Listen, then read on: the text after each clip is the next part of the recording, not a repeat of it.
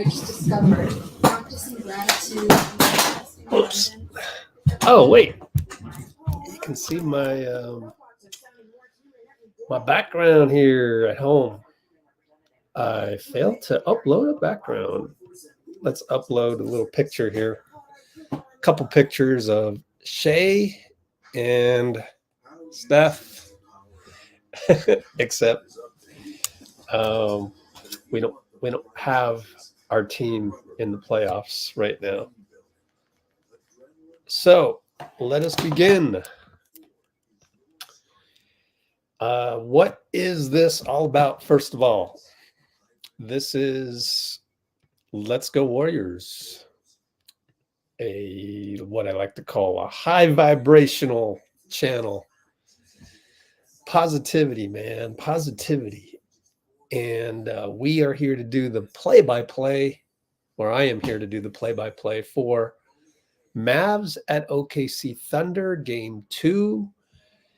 And what we do here is, it's just like that old sitcom, Cheers, where everybody knows your name. Everybody in the comments, you can see it already. Everybody in the comments is here to welcome you. Nobody's here to complain. And we're here to talk about really cool things for the future of the Warriors. In fact, I'm watching this game, Cavaliers. I thought this back when they beat the Magic in the first round.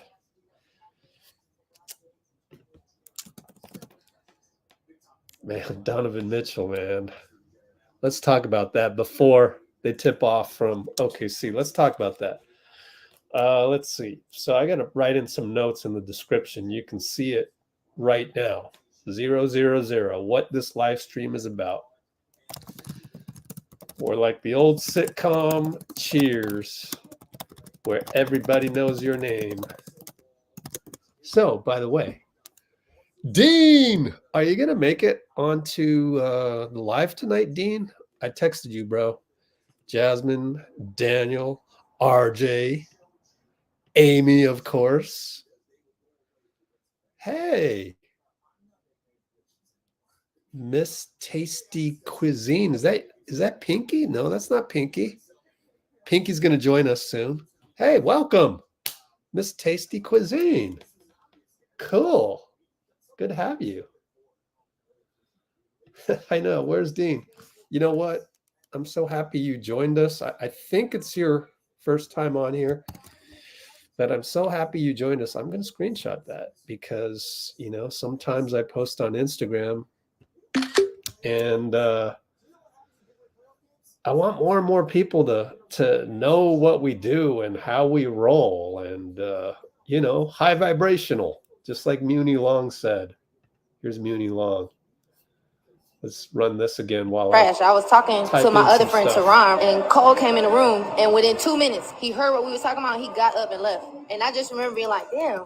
What we say? Why did he do that? Yeah. But then I realized we wasn't on the same frequency. He not on that. Complaining, that kind of conversation does not circulate in higher level rooms. He didn't judge me. He didn't say nothing bad. He sat there, he listened for like a minute, and then he got up and left. Because what happens is when you're high vibrational, most likely, those people are going to bring you down. You're not going to be able to bring them up. All right. So that's in a nutshell what we're here for. Okay. So I can't wait to talk about Donovan Mitchell. Here's our favorite off-season page right here. Hoops Hype salary cap table. Okay. This is ours. So let me note in the description, which will then be copied to the comments after this live stream is done so that you can refer back to it. But we are now at the 4-minute 30 mark of the live stream. Looking at Donovan Mitchell's path towards free agency, potentially matching up with the Warriors. And, oh, man, Donovan has been unbelievable through what? He's played 7 first-round games, and then these 2 through 9 playoff games with the Cavs this playoffs. The thing with Donovan Mitchell is why am I even talking about this? The dude can get off any shot he wants. That's the beauty of Donovan Mitchell. It's like, okay, we need a bucket. Give Don the ball. Clear out 1-2-2. And, out here in 2026, okay, let's call it 2027 playoffs. So imagine us in the 27 playoffs. We're having trouble. Steph is 3 years older than now because we're in the playoffs already. So he's pushing 40. So he's off the ball now, but he's still freaking deadly. You clear it out and you have Donovan Mitchell bringing it up, and like, what are they going to do? Like, they're going to need to double him. That leaves, who knows? Maybe Klay will still be around. Who knows? But like, offensively, it's very enticing. Very, very enticing. But why are we dreaming about this? Because it's legitimately possible. So, number one, we have all this cap space coming up. You look at this and you go, oh, but wait, we gotta pay Wiggins that much. I've already said it. I think Wiggins is going to be the fall guy this summer. I mean, last summer it was Jordan Poole, and that's kind of like, no team runs it back after not even making the playoffs. No team runs it back ever. So you figure just from we got some military helicopters here flying by here in Palo Alto. Great weather, by the way. But we've talked about this a million live streams, but Andrew Wiggins is probably not going to be a Warrior way out here. And then I wrote on my website, you can see the link in the description, just pay Klay what Draymond makes, call it a day, right?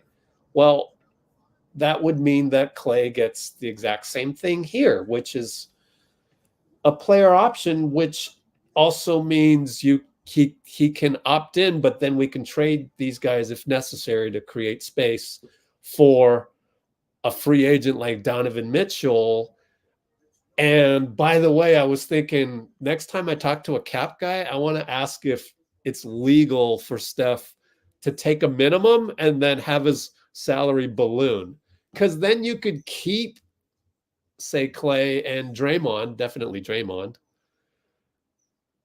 And he could take a minimum and then, boom, make, 25, 30 million over here and just backload the contract at a ridiculous amount. I don't know if that's legal, or do you have to step it up at a certain percentage? So I'd love to ask a cap guy.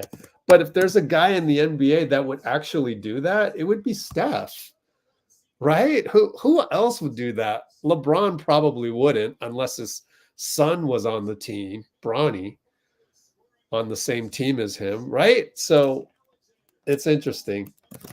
So Steph Curry would probably be the only guy in the NBA to, if legal, ergo, I need to ask a salary cap guy next time I get the chance.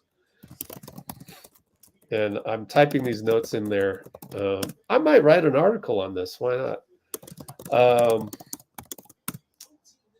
If legal, I said legal and ergo in the same word, to take a minimum in 2026, 27, then have his contract balloon after that.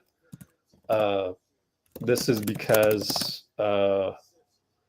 we as Warriors fans would like Draymond to remain a Warrior as long as possible. And this is you figure maybe someone else will have this. I mean, JK is going to get a bump. So, like, to create space for Donovan Mitchell, Steph, can you take a minimum and then make 30 million after that? Or whatever, right? And then the last thing to explain is the Cavaliers. So first of all, is Donovan available? And this is a player option, and then he becomes available. This is very much like, Kevin Durant situation back in 2016. Okay. So you go your 5 years of the draft pick, and then your 4 as a extension on the draft pick. And would Donovan Mitchell leave the Cavs? Yeah, he would. I saw a tweet from a reliable source earlier this season where they said that Donovan doesn't want to be on the Cavs, and that's understandable. Put yourself in his shoes. Oh, I got traded. I got drafted, and then I got traded. Everybody that goes through the AAU system wants to be an unrestricted free agent to choose where they want to go. And I tell you what, when that day happens, the Warriors will be one of the teams in contention. They just will be.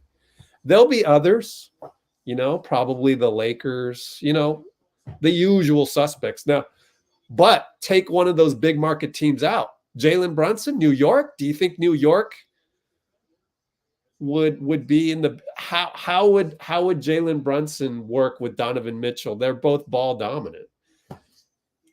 And then my detractors would say, oh, but Steph's ball dominant. Not at age 40. Way out here, don't play off the ball. It's your franchise, Donovan, but you get to carry it into the next era. So it's just me trying to keep the positivity up about the Warriors. There's a lot. I mean, our salary cap table is actually not that bad.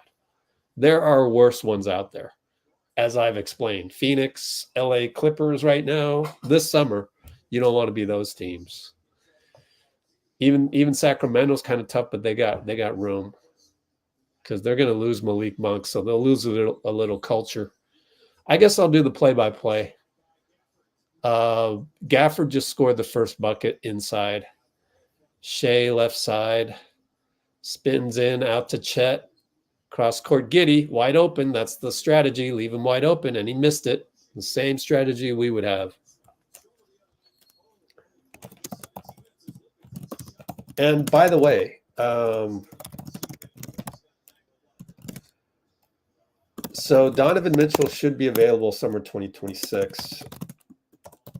Every kid coming through AAU in America dreams of being an unrestricted free agent. So you might go, oh, but the Cavs are going to extend him. I don't think so. If you put a gun to my head right now and said, you must try and predict what Donovan Mitchell will do, I think he tests the market. He just goes ahead and he says, we'll just let this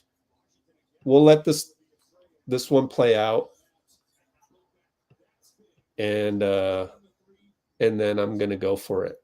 I want to be the top guy, and he deserves it. Look at what he does in the playoffs. He's like unguardable. Of course, you can double him, but he's unguardable if you single him. Anyways, touchdown pass. PJ Washington blocked by Jalen Williams. Wow.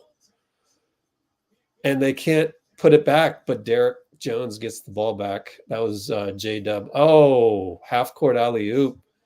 Gafford from Luka. So we're going to get Dean on the live here. I see him. Or are you working today? Let's check maybe I should check my texts. Let me see. Dean Chambers. Ooh, he's available. I should have sent the StreamYard to you. When would we want Dean to come on? Anytime. I got to send you the StreamYard link. So we'll wait for a link. We got defensive 3 seconds on Giddey. And he's arguing. Okay, let's see. 10% each year. Huh. Wow. Did you just know that? Or how did you know that? The percentages wouldn't work. Yeah. Yeah. Okay. So then we'd have to trade away Draymond or Klay. Okay. Oh, man. Jasmine with the collective bargaining agreement stuff. Anyways, Luka uses his body. Jump shot good.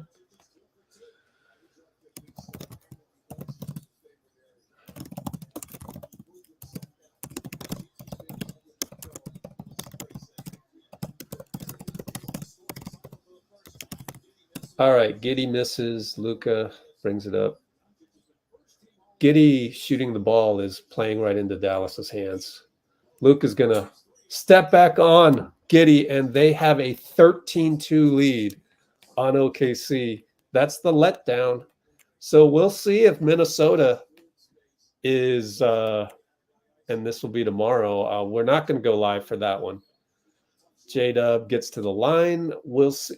That J-Dub tells the cameraman, bro, put your foot inside the camera box. Come on, bro. Golly. Seriously, though. His foot is over the line. Could have sprained J-Dub's ankle.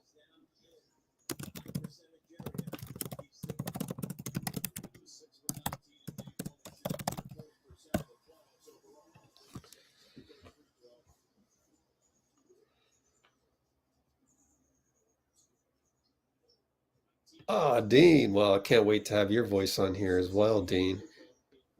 Man, what a nice thing to say. Screenshot that one. Okay. Man, it's hot in here.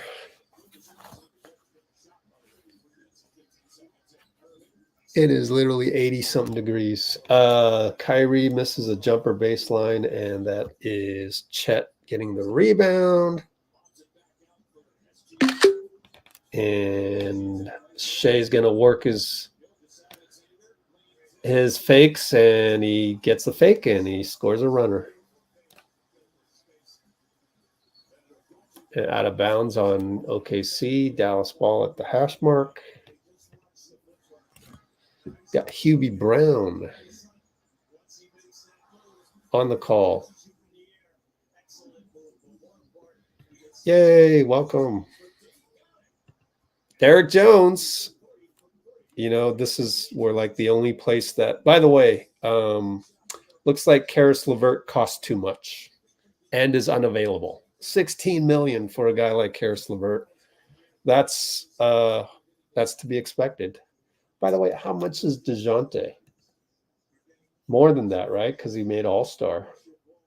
25. See? So you kind of get the feel of a long two-way guard.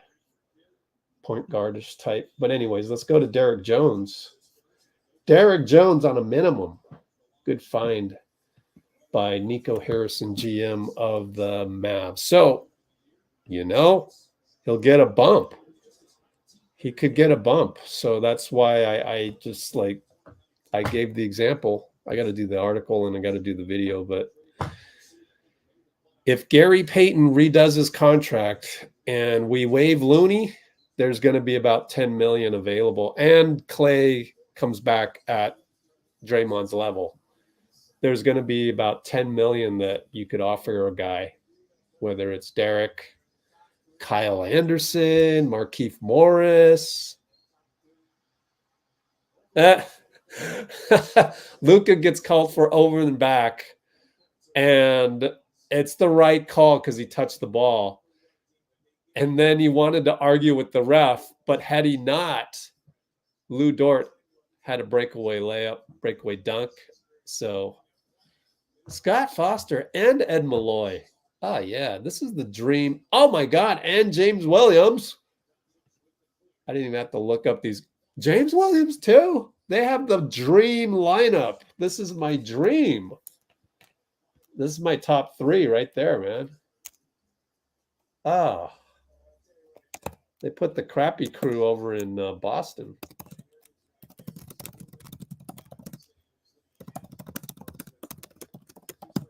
All right, so that's an offensive foul on Dallas. Jay Will from 3, corner 3. That's, man, can we find another Jay Will in the draft? Kyrie, baseline over Derek Lively, blocked by Chet. It wasn't the best finishing attempt. 94 feet later, J-Dub scores, and it's suddenly 16-13 only.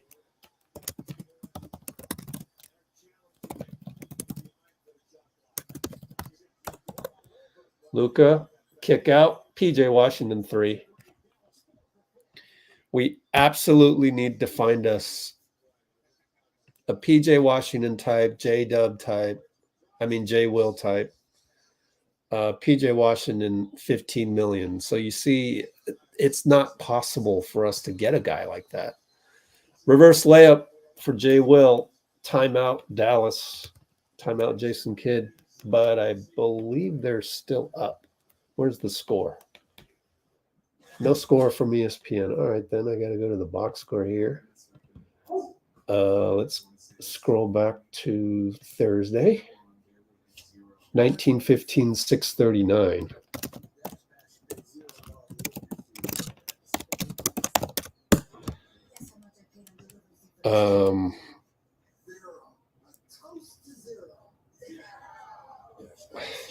Yeah. Well, Jasmine with the it's not Steph's contract. It's the real problem was Klay getting paid $43 million.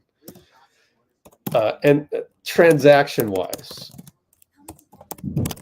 But Lacob and Dunleavy knew that going in. So that's why they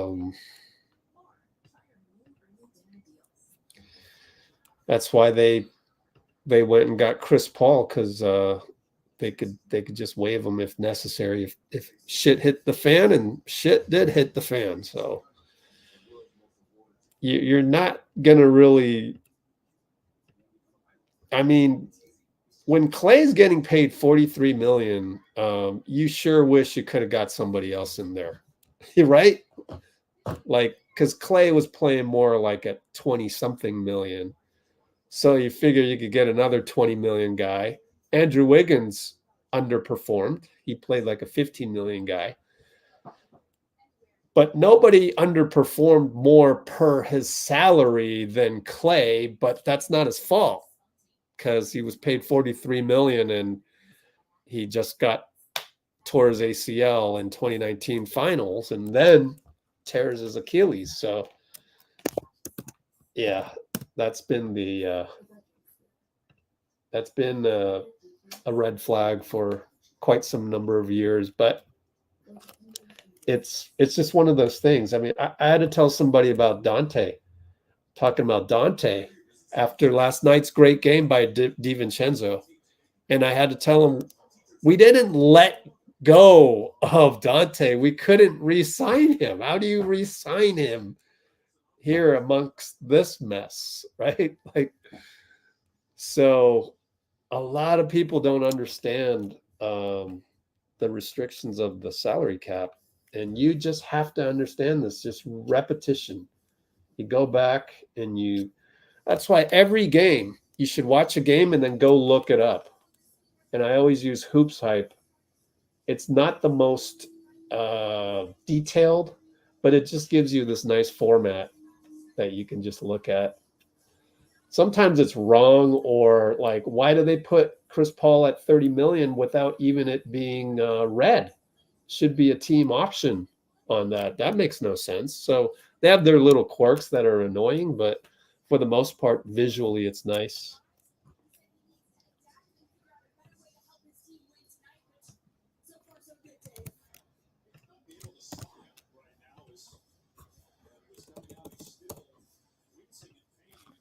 All right. So Kyrie over to Luka on the curl. Easily takes Lou Dort. Good take. Good job by Jason Kidd to put Luka downhill instantly on Dort. Dort's been good, though. Dort basically shut down Brandon Ingram, which is why I'm a little down on Brandon Ingram. Anyways, 3-ball J-Will. Jeez. Man. Can we find the next J-Will? Although, you know, wasn't he like 12th? Pick 12th or something? Like, I think he was a lottery pick. Luka misses. Dort rebound. Let's look that up and do the proper journalism. Shea, 94 feet later, shoots a baseline jumper. Good. So it's 21-20 Dallas. What am I looking up? Oh, Jaylen Williams wiki. PJ Washington, 3-ball corner. Wow. That's kind of a slight breakdown on OKC's defense. Okay, let's see. A minute. J-Dub scores. Oh, my bad. 34th pick. Well, shoot. We got the 52nd pick. Unless we get a top 4, which would be awesome. You know, you look at the top 5, they're all very long dudes, and it's like that's exactly what we need: athleticism and length, which a top 4 pick would provide, but we only have a 3.4% chance of that. Great defense by Kyrie against Lou Dort, causes a turnover. Dallas still up by 2, so yeah. I just think the draft is so deep every year with athletes and stuff. We don't need anybody that talented. Just do your job, and you're long, you're athletic. Go get the ball. Like, that's what you love about the Knicks. They just go get the damn ball. Incredibly, there's a lot of guys in the NBA that don't do that. Kuminga. You have to teach Kuminga how to go get the damn ball. You know what I'm saying? So you'd think, even the 52nd pick, you'll get a guy that is hungry. Oh, you're hungry? Go rebound. Go get the damn ball when Steph, Klay misses, when whoever misses the ball. Luka for 3. Like, just go get the ball. Like, athletically and lengthwise. It's incredible how many times I said that watching Warriors games last year. Luka, sidestep 3, no good. J-Will brings it up himself. Man, 6'8", 6'9", you love that. Shea up top, pick and roll. J-Will, all the time in the world, no good. Dallas up 5. Luka brings it up. High pick from PJ. They trap him. Over to Gafford, back to Luka. Too much by Gordon Hayward, who's going to probably make minimum next year. Like, this guy has been injured, and good pickup by OKC to just get a veteran because they have the cap space. But, like, nah, I don't see any upside on this guy, man. You're old. You're coming off injury. You've been overpaid. Hell no. Nah. It's going to be minimum time for that guy. Which, hey, maybe you spend a minimum on him but he's not really a shooter. I was going to say to be a backup to the backup, be a backup of Klay. Probably not. I think I'm done with the old. That's another thing, right? Aren't you done with the older? We got enough old guys on the squad. We don't need any more old guys. That's it. We tried that. Chris Paul, it didn't work. He was too small on defense. How many times did I complain to Bruce about Chris Paul? And yet Bruce didn't let go of the rope. He said the Chris Paul will come through. And sometimes he did. Like, I commend him. Even Klay stepped it up sometimes on defense. But then again, those regular season games, when it's hard to get up for it and you got this no-name guy coming with the ball in his hands, this youngster, and he wants to take you because you're old, and he takes you. It's just like, so the old thing doesn't work. There's no way we're going to get, please don't sign any more old guys. Just time to turn the corner, pivot, and go youth. Just work your youth. You know, this is supposed to be the last year where this column, 23-24, should be the last year where we're, you know, more, you know, 51% or more get the ball to one of the older guys. Like that's over with. No more. No, it's going to be 51% now. Kuminga. Then, you know, Kuminga, Pajemski, Trace, you know, and then whoever else we get, then maybe. That's my only thing with my idea of getting Kyle Anderson. He might be too slow, even though he could add a lot just from smarts. And actually, when the game slows down in the playoffs, he could add a lot. But we got to not worry about the playoffs. We got to win regular season games. Anyway, yeah, went on my anti-old diatribe there. So I think we're done with old guys. For example, Gordon Hayward on a minimum.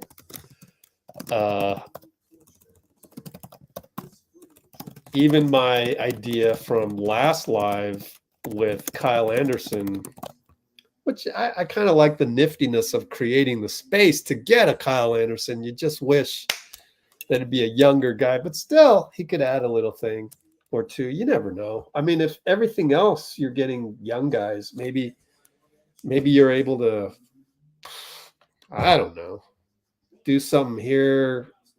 Derrick Jones. I wouldn't mind. Derrick Jones is not that old, right? Sure doesn't play it. Derrick Jones Jr. He is 27. See, not even 30 yet. How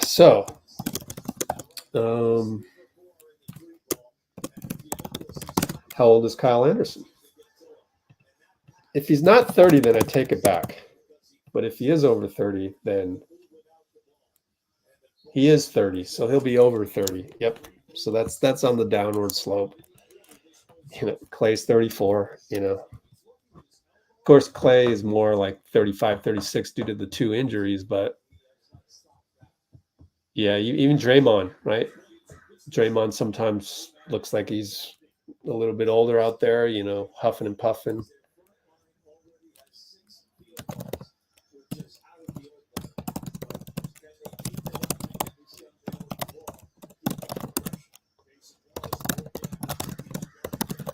All right, Exum misses a 3.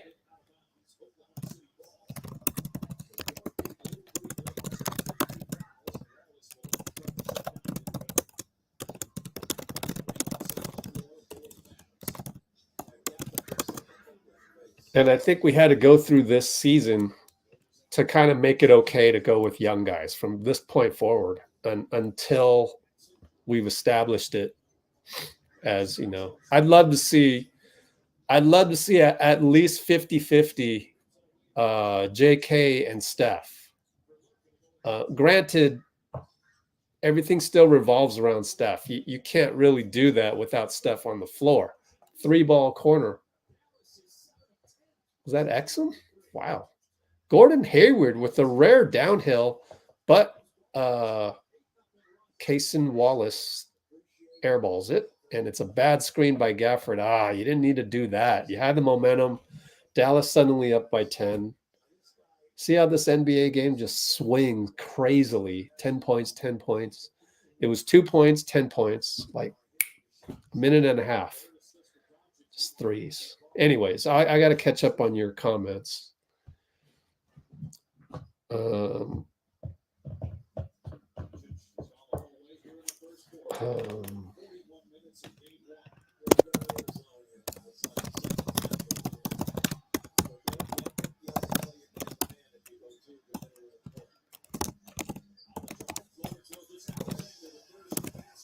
Shea hits.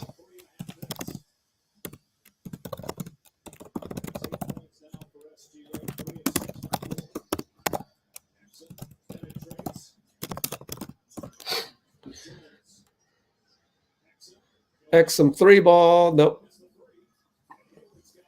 So I just answered the question from Dean. I just spotted it real quick. The problem with them, the problem with Minnesota, Shea with the nifty move, lefty scoop.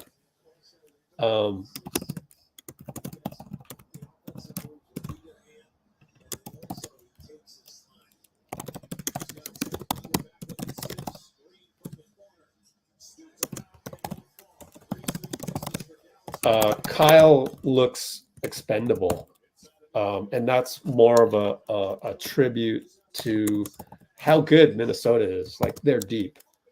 So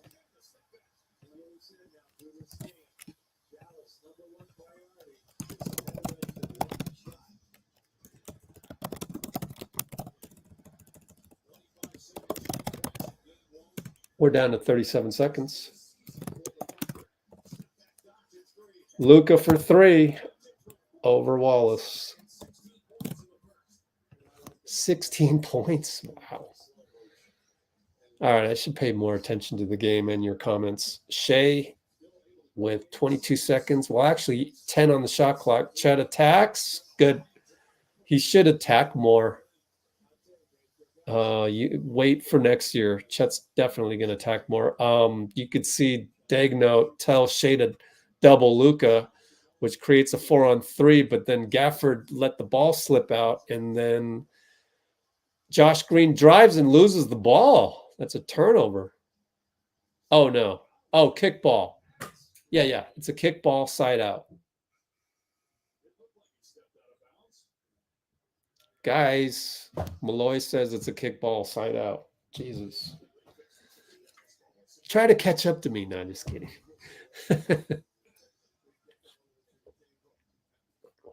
Dagno gets the old man out of there to play defense. Gordon Hayward. Cross court to Derrick.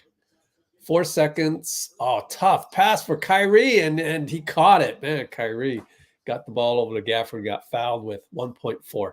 Let's catch up on comments. Ah, Amy. What a nice thing to say. Wow. I got to do another screenshot. Oh, I got to go up here then.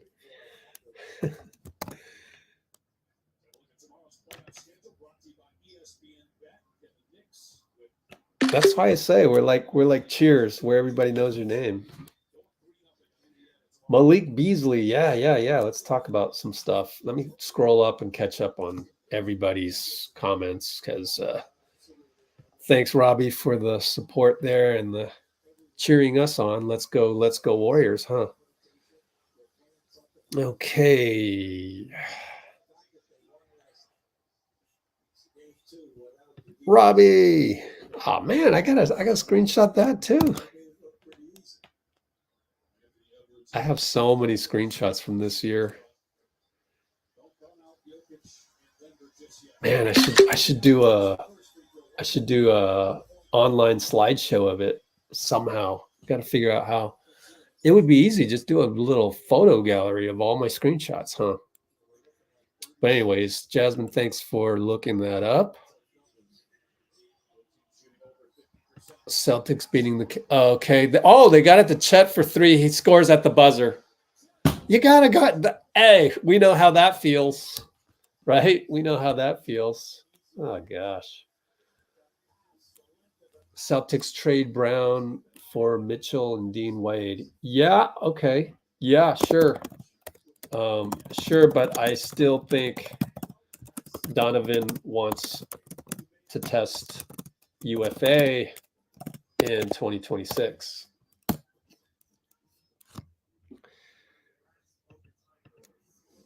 I always think you can win a title anytime you got a GOAT like Curry. All right, so let's have can you join us at halftime? That would be good. Let me send you the StreamYard because I was talking my mouth off earlier. Hey, have you guys seen X-Men 97? Oh my gosh, it's so good. Golly. So good. I don't know why they brought that up.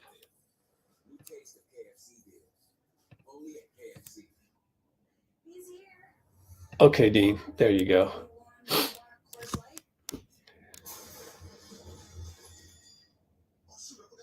Do I think that? Absolutely. But you're right. Oh, yeah. I wanted to mention, as a former coach, oh my God, I love watching the second unit of the Pacers. Wow. I mean, first of all, props to Tibbs, right? I love watching the Pacers second unit full court press. They give it their all. Yeah, they screw up sometimes, but dude. And then also TJ McConnell, right? On TJ McConnell, I saw indie beat writer Steve Agness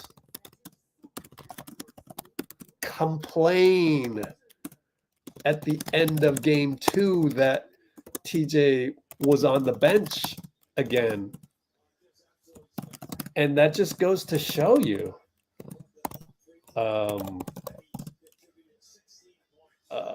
veteran NBA coaches, it's like steering a cargo ship in the bay. Right? Everybody knows you got to have McConnell on Brunson to stop Brunson, like to get in him, really make him uncomfortable, make it really physical, and yet he's not doing it. And you're sitting there, you're pulling your hair out. So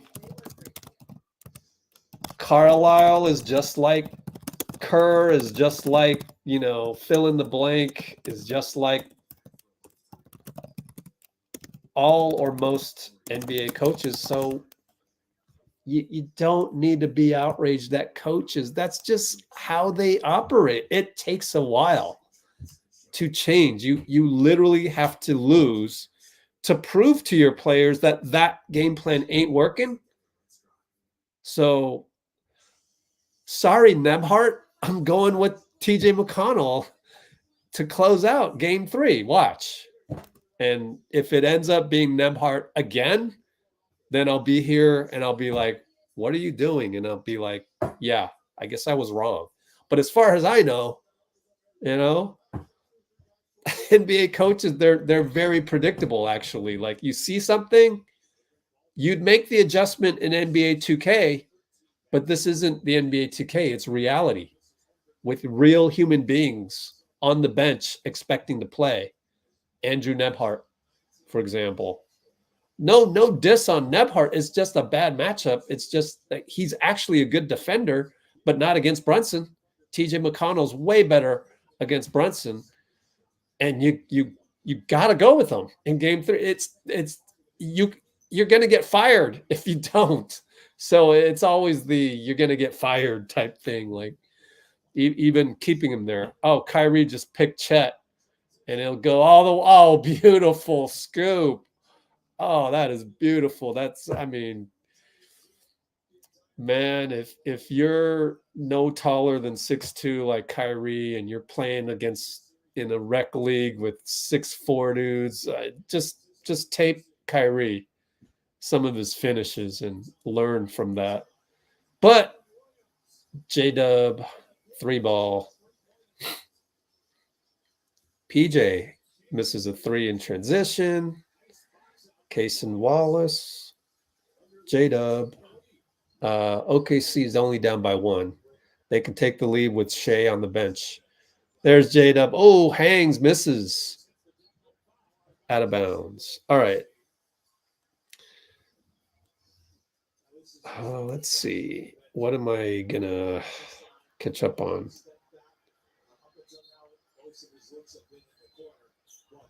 Yeah. Talking about how the Warriors got to this situation. I mean, I think just at some point you just gotta smell the roses, wake up and smell the roses, and just be grateful that we won 4 rings. J-Dub, travel. He lost his balance.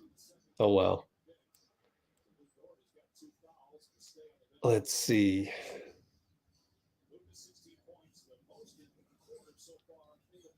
Okay.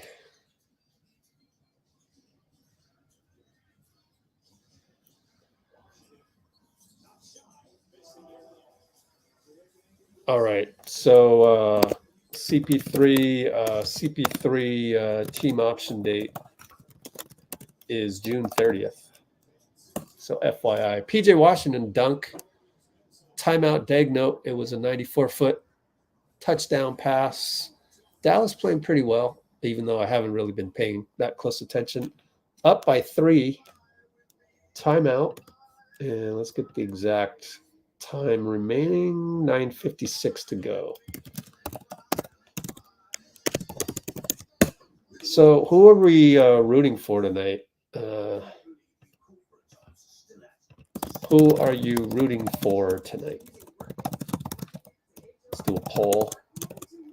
Not who you think will win. Who you're rooting for. DAL or OKC? I'm going to do a restroom break real quick since we're on commercial. Be right back. Restroom break.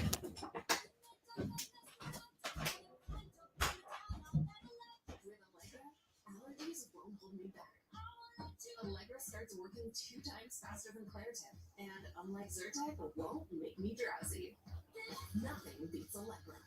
It's the fastest non-drowsy 24-hour allergy relief.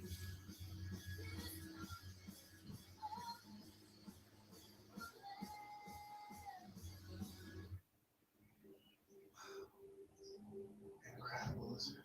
Yeah. Well, with your home, on a boat, and RV all bundled with Progressive, you've got peace of mind very longer. Yeah, I just hope it stays this way. Once word gets out about these places, it turns out. And there it is. Well, at least your vehicles are protected. Hey Sam, I am just at this beautiful lake that I just discovered, practicing gratitude, manifesting abundance. Get 2 or more favorites. Give me that ooey gooey, crispy, crunchy, mouth watering.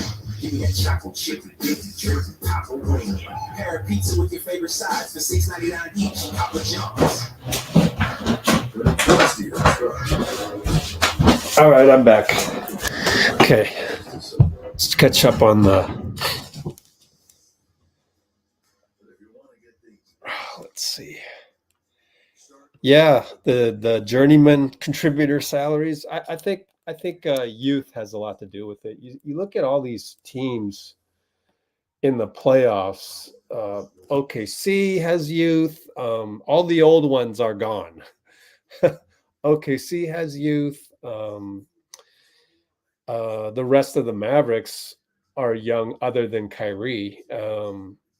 Cleveland is young. Boston, for the most part, is young. Orlando, for sure. Denver is not considered young, but Minnesota, I guess it's a mix. Minnesota's got that mix. Conley and, oh, wow, fan won $20,000 hitting a half-court shot. And the broom boy was not impressed. Did you see him? He wasn't even paying attention. So I think more and more teams are going younger route. And so, yeah, the older journeyman type is just, they're not going to get paid much. Like Gordon Hayward, no way. Veterans minimum. There's no way he's getting paid more than a veterans minimum. No way. Not even Russell Westbrook is getting paid more than, he's on the hook for, he can take a player option for $4 million, but I think that's different. Like, he still can get downhill. Bad pass. OKC, Luka steals it. At least they got back on defense. Now Luka one-on-one case on. Still, see, this is why I don't like watching Dallas. It's so boring. Dribble. 7 on the clock, and he's still dribbling it. Luka now doubled over to Hardaway. 3 seconds to go. Shoots a jumper. Goes in. So boring. You can't pay me to watch a Dallas game. Like, so boring to watch.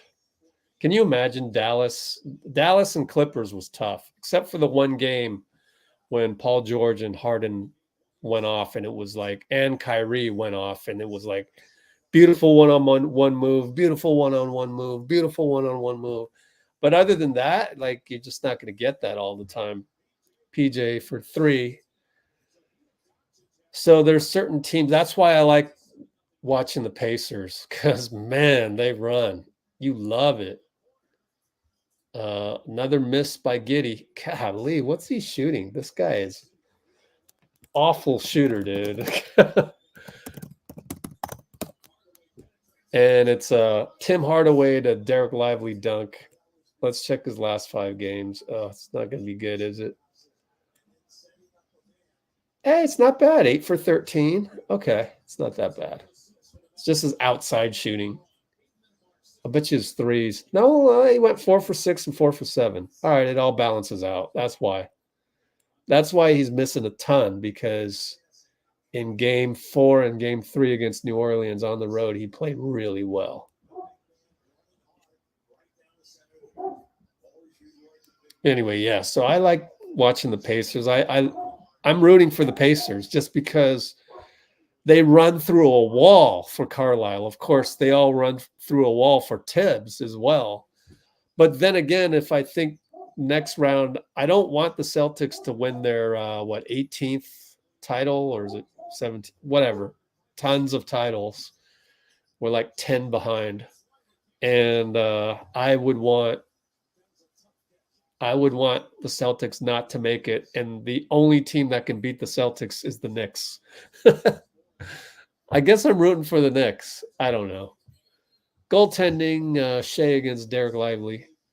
Luka's going to complain about something again. Was he talking to the fan? Anyway.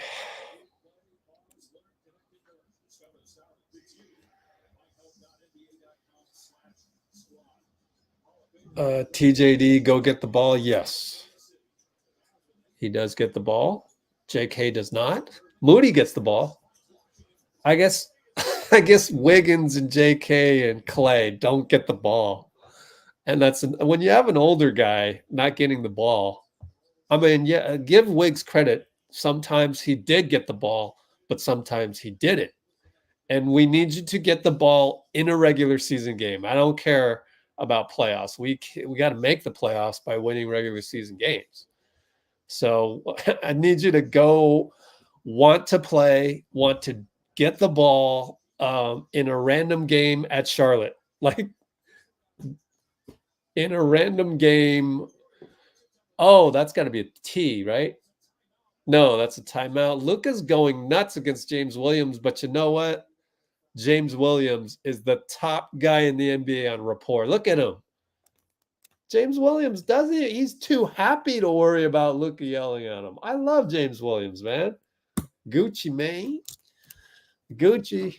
You love Gucci, man. That's why he's number 1, man. Luka yells at James Williams, but Gucci is too happy to care. I.e., best ref in the NBA. Him and Bill Kennedy, honestly. Bill Kennedy's like that. But I don't like when Bill Kennedy 2 years ago said that was a high five when the dude slapped Steph on the wrist in Miami, and that cost us the game in Miami.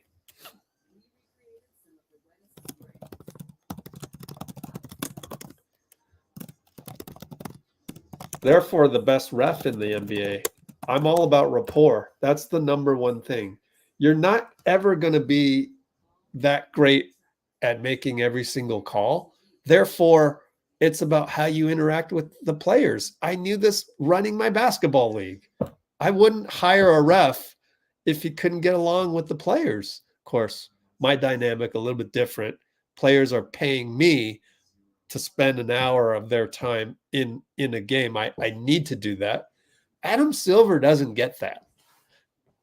he drops the ball on that, but he does bring in billions from networks, which we should segue once again into the rumors that Time Warner is not going to be able to put up enough money, and then there was an aggregator on Twitter that aggregated somebody's article from Sports Business Journal, did not credit them properly, and it was like, anyway, everything you can't stand about the NBA all in one tweet. And so the networks, so there might not be TNT anymore. Everybody's like, oh, but you got to find a way to bring them back. And it's like, really?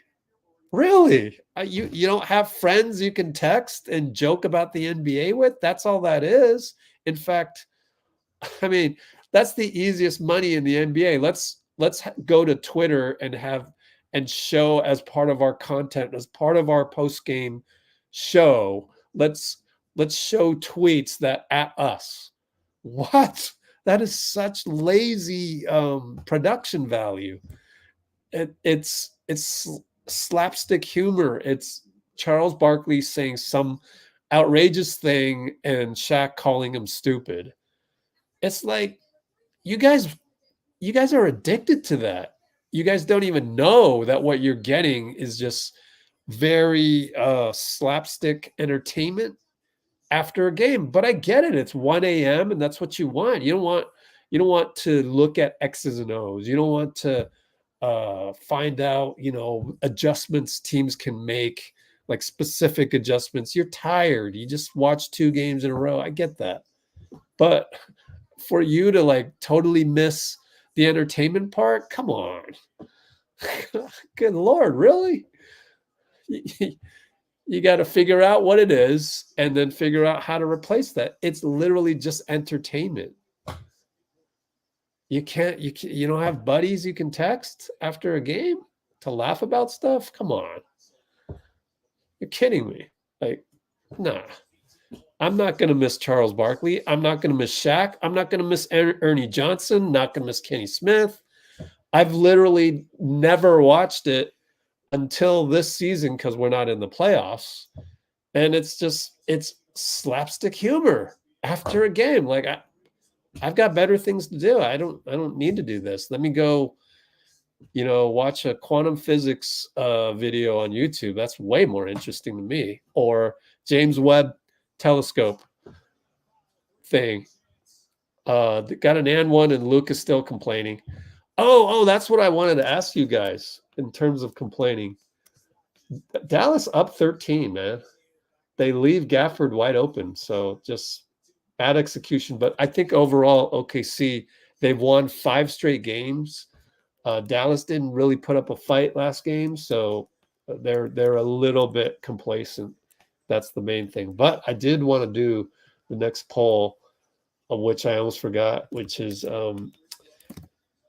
do you think Steph did more politicking with the refs this past season? Yes or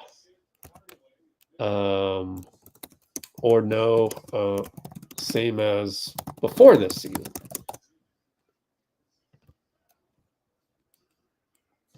Or you can always do, I don't know, abstain, in case you don't know. And let's go back to the box score here. We haven't even done that. Take a quick look. Looks like Dallas in zone. Foul, another foul. Okay. 18 for Luka, 19 for PJ. He's 5 for 7. That's why. Okay. They're 10 for 18, and they're 3 for 12. Make or miss league. Now I will pay more attention. Isaiah Joe, corner 3, good.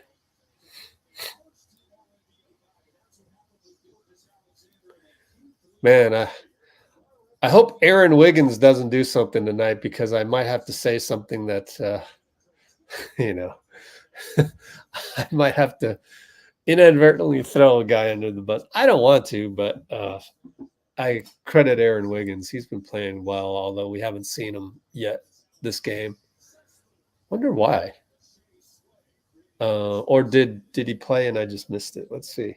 Did Dagno go 10 deep already? Yes, he did. He likes to go deep in the rotation.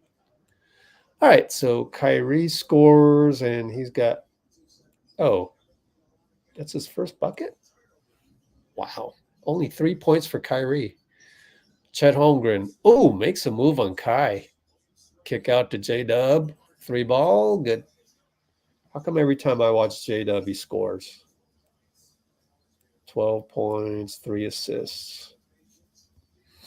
Man, who knew? 22nd pick. Luka one-on-one dart, gives him a fake. Maybe gets away with a push-off, but misses the jumper anyways. And that's the thing is it didn't look like he was going to make that. So let the play go, refs, right? Shea hits a jumper. All of a sudden, they're only down 8. Dal 59-51, Q 2-4-10.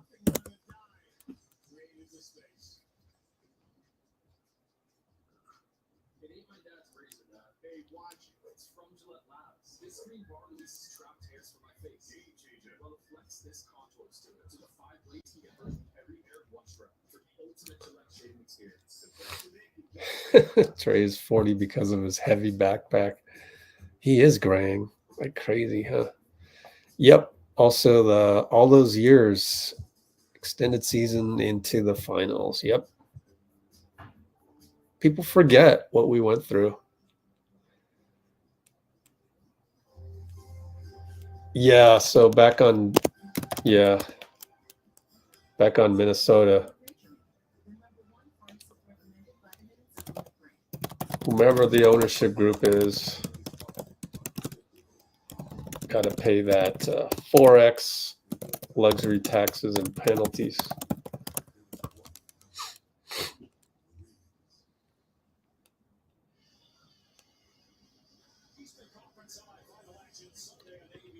What is the goal? I mean, it's just, Dunleavy was like, just get better, which Dunleavy spelled out as defense, size, and shooting. Which, pretty much is in alignment with what we saw.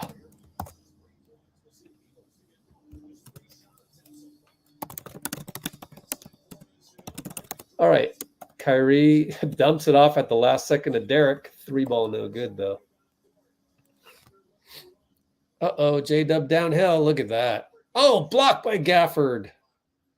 And again, Gafford doesn't grow on trees.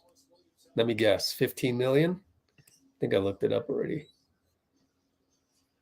13 million. These guys are 15 million. You want length, you want, not that young. That's what you have to pay, and we can't do that.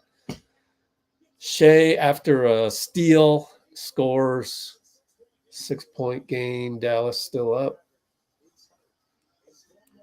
Oh, by the way, watching game 1 of Dallas, Luka didn't look right. He's definitely not 100%. So it's going to be tough. It's going to be tough with him not 100%. Doubled, finds Washington in the corner. Oh, short. I don't know who I'm rooting for, I guess Dallas, just to even it up. We want 7-game series, right? Not that it wouldn't go 7, even them going up 2-0 or Dallas going down 2-0. Lou Dort, corner 3, and Luka brings it up. I have 233, 232, 231. Gafford lost the ball. Oh, it's going to be – I thought Shea reached in and got it. And Gafford probably jammed his thumb, probably by Shea, I wonder. They're not going to replay this, are they? Oh, yeah, he did it on the block of J-Dub. Interesting. That's why he lost the ball just now. All right, J-Dub against Josh Green. Kick it to Chet. He wants to make a move on Lively. He does. Lively, good defense. And Dort now has 3 fouls on the rebound. Yells at Malloy because this is the one crew you can yell at and it'd be okay. And it should be this way every single game. We just please have these 3 guys for all 7 games of the finals, let's call it. Anyways, the reason why I put the poll up there about Steph is I feel like he was discussing more with the refs this year. And when I look at all of these playoff games, it's like you have to do that. It's like you just have to sway opinion, just like Carlisle saying that they sent in, like it turned out Brian Windhorst had the inside information, 78 calls that were not called in the first 2 games. That's all PR.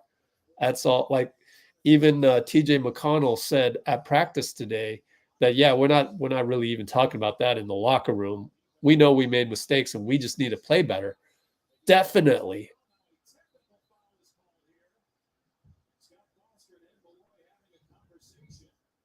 This is great refereeing, guys. This is how you ref a game. Tech on who? Can't be a tech on Shea. Man, Shea is so good. It's just his demeanor. That's a foul on Derrick. Oh, he got an elbow. That's why there's a tech. I mean, it's inadvertent, but I get it.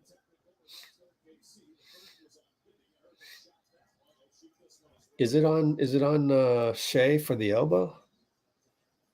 Yeah. I mean, the old rule used to be anytime you elbowed somebody, accidental or not, that's an automatic T.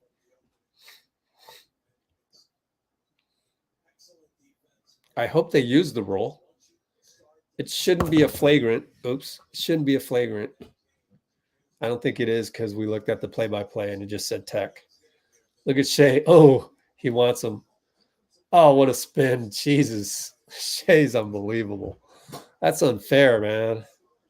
Oh, Isaiah Joe comes up limping after scoring that one. Looks like he's all right, though. Kai with the pick and roll. Derrick wants to shoot a 3. He wants to get him back. Oh, it's getting personal. J-Dub with 112, 111, 110. OKC down 5. Shea jab back. 3 ball, no good. Oh, Chet crashes hard. His landing slipped after the foul from Lively. Ooh, hit the deck hard.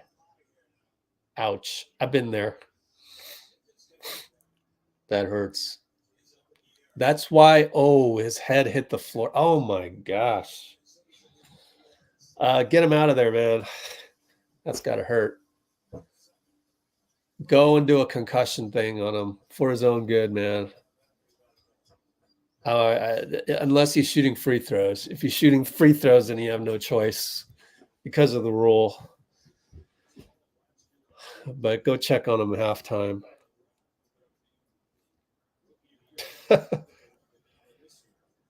Dean with the Cheers Patty's Pub reference. Anyways.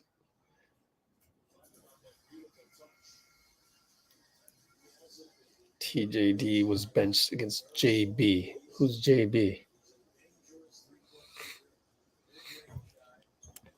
Oh, that one, yeah.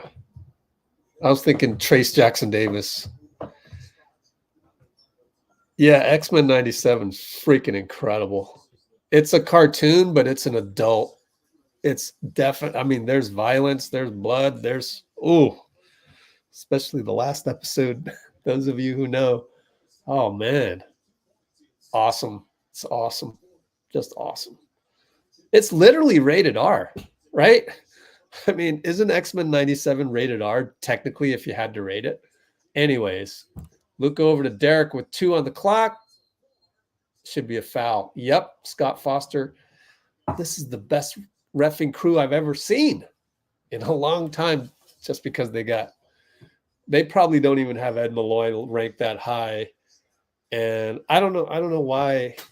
You just know that tomorrow they're going to get a crappy crew for Denver, Minnesota. So unfortunately, Scott Foster won't be there to even that one up a little bit. But Dagno's going to challenge this 43.5 or what? I guess so. But Goebel, Goebel's all right, but Bill Kennedy is better than Goebel. And then Nick Buchert is average, right? And then I can't wait to see tomorrow. Who are they going to have tomorrow? Who's left? You got my top 4 out of 5 refs are reffing tonight. That means tomorrow they're going to have, at best, number 5, 6, 7, and 8. Like, it's not looking good, in my opinion, for Minnesota or for Denver, really. Let's look at the matchups for tomorrow. Yep. Even New York, Indiana. I guess you could get away. I think the Indiana game will be more fast-paced. It will. Pretty sure Pacers are going to win that one, especially with OG Anunoby out. And by the way, watching the Pacers, second unit full court press, they wore down OG. Anunoby has a hamstring injury because of the Pacers second unit full court all-out press. Credit to them, man. I tried that strategy because I knew that my team was less talented than another team in a tournament in Sacramento. And I told my guys, you guys just got a full court press. And you know what? We had the lead, I think, at halftime, but we just didn't have enough. Plus, this was a tournament team. You just cobble together some guys. It's not like we practice all the time. So I'm telling my young guys, my number one scorer is 19 years old, who now is an NBA trainer, AAU trainer. He's trained Jonathan Kuminga here in the Bay. So pretty cool. He trains Kuminga's brother, Alexander, who is now 6'7". Kuminga's younger brother, man. Oh my gosh. Every time I see him on Instagram, I don't see him in person because I don't like to drive all the way up the peninsula for that. I could if I wanted to, but that's drag my body here and there. Anyway, every time I see an Instagram story post from these guys, he looks taller. It's crazy. Anyway, so the trainer dude, at the time, he was only 19. He was my main player. So we played against a veteran squad that was heavily favored. And eventually they blew us out. But like we gave them a good run for it in the first half, and we did full court press, just like Carlisle's doing, although that's his second unit. I had my first unit doing that. First unit, second unit. You're only bringing 7, 8 guys to a tournament.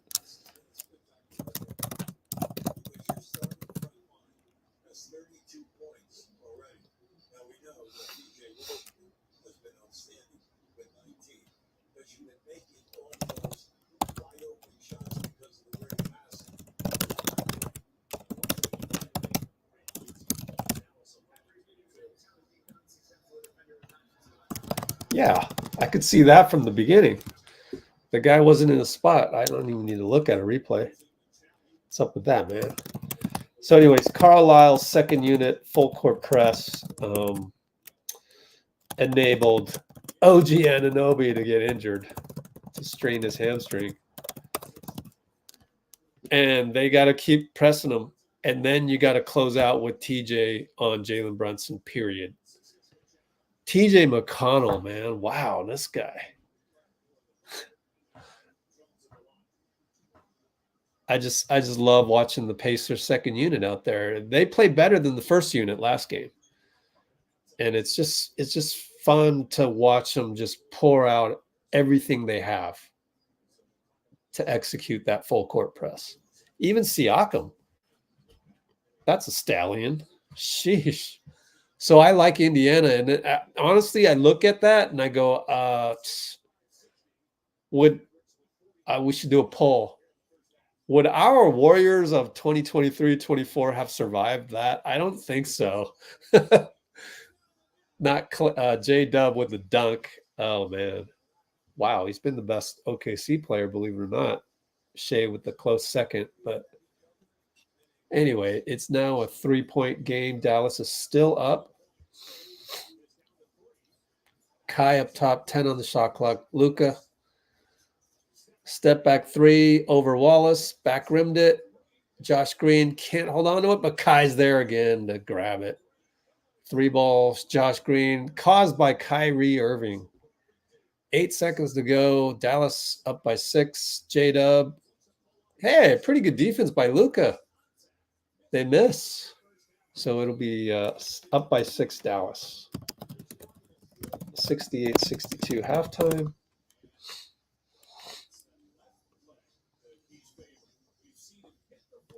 Yeah, Brunson has been playing pretty awesome though. I got to give him props. Sheesh. Oh yeah, and Frank Vogel fired by the Suns. Yep. Somebody had to be the fall guy. I mean, if they could have fired Bradley Beal, they would have. Oh man. I just threw a guy under the bus. I shouldn't do that. Nah, but like, I don't know. A whole bunch of Wizards fans got on my case. What was it?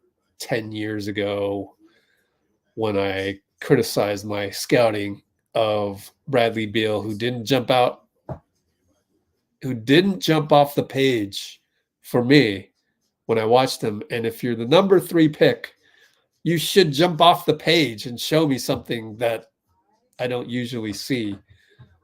And I didn't at Summer League. This is way back in Summer League.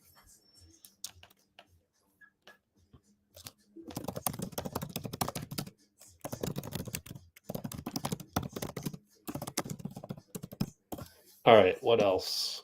Let's go down the line. We're officially 40 minutes behind on the comments. My bad. Oh, Brunson is a ball hog, but I would kind of disagree. Just like Reggie said, I don't want to agree with Reggie, but NYK's best offense is the offensive rebound. So sadly, and by the way, speaking of Vogel, they should fire the owner. Matt Ishbia should be fired, but he's the owner. Hey Dean. What's up, Rich? Hey Dean. Too long, man. There's a couple things you need to do in your settings. I learned about StreamYard. Oh yeah. Go to settings, click on audio, and click on echo cancellation. It's already on. Oh, okay. Well, I Automatic. thought I heard myself echo, but it's better now. All right. Just we're good. catching up on the comments. We're good audio-wise? Yeah, it is now. Okay, perfect. Great. Oh, thanks, Amy. We got to get the Dean Amy screenshot. Ready, Dean? Smile. Okay. Blurry. Let's go back here. Hey, there we go. Monet's in the house. Monet Hawthorne. Yo. How you feeling about these playoffs, Rich? Yeah, the more I watch, the more I go, we need to get younger. It's just like, Yeah. I heard yeah, you mention that. yeah. So you don't think like 4 or 5 young guys with a bunch of vets and just play some of the guys more, but have like the veteran presence behind them? Like I was alluding to, like just the sort of shifting over more towards the youth in terms of the strategies, and then also filling out the veteran spots. I think they need to be younger guys. Just for the regular season. But we'll worry about the playoffs when we get back in. Yeah, but the thing is, I mean, if you could just pay anybody, I would agree with you. But I don't know how you get those younger guys with like vet mins and stuff, you know, or one. Yeah, so maybe it's the two-way route. Taxpayer. and the G League route or the scout like crazy and go all in on player development. Because I'm just seeing more and more of the, even the old superstars aren't really contributing as much as they should. But Did you watch any of the Clippers? Oh my gosh, was that an on old guys? What happened? Lee, every play was Paul George. What a move! Kick out with 3 seconds left to go to coffee or man for 3. There was a play in the third quarter where 3 guys had the ball with like 3 seconds left, and none of them seemed to know what the time was. And I said, "This game and series is just over, man." Now, had they had Kawhi Leonard, I think that would have been different. I think they were really, really good with Kawhi. But we've been saying that for 5 years. We've been saying this entire half decade. Other than 2020 where they blew a 3-1 lead to the Nuggets. So it's killing me because I love Jerry West, and West is part of the team, So, man, just they're about to open a new arena too, and that was crazy. But what do you feel about the rest of the playoffs? Like the watching them as like watching a team, because you said you couldn't be paid to watch the Mavericks play, even if they're good, right? I would watch if it's Kyrie making some amazing moves as he did. Not highlights, a whole game, just a whole game every game of the season. That's Luka. I mean, he is that epitomizes Luka. Therefore, you must construct your team towards that, and they've done a great job of constructing their team. I'm not talking about the quality of the team. I'm talking about the enjoyment of the way they play. Yeah, exactly. So it all comes back to, Steve Kerr and the Warriors, where that's one thing people forget is kind of the process of how we play. It's way more enjoyable than maybe Dallas is the wrong example. Maybe it's more like Phoenix, and then the whole, let's go get KD and all that. And it's like, but even good teams are sometimes boring. Like, I gotta admit, man, the LeBron Cavs and because the Heat and the Lakers, I've liked a little bit more LeBron wise, and James Harden Rockets, I hated those teams, man. That heliocentric or two guys making a decision. LeBron and Kyrie, same thing here. I think Luka's kind of half and half, which is an amazing player, half Harden, half LeBron.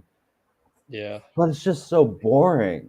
Oh, these playoffs, man, they've been like really interesting because I have no idea what's going to happen.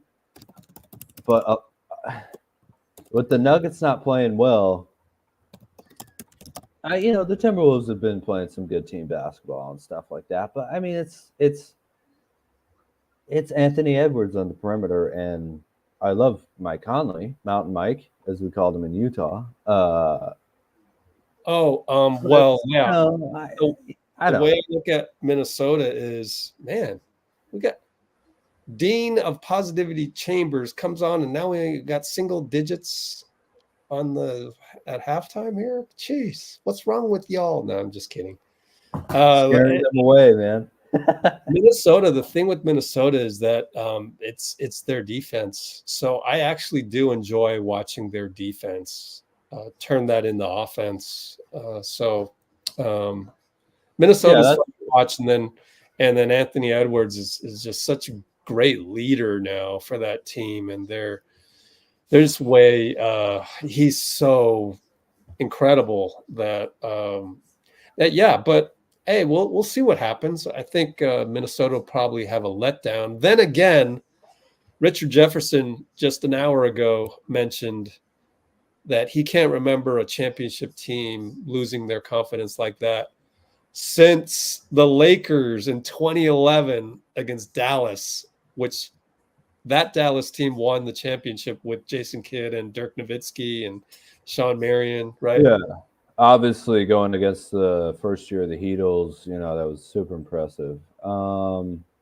Yeah. So that okay. So Phil, that Lakers team Phil Jackson down 2-0. got Phil Jackson got diagnosed with cancer during the 2011 really? season, and he quit after that and said, I'm sorry, kind of didn't tell the players that, and it really affected the way he coached and everything. I don't know if the Lakers beat the Mavericks, but that was I think Andrew Bynum got hurt too. I think all this, the Nuggets are dead and destroyed, and Jokic took 13 shots. Murray didn't hit anything. You get those two guys going, and with Aaron Gordon being that physical defender or power forward type, dunker. He's kind of the center, really. Jokic is more the point forward in a way. But you get Murray and Porter going. You get Jokic looking to shoot the ball as much as possible. Because I think that's the adjustment really is just Jokic go scorer mode rather than passer. And it was surprising Minnesota won 2 games in Denver. I think Denver, obviously if they lose the next one, the series is over because it's 0-3 and no team's ever come back from that, and that's ridiculous to expect. I guess it could happen, but you can't expect that. But if Denver wins game 3, I think the momentum will shift to okay, we've done it, they haven't. I just say that again. The Nuggets will think we've done it, and they haven't. Minnesota hasn't made the second round of the playoffs since what, 2004? Oh, so maybe they have, but the conference, they haven't made the conference finals since 2004. That's for sure. And I think it's a little premature. And I was listening to Draymond halfway through an hour-long podcast of his today and last podcast where he's saying the Timberwolves are done. And obviously, Draymond knows what he's talking about. But sorry, the Nuggets. Yeah. My bad. The Timberwolves are going to win, and the Nuggets are done. Well, yeah, that's where Draymond kind of when there's nothing else for him to do but go on that podcast, other than he's playing in playoff games, he kind of turns into the, he's kind of entertainment. It's May though, man, and he just needs to say something. You know what I mean? Because he should be in the playoffs right now, right? I don't know that you count out. No, this is why it's a 7-game series. It's because you never know what's going to happen next game. There could be a moment where no team. I just looked at the 2019 finals. The Raptors won game 1, and the next 5 games the away team won. 5 in a row, the away team won. Right? So if that is the Nuggets win games 3 and 4, and the Timberwolves win game 5, the Nuggets would have to win game 6 on the road. But that would still be another road game win. So I just think people aren't talking enough about if Murray sucks and Jokic takes 13 shots, because game 1 was clutch. It was a clutch game, right? They won by 7, but I think it was within 5 in the fourth quarter. Yeah. Game 2, Murray wasn't good that game. Game 2, the heat pack, he was very frustrated. I don't like that. I think you're absolutely insane if you show the other team distress. You can be upset, you can be emotional, kick a chair, things like that. But distress like that, you don't show that. But if he's better and Jokic takes a lot of shots, it's going to open up the game for the Nuggets. I just don't think they're done. Yeah. No. If they lose tomorrow, they are historically. Yeah. But yeah, I would be amazed if they lose tomorrow. Historically, you want to go history? How about last year? Boston forced the game 7. So that's true. Although, that Heat team had, was very dependent on the way role players, were able to step up. The Timberwolves, they have real stars. You know, Rudy Gobert is now tied with Ben Wallace and Dikembe Mutombo for the most defensive players of the year. They have Mike Conley, and then Anthony Edwards, Jaden McDaniels, Kyle Anderson, Cat. You know, that's a lot more star power, I think. You know, so you can't go down 0-3 and say, well, the Celtics almost did it. I don't. No. Yeah, I don't know. Sure. Until it happens one day. Yeah, that's true. That's true. I'm still gonna watch Game 4 if Denver goes. Oh down. yeah. It's like Yeah. I think the point I want to make is let's try not to get addicted to predicting. Like no, you know what? You're totally right, because if things go right, I if they hadn't lost, if Denver had won the first 2 games, I could easily see people saying like it's not unreasonable for them to sweep, right? If something goes right after they go down 0-3, it's just a sweep. It's difficult to do, but it's not ridiculous. So I understand what you're saying with that. All right, I'll go ahead and do play-by-play. Okay. Keeps me I'll in be practice. back. I'll be back Okay. After the game. Oh, I'm not going to stay after the game. So maybe just pick a timeout. Okay. Or if people want Dean to come back, then you just add him in the comments, people. Like if you get tired of me, which is perfectly fine because, it's tough, right? It's tough to deal with when the Warriors aren't playing and we got to watch 2 other teams. Kyrie misses a baseline jumper. Shea, 94 feet. No. Kick it to J-Dub. 3-ball good. How can you – wait, no, that's not J-Dub. That is the other Wig. Oh, no. Don't make me say it. Bruce Morrow, where are you? That is the non-mercurial Wiggins for 3.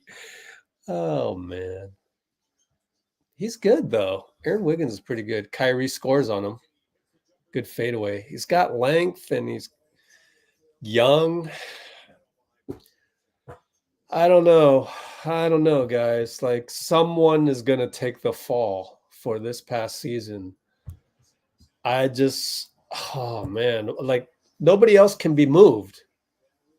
You know, we should have talked about this when Dean was on. Anyways, Chet got a 3. We'll talk about it next time out if Dean wants to hop back on to talk about Warriors stuff. Luka brick, a 2-pointer, because we can talk about who's going to be the fall guy on the Warriors and who is movable and who's not. Jonathan Kuminga is untouchable. Like, why don't people understand this? Just look at this. Shea baseline jumper, good over Luka. Just look at the salary cap table and you will see why Jonathan Kuminga is untouchable. Sometimes it's just transactional. It doesn't even matter who it is. The 7th pick of the NBA here, no matter what his name was, as long as he wasn't a bust, you don't trade that before it pops. It's going to be 25, 30, 35 million out here. Maybe 40 million if he plays great. You want that. You want this to be a tradable asset out here. You don't want to trade it before it pops. It's like it's almost guaranteed. This is like a startup company before going IPO. Somebody clip that, send it to every Warriors journalist. That ought to make sense to them, right? You live in Silicon Valley. All right, I'm going to type that in right now and enjoy my flowers. So, JK is untouchable. Why?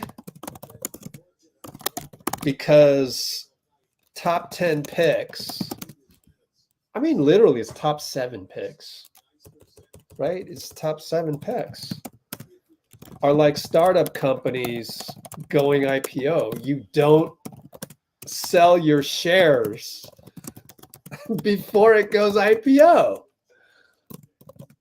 You literally want his salary to pop.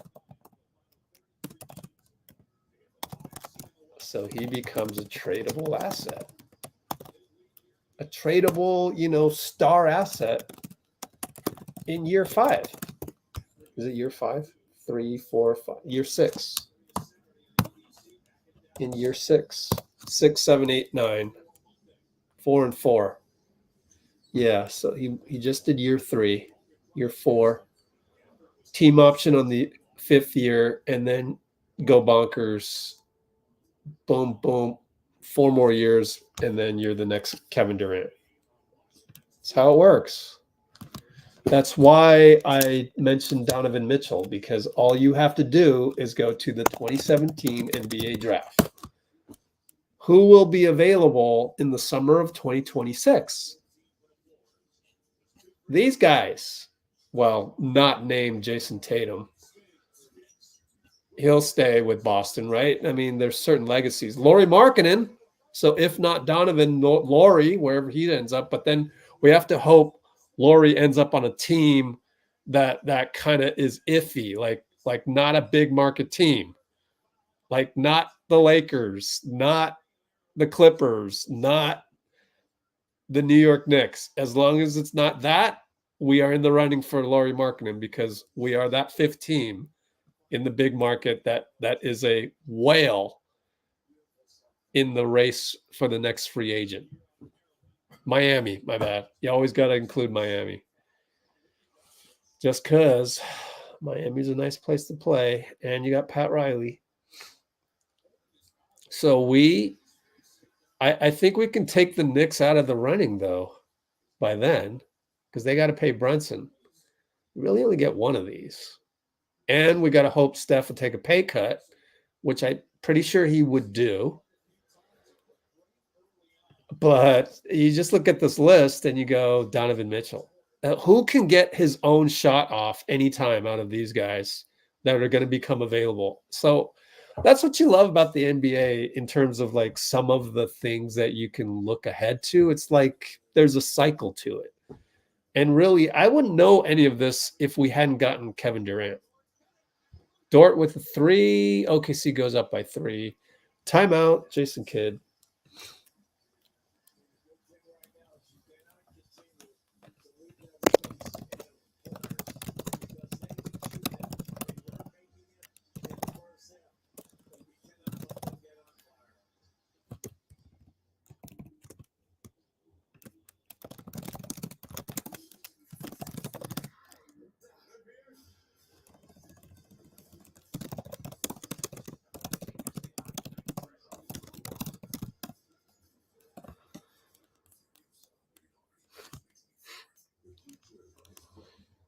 Yeah. These are the right words. Dean Chambers with you can't recoup. You can't recoup Kuminga's value until he pops. So I just there's certain people, I'm not going to throw them under the bus. There's certain journalists I really respect going on radio shows saying, oh, like, I think they should trade Kuminga or consider it. Why? To get Kevin Durant? That doesn't make sense to me. Like then you would rebuild. You would have to rebuild after he gets old. That doesn't make sense to me. We're not rebuilding. Lacob told Kawakami that, and I'm saying that. Keep repeating it live stream after live stream, but just in case this is the first time you're hearing it. And so this particular journalist goes on the radio station and says that, and I'm sitting there going, no, that doesn't make sense at all. Even just from a bookkeeping perspective, who cares what the name is? It's the number 7 pick that didn't flop, meaning he's got all-star potential. Like every top 7 pick should have all-star potential. Do these guys? Well, Lonzo Ball injury, Markelle Fultz, nope, flop, right? Even though he does play for Orlando, but that's as a number 1 pick, he's not going to get. He's never going to be a $50 million player. Jason Tatum, yes. Josh Jackson, no. That was a flop. De'Aaron Fox, yes. You do pay him max, but he will go back to Sacramento. Why not? The whole team revolves around him. When you have your own team, then you're probably good. Now, if Markkanen gets his own team and everything's revolved around him, whatever market he goes to, then yeah. But if it's not his, but see, then you look at Donovan Mitchell, and then there was the thing where, let me look it up for you guys.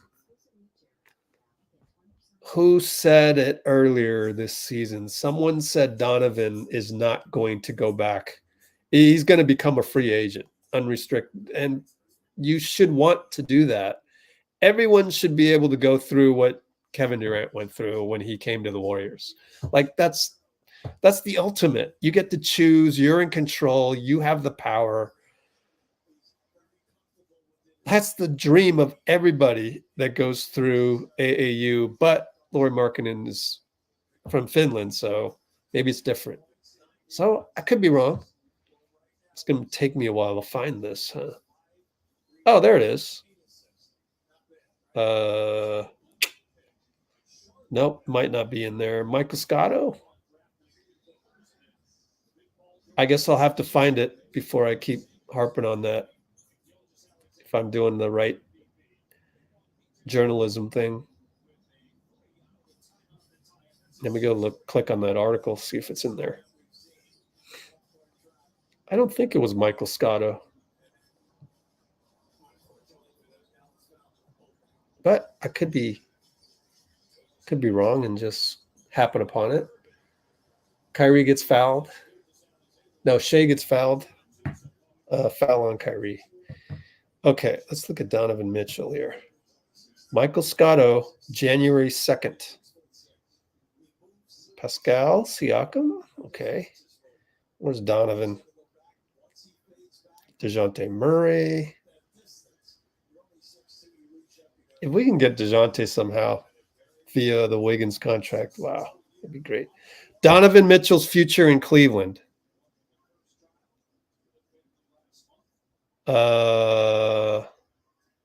With the trade deadline.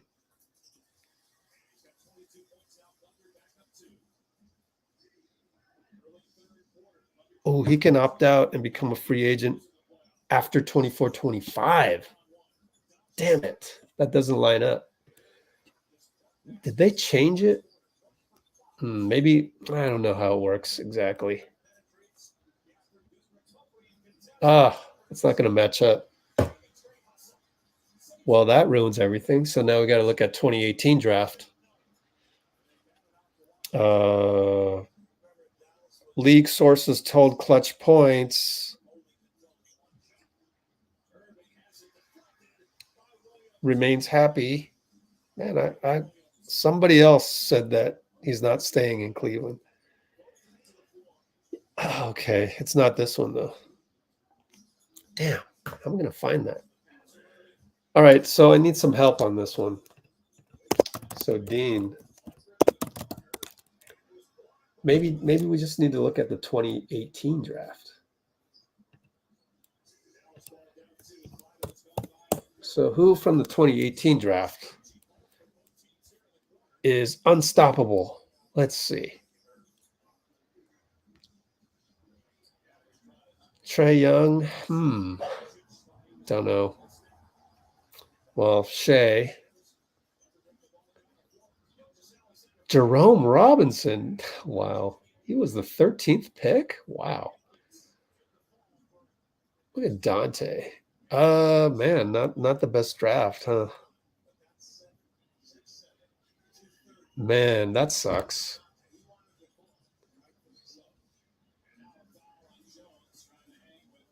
Not going to be able. Yep. Well, at least I was happy for a little bit when the live stream started and I was talking about Donovan. But he can opt out. That's right. I don't see anybody here that can get his own shot off. I mean, Trae, yeah, but too small. Not a deep draft at all, huh? Okay. So we can only really look at, a lot can happen between now and 2026. Let's look at a random contract. Let's look at Trae Young. He's been with the same team. Yeah, you can opt out right here.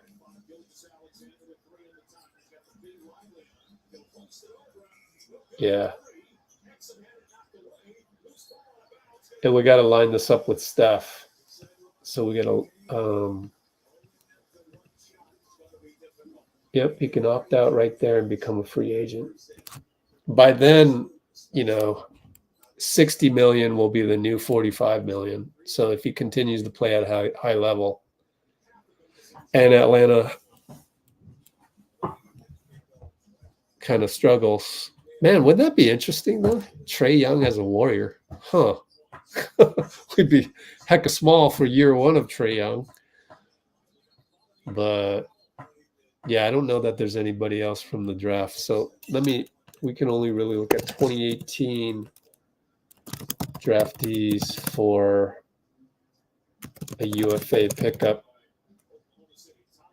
in summer 2026.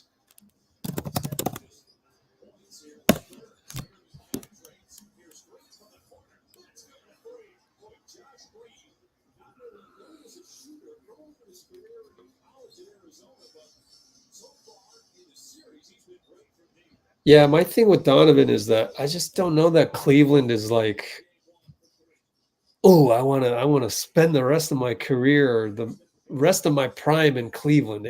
That's where the big market comes into play. It was the same thing with Kevin Durant. And then he wanted to go play with his friends, Kyrie and DeAndre Jordan in New York, sort of, Brooklyn. And we all know that failed. And so, but like, I don't know. I'm just putting my shoes in a kid. By then you're what, 30?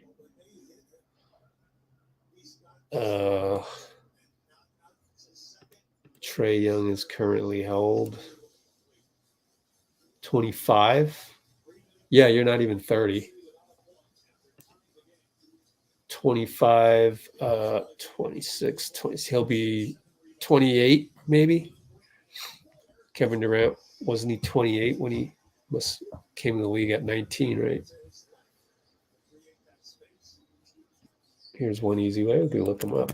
Kevin Durant was age, 28 when he joined the Warriors. So you want to spend the rest of your prime in a small market team, and it's like, yeah, that's what Lacob has made the franchise. He turned us from a kind of a small market team, although not from TV market numbers. Bay Area has always been up there just because we're so spread out here. But yeah, it's always been, New York, LA. I wonder if one of the other ones is Philly one of them? Top TV markets, USA. New York, Chicago, my bad. Chicago, Philly. The Bay isn't even up there, but what Lacob has done is he's made us into a top 5 destination, even though we're a small market. I guess we are small market. We're definitely not considered small market anymore because we're like right up there with the Knicks and the Lakers in terms of franchise value, according to Forbes. And I just don't know that Donovan Mitchell would want to stay in Cleveland in the prime of his career when he has a choice. You can go wherever you want, literally, that offers you, wherever you want that has the space. And come to think of it, I don't think it'll be Golden State because the years don't match up. He can opt out. My bad. Damn. Sucks. Can't do it when Steph is still making $60 million, unfortunately. So he could opt out. Donovan would opt out here and become an unrestricted. So was it 1 year?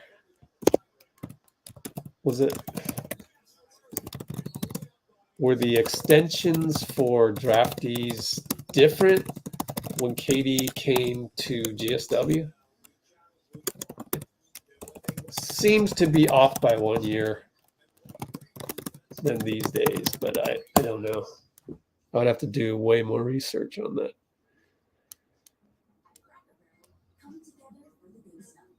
Not a fan of his foul grifting. Wow.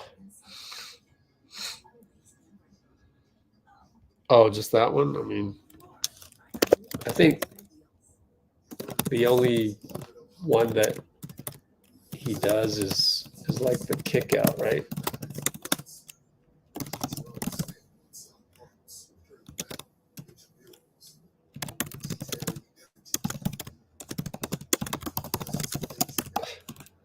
So I don't know if I agree with you on that one.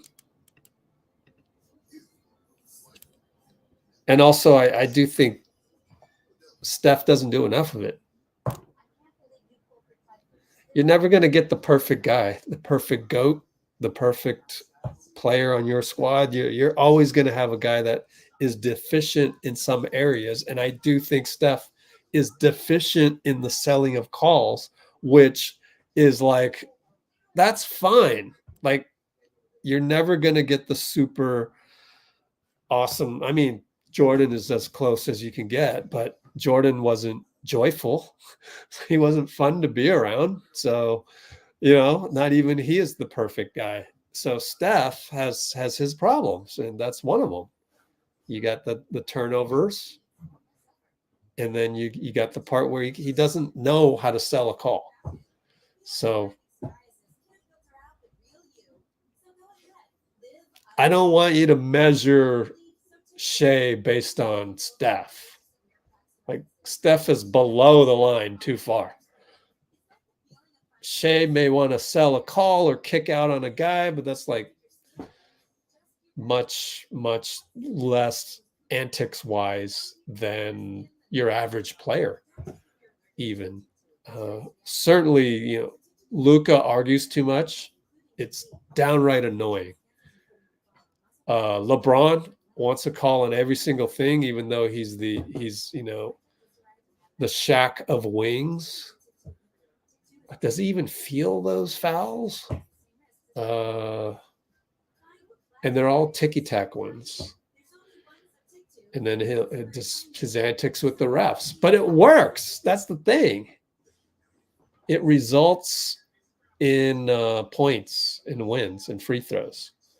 Sadly. I wonder how Warriors fans deal with that.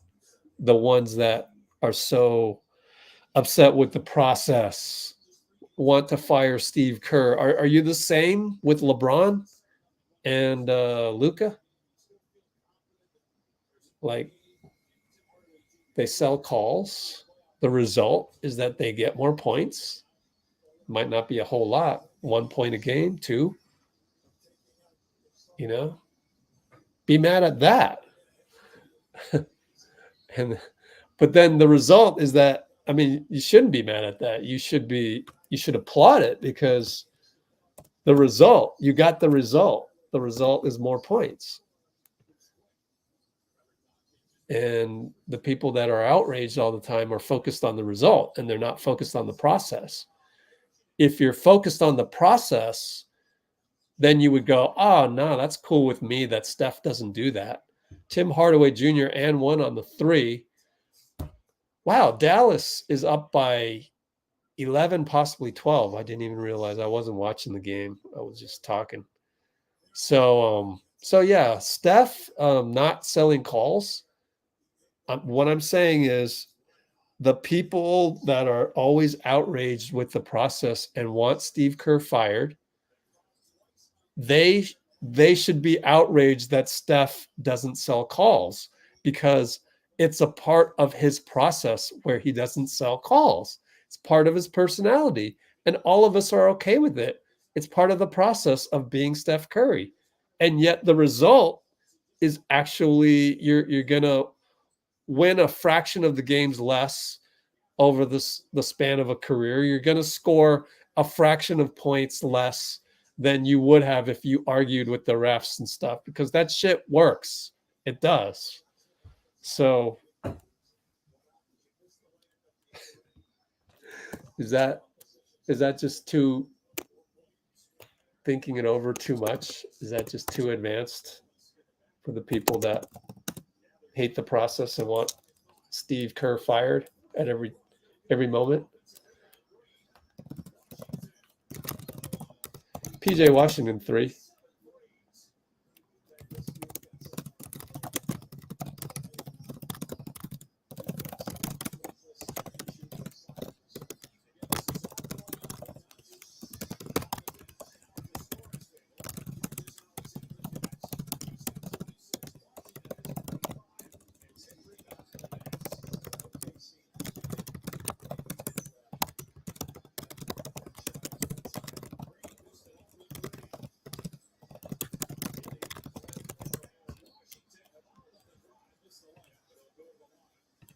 Speaking of which, let's end the poll since there's really no reason to keep it going. I guess overall you disagreed with me.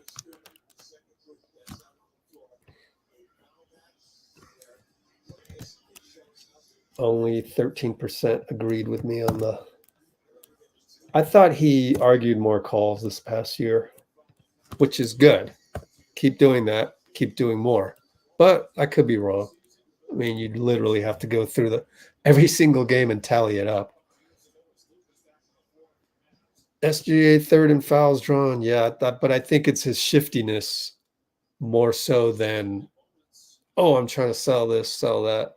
I think those are legit fouls. But anyway, Celtics don't win I think they will start breaking team apart. Could be.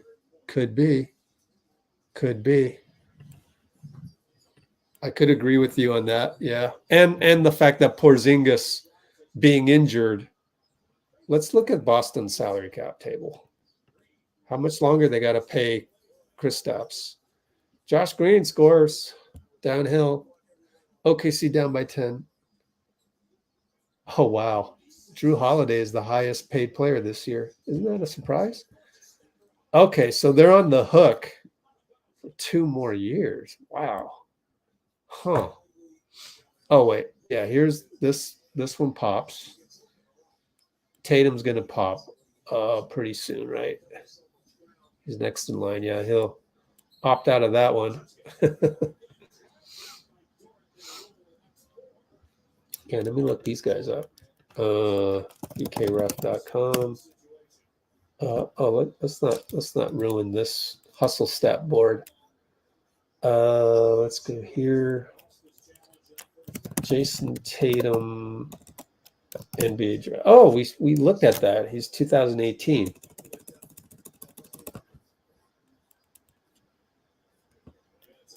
NBA draft 2018. Yeah.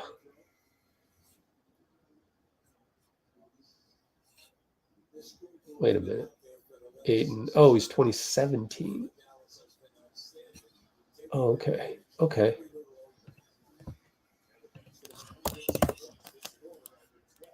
Yeah, Tatum. 2017 draft. And he can opt out right there, just like Donovan Mitchell. Yeah. How did Jaylen Brown?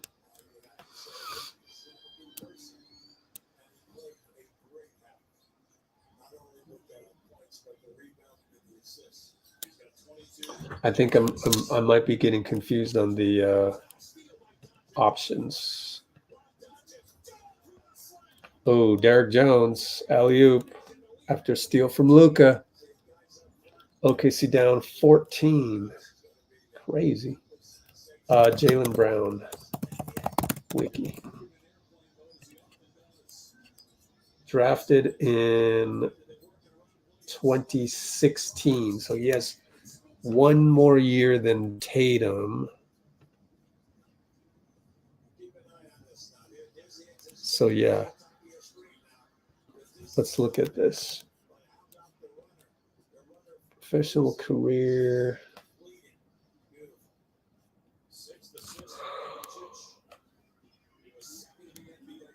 Oh, record-breaking extension signed up. So how's that process? Is it so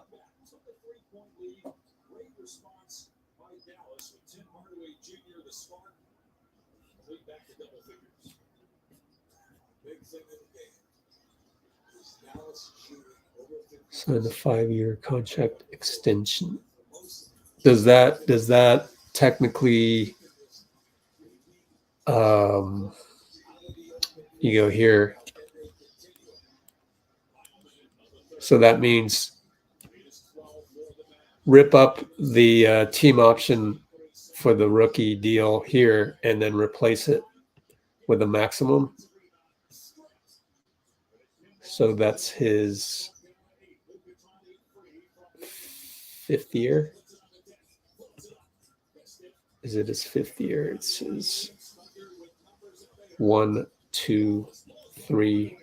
Oops, shoot. 1, 2, no. 1, 2, 3, 4th year, 5th year. In his 6th year, he gets a 5-year. 6, 7, 8, 9, 10. One of these days, I'll figure it out. I'm close. I know I'm close.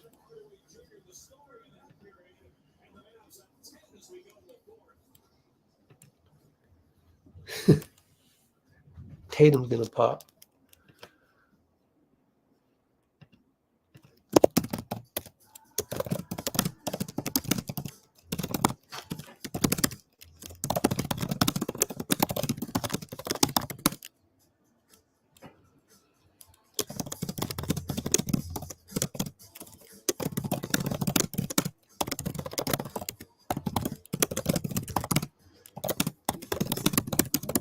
All right, I'll take a restroom break. Be right back. But yeah, let me know what you mean, Deck.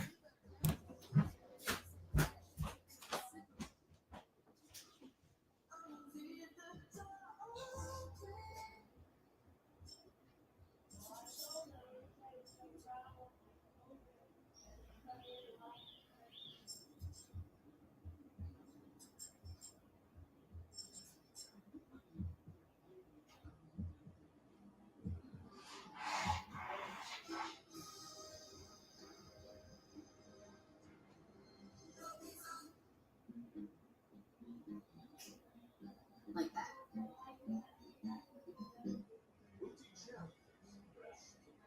Which one do you prefer? I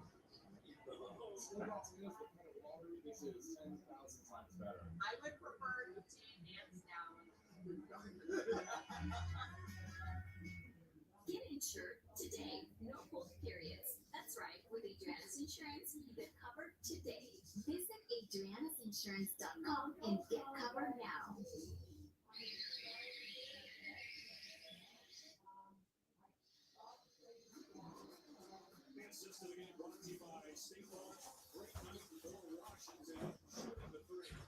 All right, I'm back. Okay.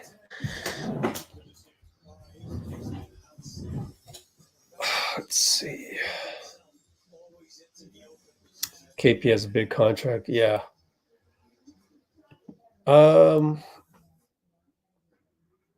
But they might want to trade Brown to get something else.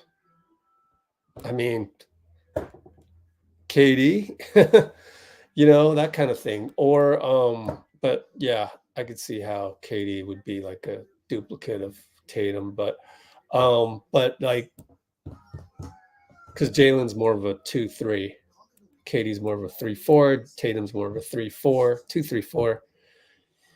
2-3-4. Break up the Celtics, huh? I mean, yeah, could be. You never know. I don't know that teams or GMs run it back.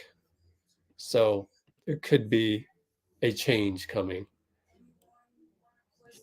So that would be, your blockbuster deal. And by the way, that's okay. So the discussion about would the Celtics trade Jaylen Brown, which is legit talk if they don't win the championship, it's precisely the same reason why you don't trade Kuminga. because you want to be in a situation where Kuminga makes, 30, 35, 40 million, and you can do something about it. And I'm sure by next summer I'll learn how the whole, rookie deal and then extension happens. If it gets replaced here or you kick it out a bit, I think it gets replaced right here, and then you sign him up for up to 5 years. So big things happening here. We'll be right back, over the tax, right? So that's Kuminga, year 3, year 4, year 5 option, and Jaylen Brown. This was year 19, 20, 21, 22. This is year 5, 31 million. Year 5, 31 million. Kuminga is no, that doesn't make sense.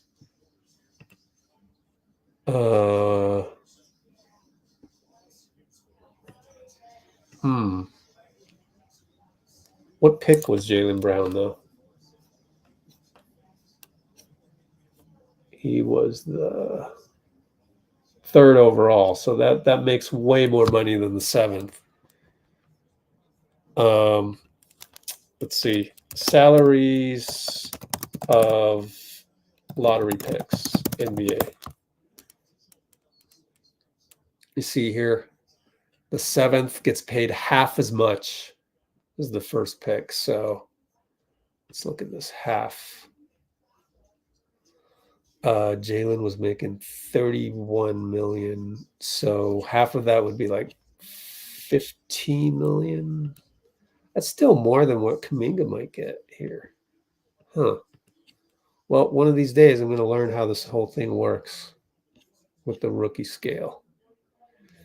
I should probably just look it up somewhere. But yeah, so again, I think you want to pay the guy what you can, and then he becomes a tradable asset. He's going to get it somewhere. I mean, don't you think Kuminga will get paid if we trade him? He's going to get paid the big money somewhere else. So you never want to screw up your top 14 pick. You never want to screw up your lottery pick. Because if you screw that up, then you've lost out. You want it to pop.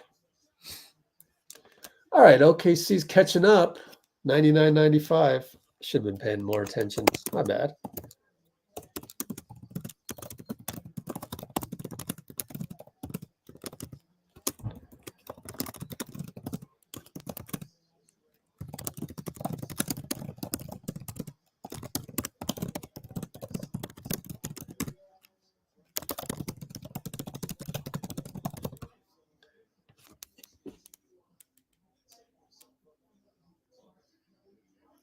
Rookie max extension is what Brown got. Yeah.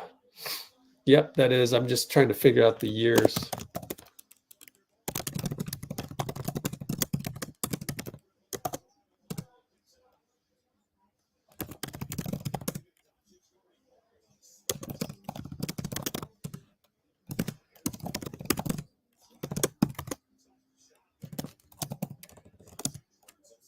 Uh-oh, Luka just came up hobbling. Uh-oh.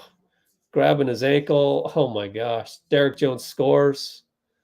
Luka wants to argue with the ref again. Oh God. I can't you can't pay me to watch Luka. It's the same thing. I'd rather go watch a pickup game where there are no Lukas on the floor. Just watch a pickup game rather than a guy that constantly argues with the ref over everything. It's like, stop it, bro. He's going to shoot a 3. He hits the 3. I guess he's all right. Sort of limping. And then he stares at Mark Dagno. There he goes, arguing with the ref again. Good Lord. I can't stand Luka, dude. Stop it. If if I was in the NBA and during Luka's time, I would have got into it with Luka because I couldn't stand people like that in rec league. Eventually, they'd be arguing with the ref all the time. Eventually, I'd go over and I said, "Stop arguing with the ref, man. Stop it. I stopped you on that play, man. I didn't foul you. Stop it." And then we would get into it. That's just how it goes. Like that's how I was a Draymond type back in the day. Oh, I can't stand Luka, man. I can't stand him. All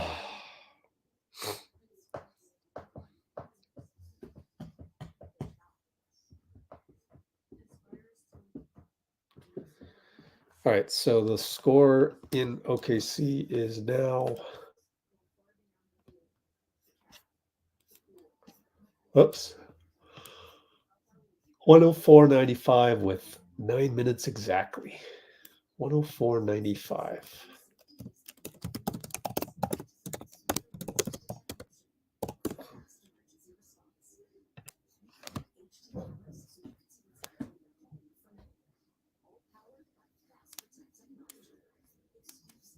All right, I might as well look it up. NBA rookie extensions or NBA rookie scale extension.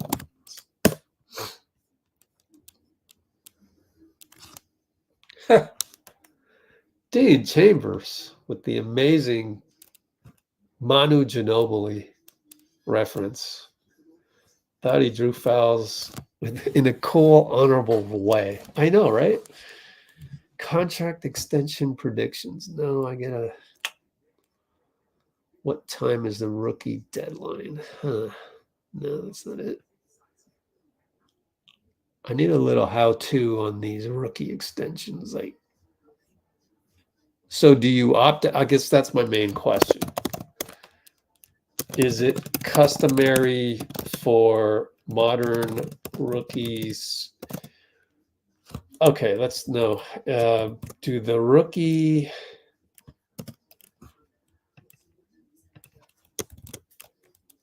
are rookie extensions whereby you replace the team option in the 5th year? Was it the 5th year with Jaylen? 1, 2, 3, 4, 5. No, it was 6th year. No. That doesn't make sense. 1, 2, 3, 4, 5. And then in his 6th year. Okay. But you could opt out.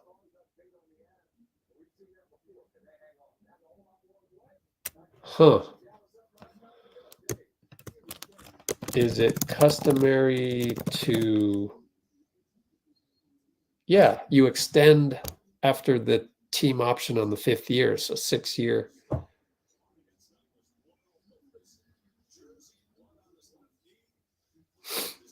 Okay, so yeah, if you extend a guy, you can pay him more because of bird rights. And if you're a max and you're on a good team, you might as well stay there. So Donovan Mitchell is likely to opt out. And it would be 1 year too early. Yeah, so we can only get a 2017, 2018 draft pick who opts out. Right? Anybody following me on this? 2018 NBA draft. And the only guy that would opt out, no, because Mitchell has is that a team option or a Donovan has a player option. How did he do that? What? That's my question. How did Donovan get a player option? for his, what year would this be? Donovan Mitchell.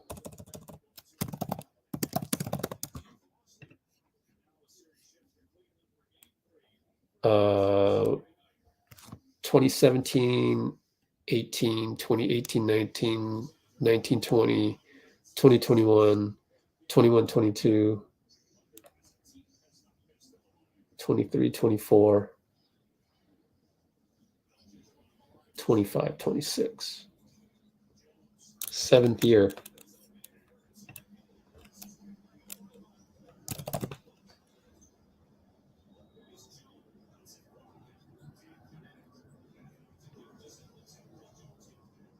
Oh man, this is confusing.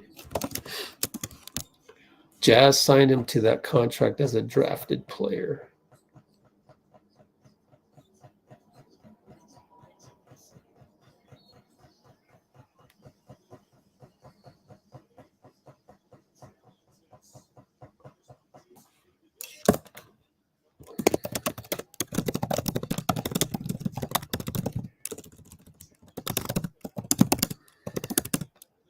Dallas up by 7, challenged by Jason Kidd. It's let's go back to Golden State. Kuminga year 4, year 5. No, this is year 3 for 5th year. 5th year team. 5th year team option. So let's look at Donovan and let's see how he got his contract. Sophomore season, All-Star 3rd year, 4th year best record in the NBA.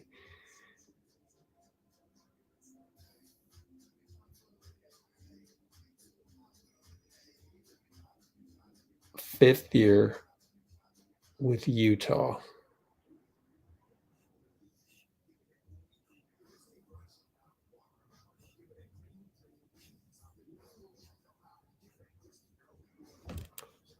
Oh, I don't know, man. I don't know.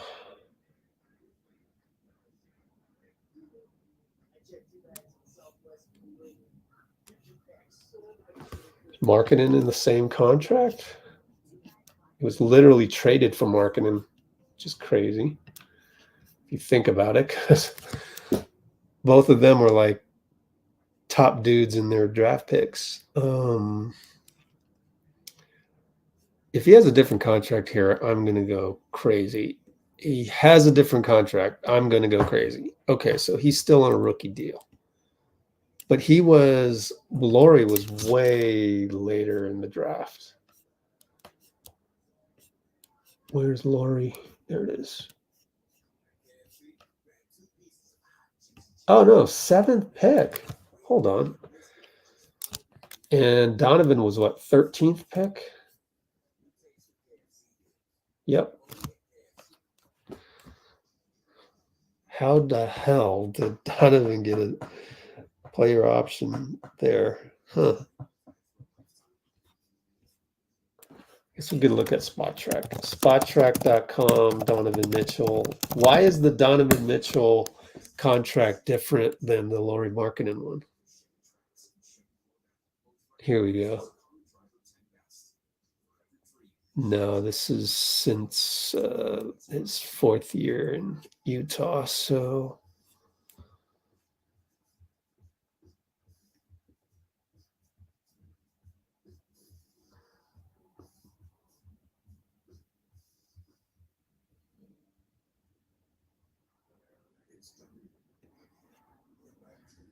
rookie scale exception. Lauri Markkanen. Rookie scale exception. Yep, rookie scale exception. Successful challenge. Well, I don't know.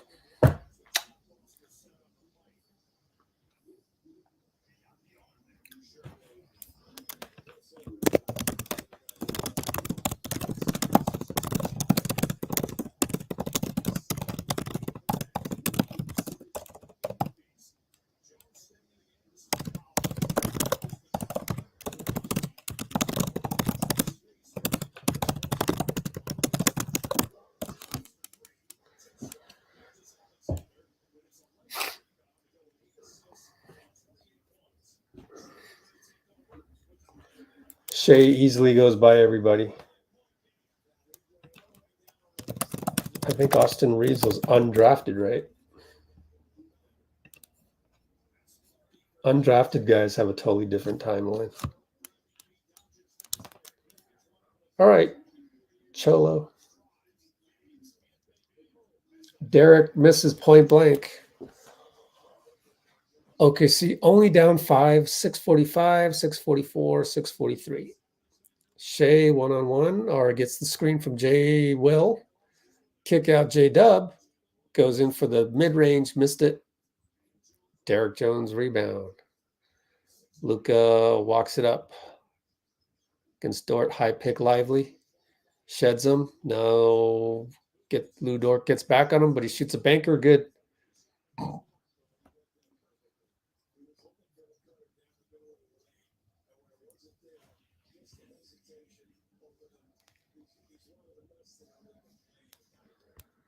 And J-Dub over to Dort. Close out Luka. Swing back to J-Dub. He attacks. Reach in from behind on PJ. I don't know why PJ's complaining. They call that 99% of the time. PJ 7 for 10 on threes tonight. Dallas overall 50% on threes. Wow.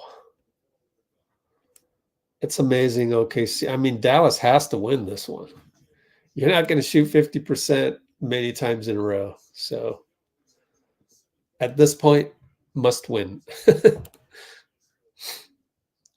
Inbound to Shea versus PJ. Let's watch PJ's defense.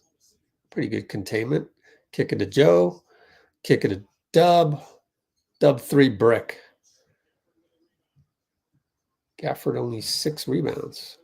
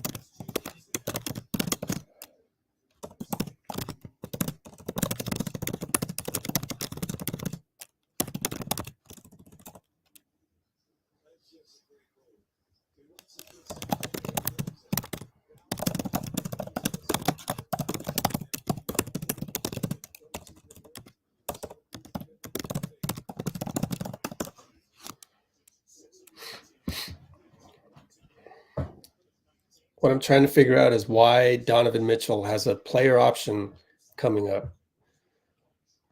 Why is that different than, say, Lauri Markkanen? Markkanen doesn't. Although it is weird that Hoops Hype would put Markkanen as Met. You know, that's strange. Let's look at Spot Track. Spot Track, Lauri Markkanen. Actually, I mean, it's Donovan Mitchell's ones is the weird one, but oh yeah, it's not going to tell me anything. Just someone needs to explain it. I don't think it's one of those things you can read on Google or via Google.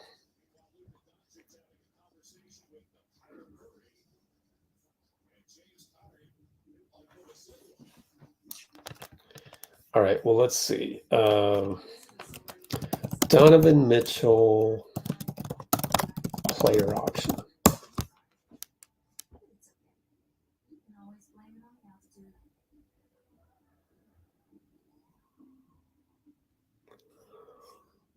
Maybe it explains it here. All right, fine. Use your cookies. Second season after the blockbuster deal.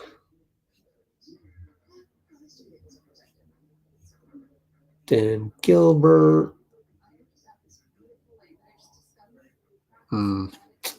Doesn't say anything.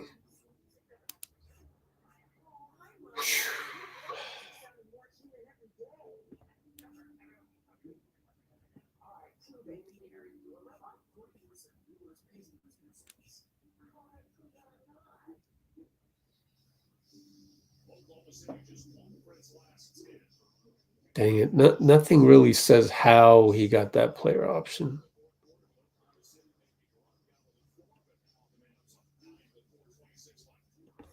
Screw it. Let's ask ChatGPT. I don't even know what the URL is for that.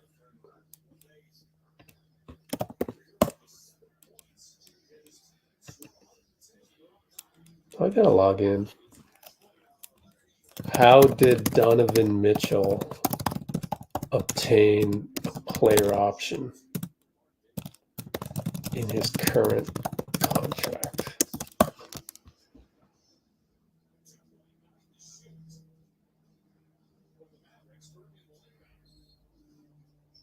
That doesn't tell me anything. PJ Washington dunk. OKC down 11, 409, 408, 407. Shea. Swing. Chet with the corner three. No good. Oh, he needed that one to drop. Through negotiation. Maybe it was just that. During contract extension talks. Okay. Donovan Mitchell. Utah Jazz contract extension. God, maybe because he was the 13th pick? Low enough?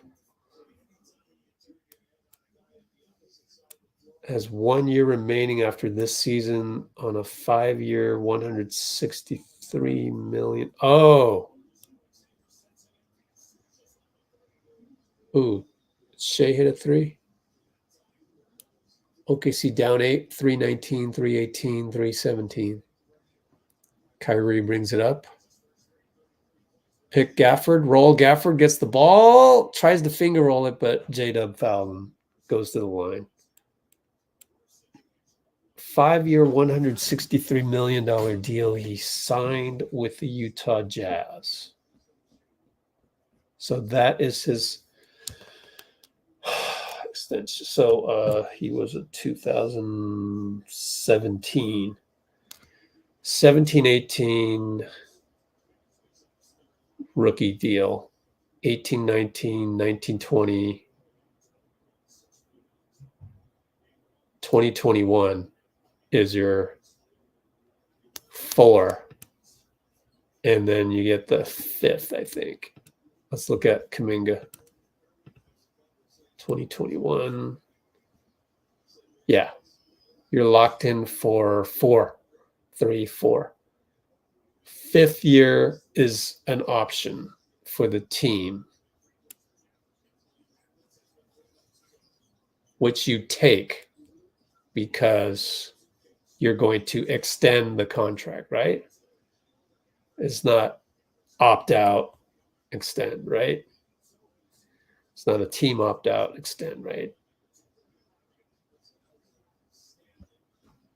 2017, 18, 18, 19, 19, 20, 20, 21, 21, 22. 21, 22. And then 5-year, $163 million. That's got to be 4 plus the option. 17, 18, 18, 19, 19, 20, 20, 21, 21, 22. That's 5 years. Uh-oh, Tim Hardaway, dagger, corner. That should do it. OKC still down 11, 2:19 to go. So 21, 22. Let's look here. Cleveland. I know what I can do. I can look at prior years. My bad.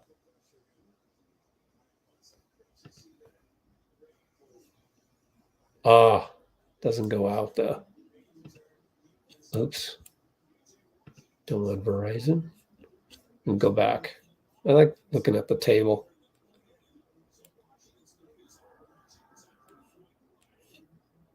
Where are you, Donovan? There we go. 21-22 is the 5th year.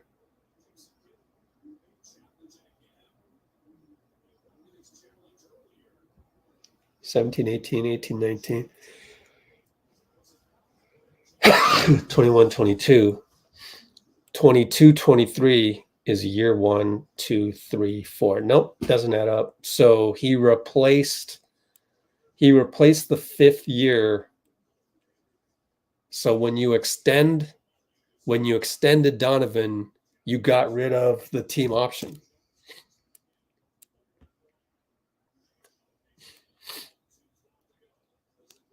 Here's Dean. Hey, Dean. Can't hear you. That's strange. Here, let me unmute you. Oh, your mic isn't connected. Well, Shea Milton, Gafford got the rebound. 2:07 to go. OKC down 11. Nope. OKC down 9. Okay. 9. Do you know right? what I'm saying on the Donovan Mitchell contract? Do you know what I'm saying? Can you hear me, Rich? Yeah. Can you hear me? Yeah. So what seems like it happened is you go just like Kuminga.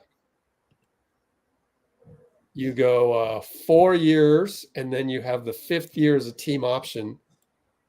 It seems like when Utah extended him for the 5 years, $163 million, the first year replaced that team option.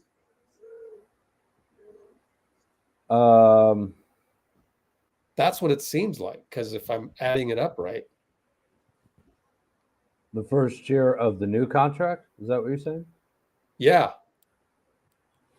So an extension, if Kuminga did the same thing, would we blow up the 10 million one, throw it in the trash can and say, oh, you're going to get, triple figures millions. Well, So I know you can only extend an existing contract by increasing the value. So that might have been what happened. Also, in comparison to Markkanen, I think Markkanen probably didn't get the rookie max, whereas Mitchell absolutely did, having won a playoff series and then All-Star game, I think. So then what about my Kuminga question? About your what? What about my Kuminga question? Is Kuminga going to pop here or here? Well, that we don't know yet, I think. Right? Well, let's say he plays awesome. Is he going to pop here or here? I don't know. It it depends on whether the team feels comfortable letting him go into restricted free agency, I think would be one thing. To try and negotiate something and then match the offer sheet. Although doing that with lottery picks is maybe a little risky. So when you extend, if you like a guy and you extend him a la Utah did with Donovan, you crumple the 10 million up, throw it in the trash can, drop a new one that has multiple years, and this is where you start getting paid, 30 million plus a year, right? This one right here. Yeah, I think it'll depend on next season, really, because I think next summer is when extension talks would begin, and if Kuminga, is able to reach the ceiling that I think we all believe he can get to, then I think he doesn't even need to reach the ceiling, because Bobby Marks said that he thinks right now that JK's range is like, it's a lot. It ranges 30 million, I think. 20 to 40 million. Like, I think he said 135 over 5. What's 135 divided by 5? Yeah. 27 million. That's on the low end. 27 million. But so even if he plays to the same level where Bobby Marks has kind of pegged him right now, he's a $27 million player. Then this number goes to 27, right? That makes sense. You just throw that away because you're like, okay, you've done well. We want you. We want to extend you. Let's throw that one away. I think it would kick in after next year is the idea. It would be a new contract. Yeah, so you throw away the team option and replace that with the. Yeah, I believe that's right. Yeah. Yeah, that makes sense. Mm-hmm. Because you wouldn't want him being underpaid if he signed a new contract and it's like a rookie extension type deal. So exactly. I mean, I think you would do that if you're the Warriors, right? And it probably puts Kuminga in a we need to know what he's got. So I think the likelihood is, Steve Kerr understands this type of stuff and when players are still real kind of rookies, basically, and when you have to play them, right? So I think what we're saying really is Kuminga's going to play a lot next year if he's healthy and able to do so. Starter level minutes, right? Because you can't. Yeah. He has to have a set amount of time for the team to see what he has, even no matter what, really, just to see what the contract is going to be, right? Mm-hmm. Looks like this game is over. Yeah. Just under 24 seconds. 119 Dallas, 108 OKC.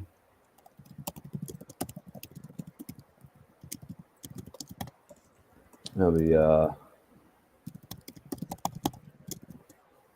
wow, the Knicks are up 2-0 against the Pacers. The Timberwolves are up 2-0 against the Nuggets. And in a few seconds here, actually basically right now, almost, the Mavericks Thunder and the what's the other one? Oh, the Celtics Cavs tied 1-1. It's crazy. Bunch of small market young teams, man. Yeah. Right? Cool. I mean, Nuggets are the champs, Celtics, Knicks. Minnesota's not young, but they do have a young leader. Yeah, that's true. Although Karl Anthony Towns isn't like old guard. Yeah, he's not old either. But really, it's just Gobert, Conley, and Conley and Gobert kind of. Anderson is what, 30 something, right? 30 on the dot, I think. 30, yeah. But Jaden McDaniels, yeah. So it's a mix. But yeah, more young. They have it on the screen right here. Yeah.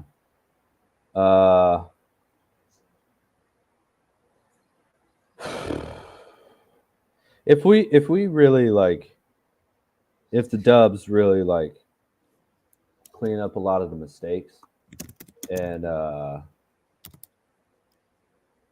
make, I think, one good trade. I'm not really afraid of any of the teams in the playoffs right now. Yeah, I mean, we haven't really proven that over the last 2 seasons, but we've had a really rough 2 seasons. They've actually been really pretty difficult. I don't feel like it because it's the Warriors and there's always a good vibe, but no team in the NBA would want 23-24.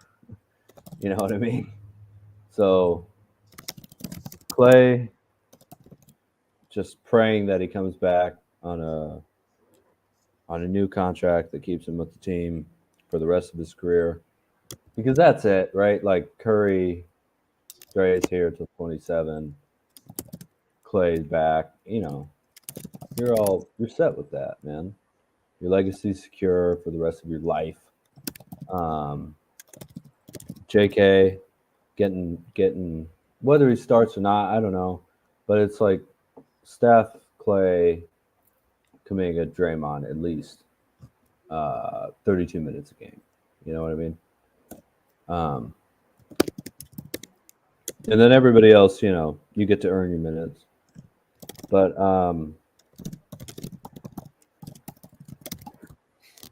I feel good about the options that the Warriors have, and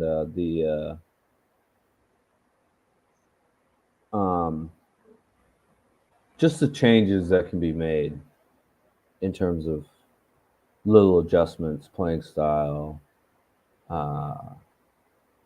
Really been thinking about how much Steph has had the ball in his hands in playoff moments, and how that's kind of difficult since he's being double teamed all the time, and what we can, what the Warriors might do to address that. But I'm not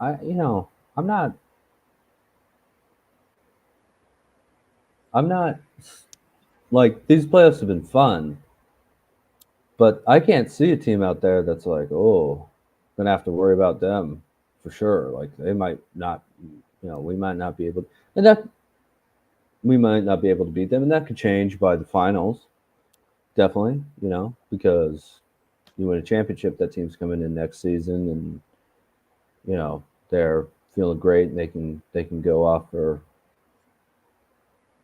this incredible championship defense. But right now, it's like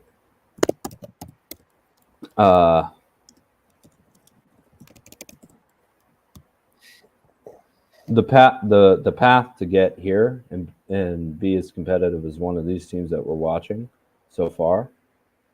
I mean, it just seems so doable, and maybe it's not, but it sure feels like it right now. 6th best record in the NBA, second half of the season. Yeah, and so many things that we figured out this year, that we're not going to have to completely figure out by next year. Hopefully, if everybody's good and we have a healthy team that's similar with a lot of the players as we had. Maybe a move or two. You're talking about Wiggins, I can see that. Just to try something different. But, the trio, BP, Loon, I think, Moody, Kuminga, TJD, some good vet mins. Yeah, I think we're right there, man. Maybe not. I know you love Loon and everything, but there's too many old guys. But I'm just looking at it from a transactional, mathematical, robotic way. Like, count how many old guys you have on the squad. You look at, like Minnesota, you got 2.5. Kyle Anderson's right in between. So you got Conley, Gobert, and then everybody's under 30. But Looney's not even that old, though, right? He's 28, right? He's going to be 28 next season. He's a year younger than me. Move faster. Faster. No, I don't. I think,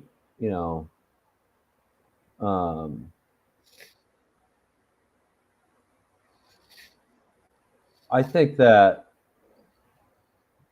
TJD, Looney, and a vet center is fine. That's not really the problem. It's a taller shooting wing. Well, you said a vet center. You'd rather have a vet center than a young wing who has a 7-foot wingspan? Like who? I don't know. Moody? No name guy. The next Derrick Jones out of G League or whatever, or probably not Derrick Jones. He's experienced. The next Isaiah Jackson. I guess he's a big man, but you'd rather have what's your vet big man that you're envisioning here? I was thinking about Drummond. Just as a third guy behind Looney and TJD. Slow. Yeah, but he's a third string center. And No, I think TJD is probably I starter about level. that all day. I disagree. Right? I Okay. completely. For vet So- minimum? Yep. You're wasting a Oh, spot. You're wasting a spot. You need youth. You think OKC is going to do that? They could use a Drummond, right? But they're not. They're not using a Drummond spot. Heck, not even Dallas is, do they? They don't have it's Lively and Gafford. They're youth, even though Lively's the cheap one because it's a draft pick, high draft pick. Yeah, but we have like Jonathan Kuminga and Trace Jackson Davis. You know? Yeah, And so then like Draymond and Looney. So I feel pretty confident against OKC. The spot. We could develop a guy. Probably. I know, but it's just irrelevant. Okay. Look, the main thing I was going to say really, because I don't want to debate on Drummond. It's just a name that I thought might work because he's big and led the league in rebounding a couple times and just whatever. But I think that my point is full youth. That's my point. Got to go young. Yeah, I don't know if I agree with that personally. I Okay. just don't know because I think we have 4 to 5 really, really good young players. And it may be possible to get someone interesting with that mid-level, who's a little younger. Sorry, 4? What? 4 or 5? Well, definitely 4. I mean, J.K., Moody, B, and Trace. Mm-hmm. Well, that's great. Yeah, Wiggins too. He's not that old. He's not even 30 yet. True. But I guess what I was thinking of is Middleton, man. Mentality is old. Huh? His mentality is old. Mentality, yeah. His mind is like an old vet. I don't know. Yeah, but that's the same with Moody and Mercurial. Yeah. Oh, you can't say that's the same as Moody. Moody hasn't gotten the opportunity. No, I just mean the older than his years mentality type. Oh, I get you. No, I mean the I get to go play. Let me go play basketball. Let me go get the ball. And it's like, okay, you'll get that one night, but then you might not get it the next night. It's just puzzling. So it's almost like a Klay Thompson vet where it's like, oh yeah, I'm just gonna forget to rebound on this play. I just do because I'm a little slower to the ball anyways, and it's kind of like that. That's why I'm throwing Andrew under the bus because he's a young body, but then the mind. Can I tell you what I'm thinking though, man? I was thinking if you traded, and we already talked about this a little bit, but if you traded like Moody and Wiggins for Middleton, right? It's a guy with a little consistency. I don't know. How old is Middleton? He's 29ish? 30, 31.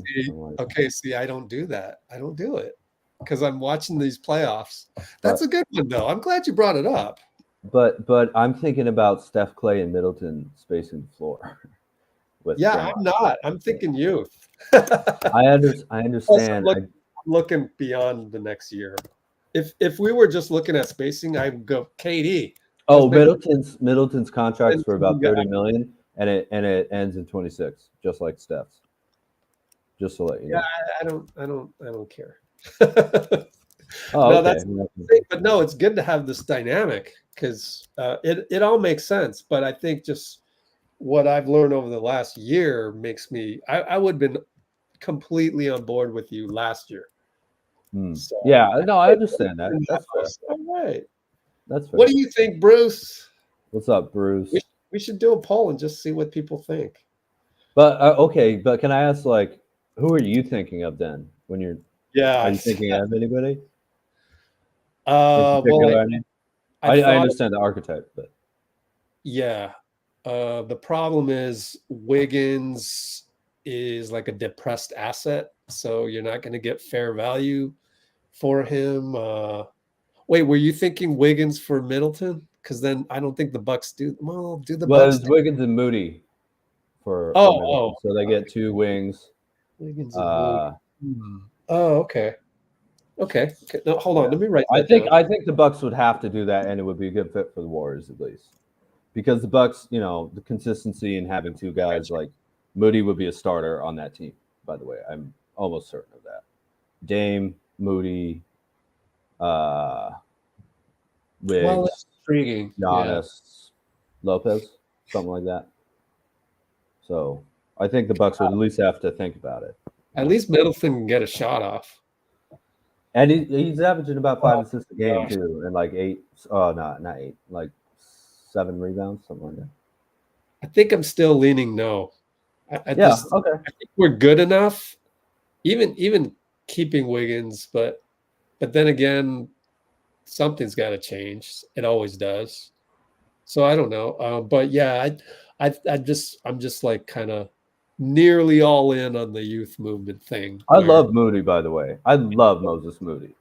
I really do. I'm not action work. Yeah. Yeah. I'm not saying like I don't want Moody or Wiggins for that matter, but I do think you kind of have to trade with Middleton is how old again? 31?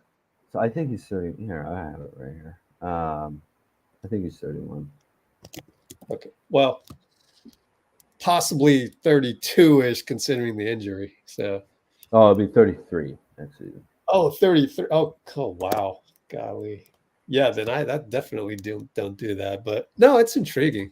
I would have done it last year. Let's see. He's averaging 15 points on 11 shots, 12 shots, 5.5 assists. You got a few votes. Rebounds. Okay.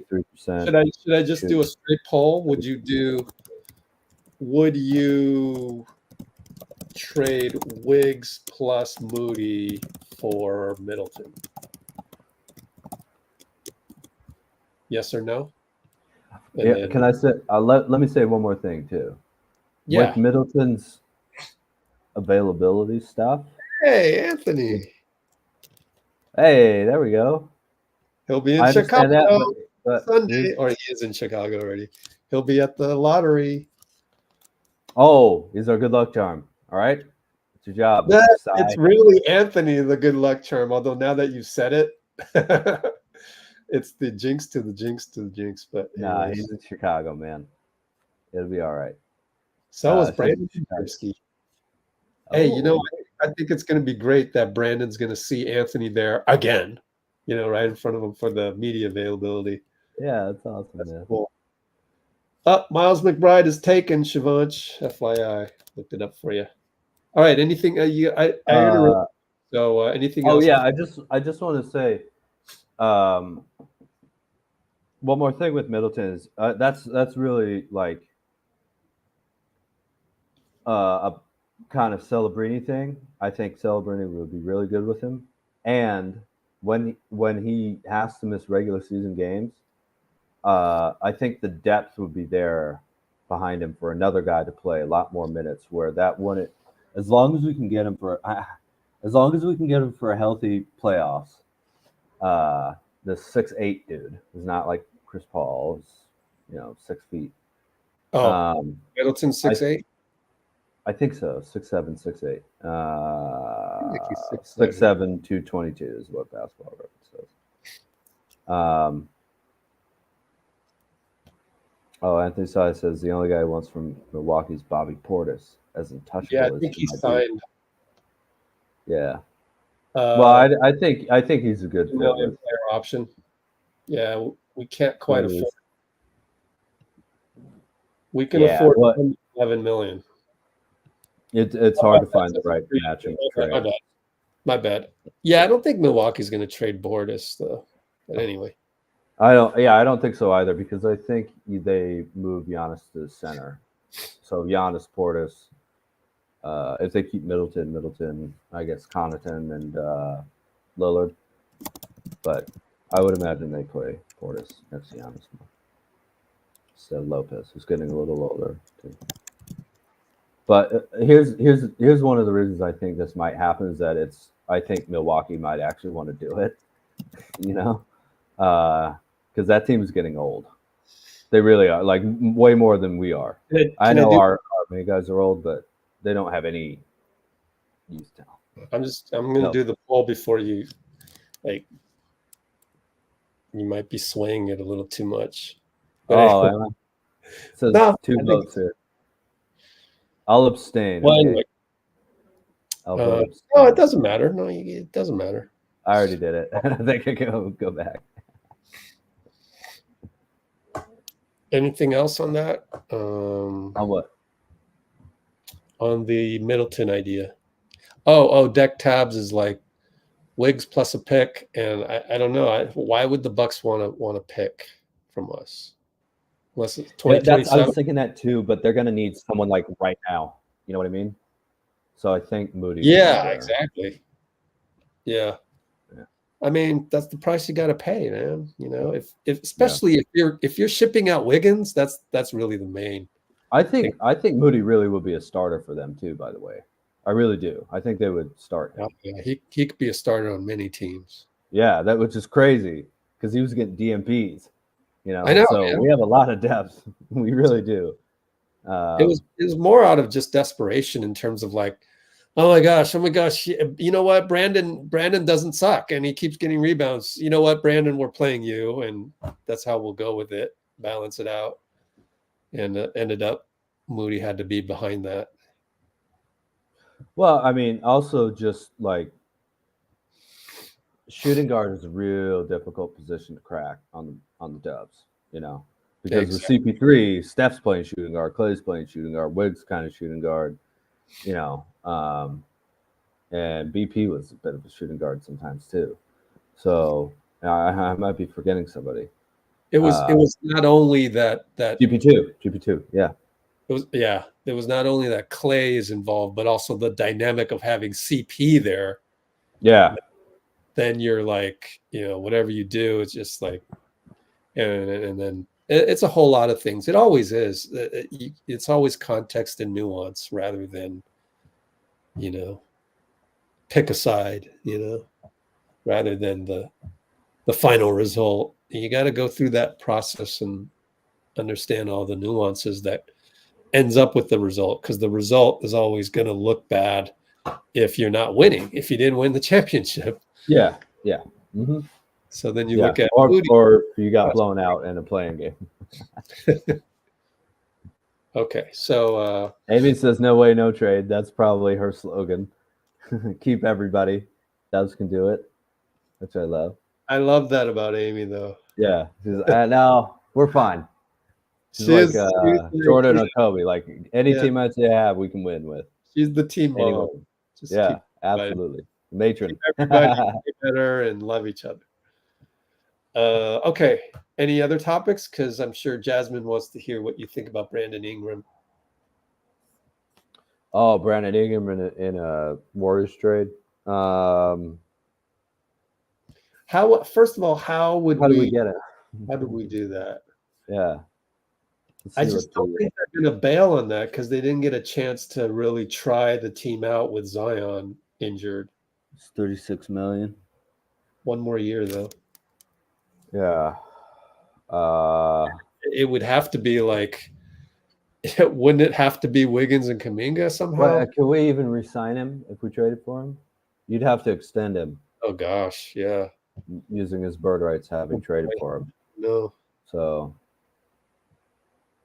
well, let's forget all the contract stuff since it might be possible. But it would make it really difficult. It's difficult to get him, even if you really, really, really wanted him, anyways, right?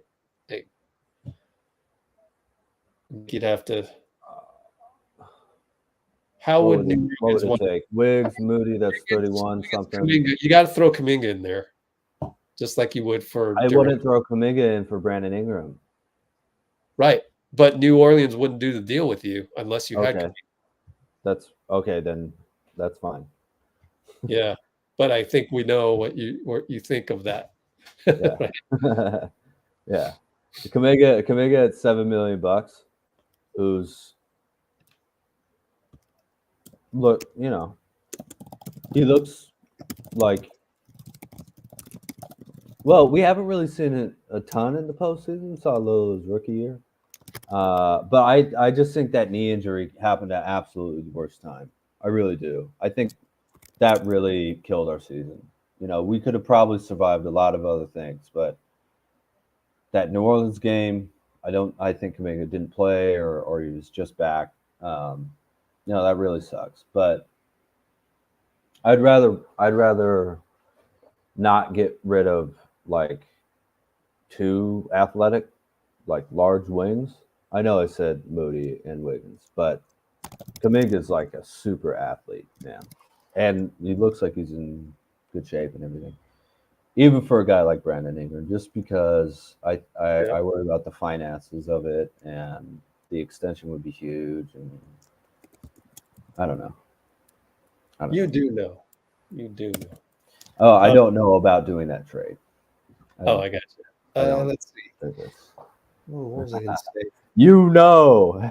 Have you watched Malcolm in the Middle yet, Rich? No, haven't. You'd love it. Oh, man, I got to watch X-Men 97, baby. You do enough comic book stuff, man. Try Malcolm in the Middle is a cartoon in live action. You'd love it. I'm telling you.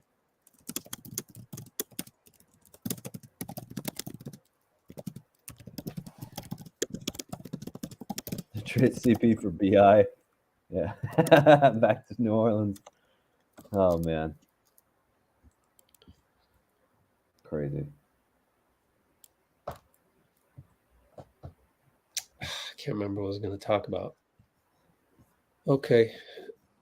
Anthony, before the season starts. No, I think he does it. Yeah, I think he does it next summer. Right? It's in JK's best interest not to do an extension right now because he hasn't popped yet. You want to pop, and he will pop. It's like if he doesn't pop this season, then yeah, go ahead, blame Steve. I mean, there's got to be something weird happened. Yeah, it's either JK didn't make it or Kerr really messed up. I think there's no doubt in saying that. I just don't see Kerr messing that up. So in saying that, I think Kerr is planning on playing him basically 30-something minutes a game. Yeah. I do. Wherever that is, whatever the depth is, we have to play JK. We have to. Look, I mean, JK is he's just, you know, statistically in terms of the eye test, in terms of everything like that, you know, he's a guy that you have to try, and like you can't do the Jordan Poole thing with him, right? Where you sign him to extension, then never pay him a cent of the extension and trade him away. I just don't think I just don't think that's what you do with him. Especially, again, you know, at worst we have BP, Moody, JK, and TJD. That's, I don't know, some of these rosters in the playoffs, I feel like, you know, those guys could be playing in that slot, right? I don't see a team out there where I go, oh man, you know, BP, Moody, JK, and TJD, they wouldn't be getting starter minutes with this young squad. So we're really lucky, man. We're really lucky to have that and Steph, Klay, Dray, Looney, you know, and Wiggins. I mean, just being able to be like, I'll trade like a 29-year-old athletic wing who was second best player in the finals, you know, on a people are talking about his contract. Man, that's $26 million next year. That's not like there are guys who are pretty close to Wiggins' talent who's getting $35 million, you know. So I don't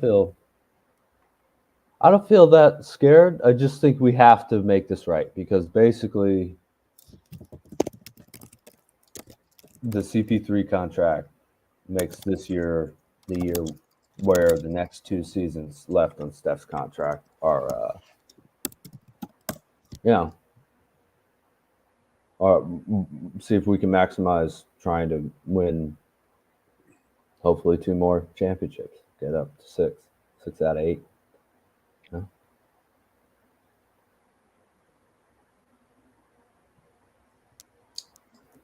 Right here, you mean JK, right? One of Joe's next step, JK's next step.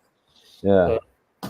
that's why I've asked Anthony to be ready to ask BP questions. Question number 1 will be BP related, which is, do you expect to play more point guard next season, and how will you get there? What's the process? And then the second question I wanted him to ask was that at least 2 guys on the podium in exit interviews said they needed to work on their defense.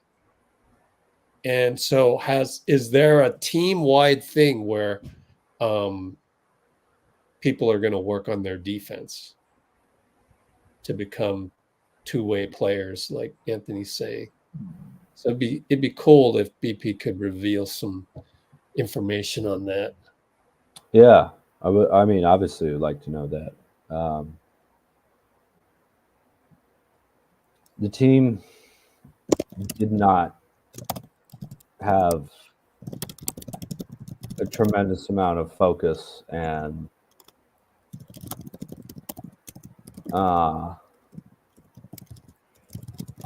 gravitational force to the ball last season. That's honestly a little bit more hustle throughout the entire game. And what was the difference between, what was the top seed? 47 wins? Is that right? In the West? Do you remember what the Thunder got? 47? 57, sorry. Oh. Yeah, it was 57 wins, right? 46 to 57. I mean, you know, 11 more wins. That might be a little hard, but the team was not super focused. And there was a lot of Steph Curry getting blitzed, man. You know? I would like to work on that, honestly. Is the 4-on-3 is getting really hard when Steph is a point guard. So I would like to see him just like, hey, you don't have to do anything. You don't have to do everything anymore. Let's not try to purposely get Steph doubled. You know, like if it's 1-on-1 and someone comes over anyway, then okay. But setting the screen, that's just bringing another guy over there, and they kind of know where the ball's going. You know, he's not quite as quick as he was when he was a little younger. His hook passes are getting picked off, and there was just a general kind of lack of focus. And those are all things that, you know, are kind of that killed us at the margins. And that's really where I see some need. And just again thinking about like what the reason I was thinking about Middleton is, man, if we had Steph, Klay, and Middleton spacing the floor, making plays, things like that, Draymond having the ball in his hands more, Steph just as more of an off-ball guy, scorer, you know, shooting guard type. I think that would really unclog a lot of the offensive issues I think we had, you know, where we ended up back in 2023 with the Kings in the play-in. I think, you know, Steph, Dray, pick and roll, we didn't have a changeup. And I think a lot of that was Kuminga's knee injury because I didn't see him play the same at the end of the year. But I still think Steph is the best scorer in the NBA. I really do. And he's the best off-ball player that I've seen, you know. So there's a lot of little adjustments and little changes and a little bit more height that I think, especially, honestly, it's really, I really don't think it's the power forward and center. I know everybody's saying 7, you know, footer, another center, another power forward and all that. You know, you address that stuff with vet men, man. It's having a shooting small forward next to the Splash Brothers, and being able to pull out a death lineup of the Splash Brothers, Draymond, and J.K. Maybe not death lineup, you know, not to that level because that was all time like insanely great. But Yeah, I think that's the focus probably. Sides and shooting. Okay. Middleton certainly solves a couple of those things, if not all of those things. My only thing is that I could definitely see Middleton helping us win playoff games. But we got to get through the 82-game season, and that's where I feel like I don't know if he'll last 82 games. But if we have a mid-level exception, right? If we get the right vet mins, and we know that we can take Klay off the bench, and that we have to play JK, starter minutes. All these things weren't set last year. If we go through a whole season with that, does that change your opinion? If Dunleavy does this deal, I'm still rooting for the team, no doubt. Oh yeah, absolutely. That's not what I was. That's not.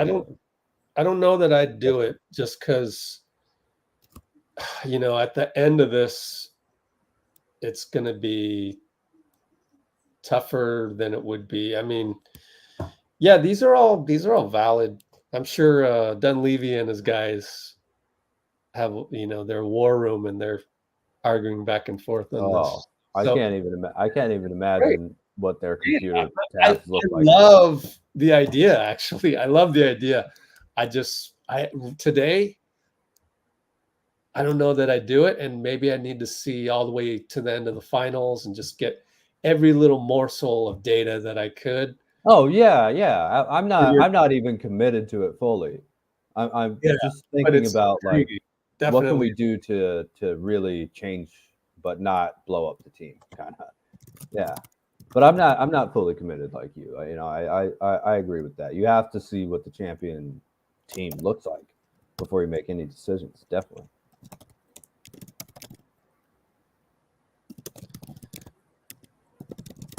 I think. Are you in agreement with me that don't go after KD because you would need Phoenix would only do it if JK is in the deal? And I don't want to. It's just a lot of money, man. I don't want to rebuild after. Million. Yeah. But on the other hand, like if we get Steph, Klay, it'd be fun, and Dray and Loon, I mean, we know that works. So I guess it's kind of a win-win. It's just a little risky, but then we're rebuilding out here. I don't want to rebuild, man. I mean, I really don't want to. It's kind of all about Steph's push these next few years, for titles 5 and 6, hopefully more, but maybe not.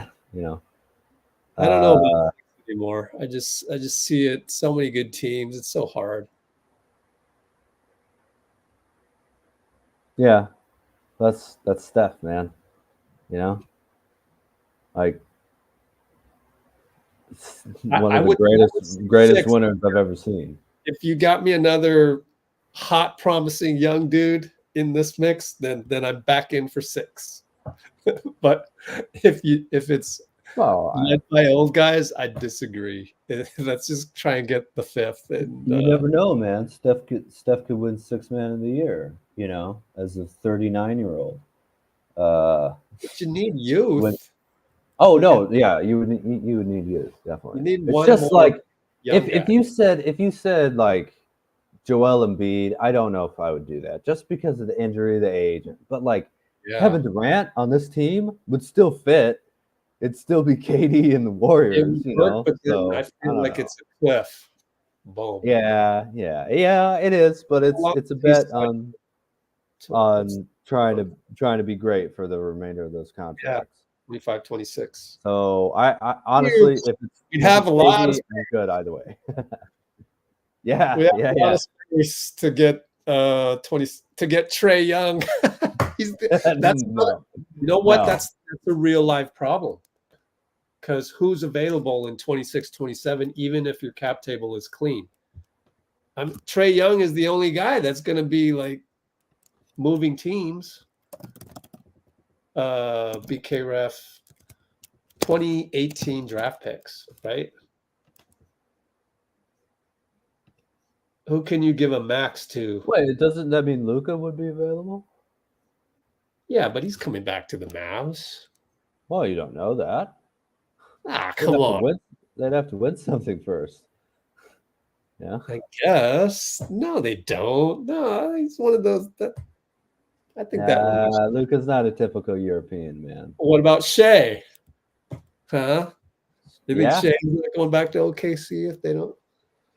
I guess, but I don't know. okay, beyond those names, there's not much.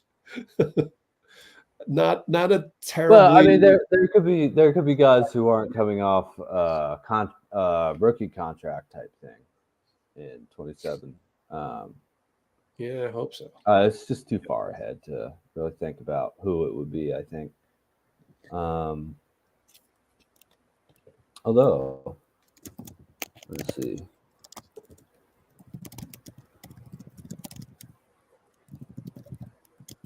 Player contracts. You said for 26, 27? Right? Yeah. Right? Mm-hmm. Jimmy Butler. No, he's too old. No, too old. Yeah, too old by then. You need a guy that's like literally up for the big one. Oh, and we already established how I don't like Luka's style, so Bam Adebayo, Tatum. Yeah, it's not going to work either. Can't really build around him. Huh? Can't really, he's a complementary piece rather than a number one. Bam? Bam, yeah. Yeah.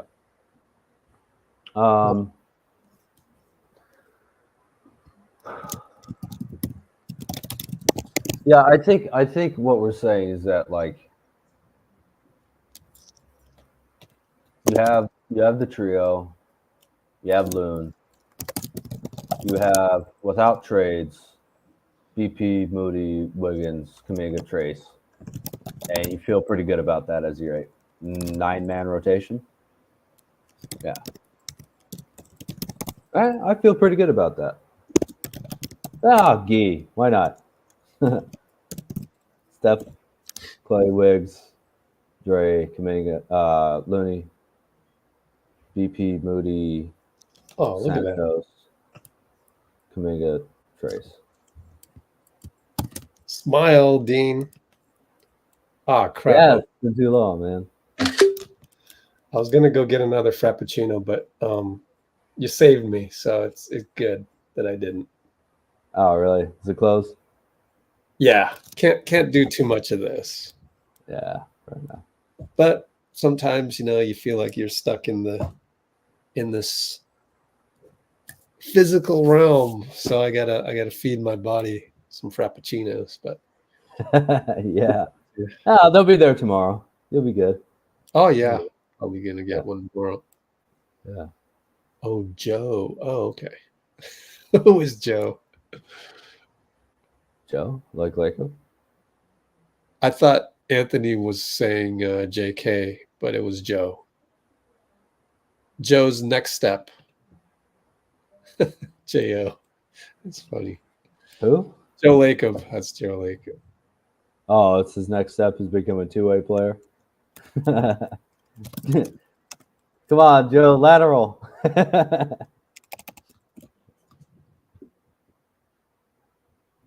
Hey, we got RJ wants KD. Wait, Zoomer Vibes. Is that Bloomer? What was Bloomer's name before that? I have no enemies. Bloomer vibe? Yeah. What was his name before that? Oh, Blasian Warrior. Blasian, yeah. Yeah. Is that you, Blasian? No, I don't think. It's someone else. No, but he used to go Bloomer Vibes, so the whole Oomer Vibes thing. Oh yeah. Yeah. Well, let's see if he Probably him. What's up with the drawing? So let's just make sure that everybody's in agreement that to get KD, you'd have to give Phoenix J.K., right? It's hard. I mean, it's hard to see. You can make the salaries work, kind of, but Well, I big mean, if- I don't think than Phoenix. JK. I mean, Matt Ishbia. I don't. Yeah, and KD has some years left, so it's not like leave next offseason. Yeah. So we'll just no poll needed. We'll just say that this talk of KD is just it's kind of unrealistic. Well, I mean, it would have to be KD asking for it. I don't think the Warriors really could even propose it without KD doing something like that himself. You know, like I want to go back to Golden State. Yeah, we say that a lot, but that's probably true for a lot of superstars. You know, although when does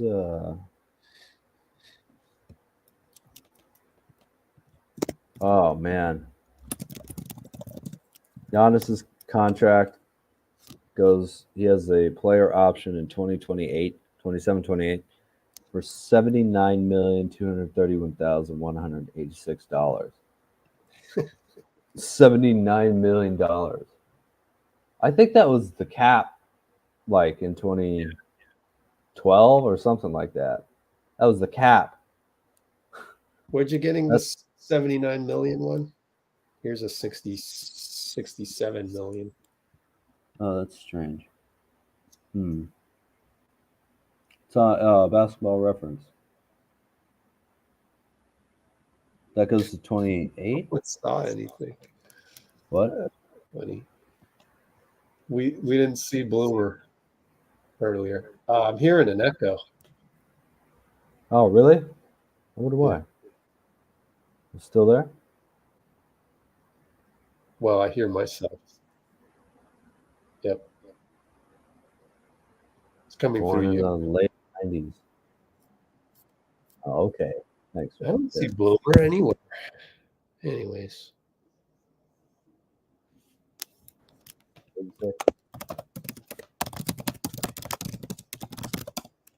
Bloomer. Oh, okay.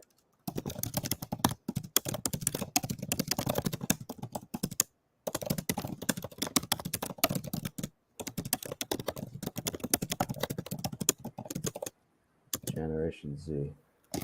Is that before Zoomer, though?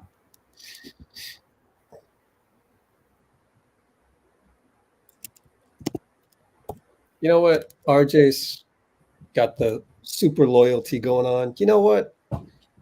Yeah. Still going to be good if we don't win championships. I really am. Unfortunately, that doesn't make you cool on social media, but I enjoy the process of it all.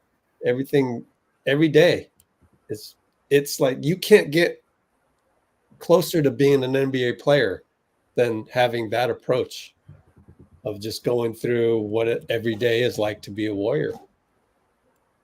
And, there's 30 teams. Only one's going to win a championship. That means 435 players are going to go through a process where they're going to end up losing. And you have like a 3% chance of winning the title. So I love the loyalty and everything. And RJ bleeds blue and gold. Yeah. But you'll never see me like really just like pining for a championship type thing. Well, I got to disagree with that. I'm not upset if we don't, but every season we have Steph Curry, Klay Thompson, Draymond Green, all those guys. I think we can figure out a way to win it. And when you don't, like, maybe the hunger is a little less, but you also have way less pressure. You don't have to prove your legacy anymore, you know? And yeah, I mean, I definitely don't think 4 is enough. I really don't. But I'm also okay if it is that number. Yeah. So but I really, really want to see this team get back to the mountaintop. Just because what a story it would be, you know? What an amazing journey yet again. But yeah, I'm all about The only thing that matters is titles, not money, not fame, not and you know, it's not like you can win championships by you can win MVPs, you know, with selfish kind of play. You just can't cheat titles. Not multiple times, you know. And there's nothing better than the fear of being down 2-1. Steph gets, you know, kind of piled on and screaming. His ankle's hurt again, and he comes back in the finals with 43 and 10 rebounds. But you're nervous as hell going into that game. That just, there's nothing like it, man. And we know these guys can do it. We know these guys are legendary. And everyone wants us to die. And that just really pisses me off. You're really not going to give us any respect? Really? None? Is it go away? Like, no. We've been to 6 finals. Klay went to 6 in a row. No, we're not just going to go away, man. Forget that. Warriors are forever's team since the 2000s. Playoffs are interesting nonetheless. Yeah, but I just don't know. They're not that interesting. You know what I mean? Steph's not out there, man. Yeah, that part's hard. Yep. I'm so excited for the Olympics, though. I really hope everybody's healthy around the world, you know, all the different national teams. And just seeing Steph trying to compete, you know, seeing Steph being an Olympian, God willing, man, that could be a lot of fun. Yeah. It's going to be a lot of fun. Let's see. So if he's able to win it, he will have gotten NBA championship. Early Finals July. MVP. Early what? Early July training camp and, you know, exhibition games in Vegas. So, oh, yeah. Unbelievable. Unbelievable. And well, the WNBA, too. There's already preseason games. Can you imagine once the WNBA team's around? We're just going to be, going year round, man. Rich? Well, they're going to announce the team name Tuesday.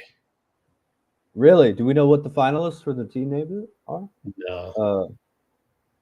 They didn't set on no idea. That's speculation. That's Tim Kawakami tweeting that out, saying he thinks it's maybe next Tuesday. Oh, I got you. Okay. You always want to pick a Tuesday. Yeah, you pick a Tuesday for those things. Why? Why Tuesday? Oh, because Tuesday is like the dead day. Everybody's at work. They want to. Wednesday? It's a slow news cycle day, Tuesdays. Or then put it this way. I was taught that if you wanted to do email marketing, you send it out Tuesday morning. So there's something about Tuesday that's kind of like there's a lull and we're going to announce the team name, that kind of thing. Yeah, do it on a Tuesday. But who knows? We'll see what happens. Yeah, makes sense. Tuesday. Ruby Tuesday.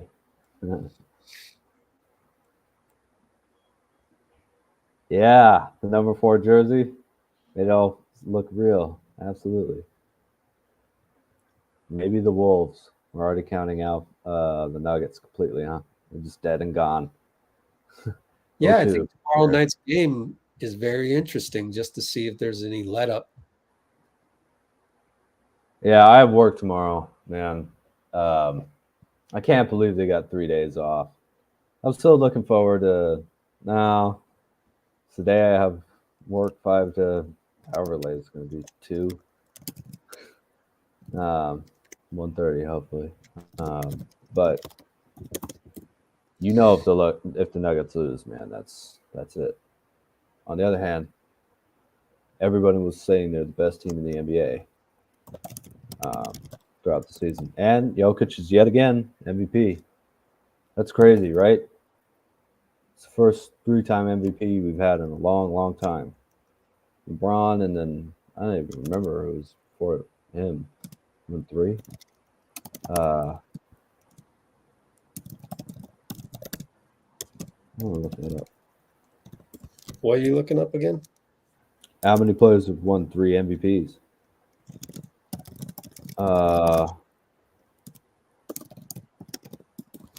Yeah, LeBron won 4.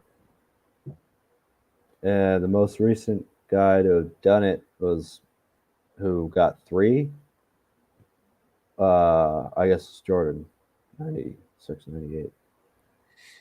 But yeah, it's Moses Malone, Larry Bird, Magic Johnson, Nikola Jokic. 3 MVPs. Crazy. Oh, I would like to talk about that with Ant going crazy. We were never going to trade for Ant. You understand that, right? No matter what the trade was, no matter anything like that. Because Klay Thompson tore his Achilles that night, draft night. We're not going to trade for a shooting guard when Klay just tore his Achilles tendon. So no matter what, you can't do that night. I mean, maybe that's silly. I really wanted Ant too. I really wanted Ant, but you just can't.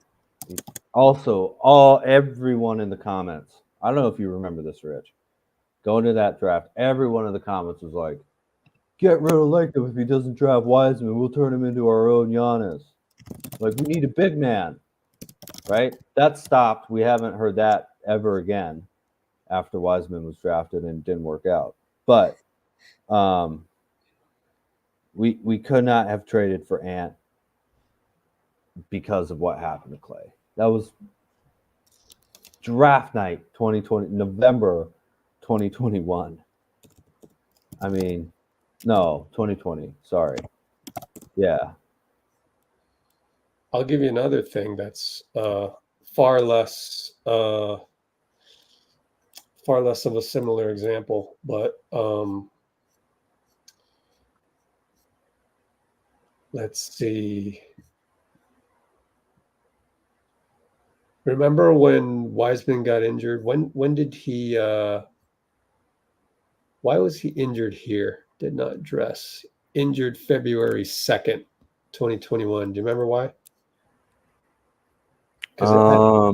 This is where he had to have torn his meniscus. April, right? Yeah, he had a wrist injury, I think. Okay, so before look at these numbers. These are not bad. I mean, like 18 points, 12 points, 13 points. We weren't really winning with him. That was the problem. Yeah, because we went on that 15-5 run when he went out. Yeah. All good though. I mean, we got Jordan Poole like to win us the title, so missing on the second pick, not getting Ant. Nah, okay. Really tough to say without Klay. Really tough. But it's like the moment he tore the meniscus, I don't think anybody thought he was a straight bust. No. So like he was decent enough, but things change. Well, he missed the entire next season though. Yeah, that was weird. And he had already only played 3 college games, and it just didn't work out. It didn't work out. Although ring night, we were still trying to start him, eventually. And we started off this season that we just finished, with the last memory of J.K. like not playing in the playoffs and not really being trusted at the beginning of the season. So those are like 5 years of development in 2 years, 2.5 really, I guess, going back to 21. It's just, 22. Yeah, I mean, it's just, what a ride, huh? One thing about the Warriors, they're never boring, are they? I can't remember the last boring, season we've had, man. Yeah.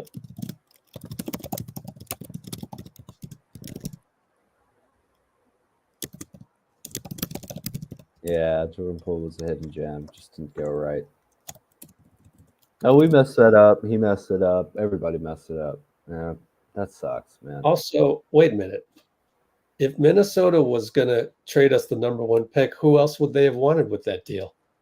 I don't know, because we just got Wiggins and Kuminga from we them. didn't have anything. We didn't have Kuminga yet. We had the number 7 pick or the we got the pick that would become Kuminga already by that draft night, because we got Wiggins that season. We got Wiggins and the 7th, or what turned out to be the 7th pick, and then they got the number 1 pick in the draft that year over us. I think Windhorst just came upon somebody, told him something that had some credibility behind it, and then he's like, "Oh, I'm going to use this." That's what they do on ESPN, sadly. Windhorst, I think, is a little bit more responsible than some of those guys, but for in the moment. It just was never going to happen, man. I don't care if it's the number 1 pick. That was the COVID draft where you couldn't see people for a shooting guard, and Klay tore his Achilles that day. Like that day. Yeah. That's just so. Ant is in a good place. We don't need to be greedy on that. We need to be greedy on like how do we stay at a level of smart, tough players who can keep the team in competition with everybody in the league. And we played 48 effing clutch games this year. 48, man. 48 clutch games. I mean, so it's not like we weren't in a position to beat the entire league, twice and a half over, basically. No, not twice. It's twice over. But yeah, I just I'm not scared about the rest of the league when I think about the Warriors. I'm a little like concerned maybe about not making the move. I do think the Warriors have to make some kind of move other than just the CP3 contract thing.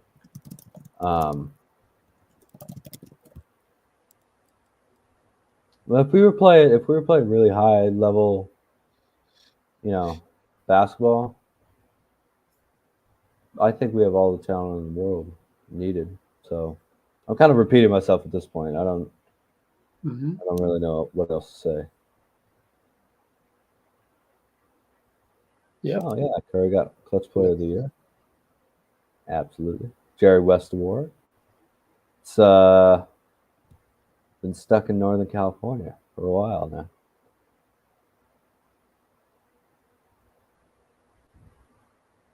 They're trying to trade up until they're on the clock. The Warriors interested in moving up. Warriors.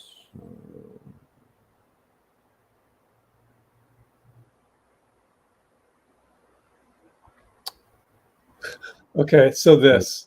Some stories. The Wolves wanted their number 1 pick the following year in return for us moving up to number 1. Who the hell does that deal? No thanks. I'd rather have 2 lottery picks rather than 1. Good Lord. So basically everybody twisted a little item that Windhorst got that should have ridiculed whoever was the GM of Minnesota at the time for even suggesting that, right? And instead they turned it into, because Ant Edwards is a hot item now. Oh, the Warriors blew it. Like, who does that? Well, I do remember hearing about the possibility of Dubs, Minnesota, Dubs trading up for the number 1 pick with Minnesota for the number 2 pick, and probably their pick back.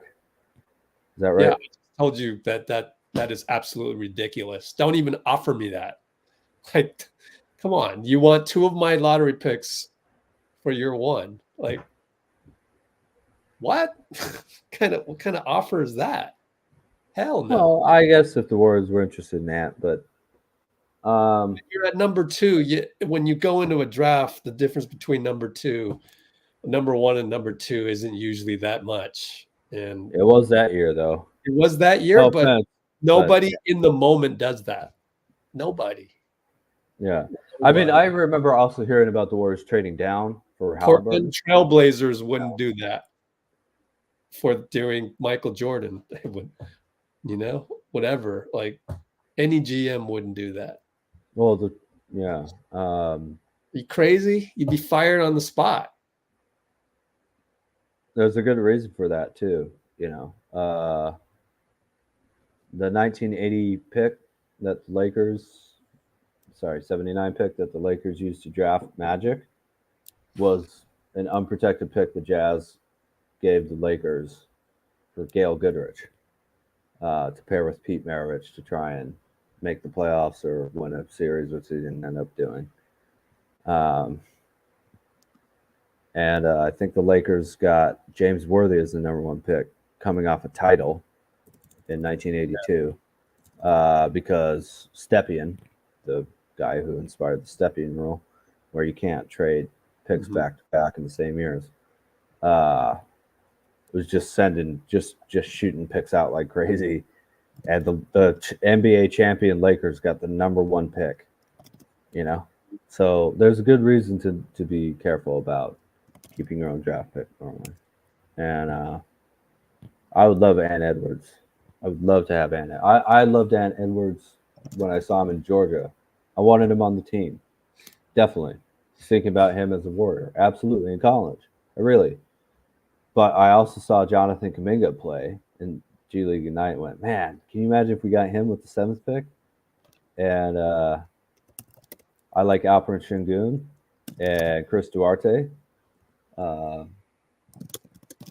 But we got Kuminga and Moody, and that turned out well. We won the title that year. We drafted Kuminga and Moody and won the championship. So, would you trade that for where Minnesota's at right now? No, definitely not. Yeah, we're good, man. Like all this history stuff is cool. Yeah, exactly. I don't regret it. I don't regret what the Warriors did. And the Wiseman thing taught us a lot. Honestly, we don't those type of young bigs don't fit with what we're trying to do with Steph, Klay, and Dray. It's good to know. A reason for everything. I mean, there's a reason why Portland picked Sam Bowie instead of Michael Jordan. I mean, it just is. It's like you can't go back and just Odin too over Durant. Having regret is lame. Don't have regret. Just you got to understand what was happening inside of the 4 walls. Like, and that's life. Life isn't shoulda, woulda, and hindsight is 20/20. Like, that's not life. I mean, I'd hate the Warriors are a competent organization too that you can basically trust to make a smart decision. Unlike some front offices, I basically trust the Warriors to make the right decision in most cases. They might make a mistake, but they're not going to be it's not going to be incompetent, insane, stuff like you've seen from other front offices. At least I haven't seen that so far. A couple mistakes here and there, but not. There's 23 people on this live stream. Hey, to the 23 of you, don't live your life in regret. Don't ever look back at a mistake and go, oh, I should have done this. I should have done that. Hell effing no. That's part of life. Only if you did something wrong. If you didn't do anything wrong, then it's good. Don't worry about it. I would even say, even if he did something wrong, look at it from Jesus's point of view. Like there's a reason for stuff, and you're going to have to learn from everything. I'm not saying murder is good and murder is okay. It's not okay. I mean, I think murder is bad. I'm not talking to a group of kindergarten people. Like, just you go through life and you make these, non life or death type situations, just like basketball is. Basketball's not murder out there. Basketball's not war. No, and so like, not.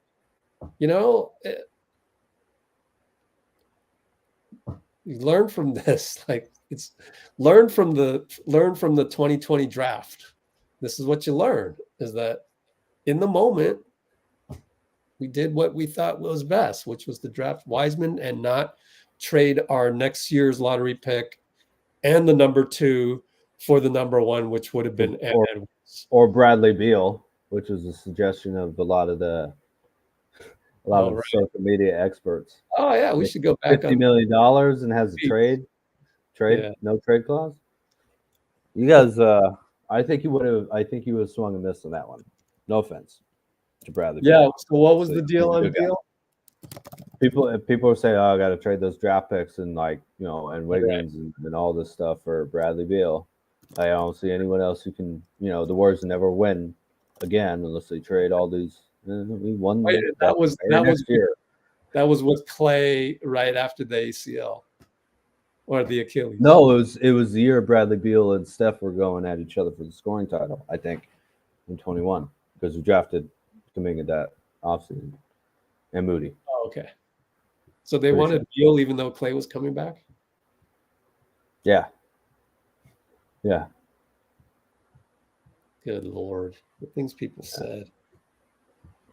Well, it's you look back at that and laugh, but look at what people are saying right now, too. Yeah, and look, sometimes people are right in terms of like who they want. I remember everybody wanted Miles Turner. Not that the deal would be done. Like, good for the Pacers. Like, they knew not to trade Miles Turner for James Wiseman, but like, Miles Turner turned out pretty good. Same thing with OG Anunoby. Everybody wanted OG Anunoby at the trade deadline. I just don't know that what did we have to trade for him. I didn't think Toronto wanted Wiggins, and they got a better deal from New York. Anyway, sometimes I think the half of it is right, but then to go through the whole transaction requires a whole lot more than just, oh, he's a good player, the Warriors should get him. That's not that simple. Yeah. I mean, they're thinking about like maybe being a little too cautious. There was, I don't remember. This is years ago. But someone suggested Porzingis on the Dubs when he was a Maverick. And I went, you're just trying to trade us your injury problem. But when he's been healthy with the Celtics, you can see how impactful, he would have been had he been on the team. But you changed that and everything else that's happened, which is mostly a lot of either good stuff or really important developmental stuff for everybody. That all changes, and you can't get it back, if you change one thing. So not only should you just be appreciative of what happened, but from a basketball perspective, we've been able to keep a huge amount of depth and continuity on the team at the same time. And youthful talent. Man, we got Trace Jackson Davis with like the 7th pick or something like that. That's just wild. It's wild. That dude's practically a starter level player for us, man. And we'll be okay because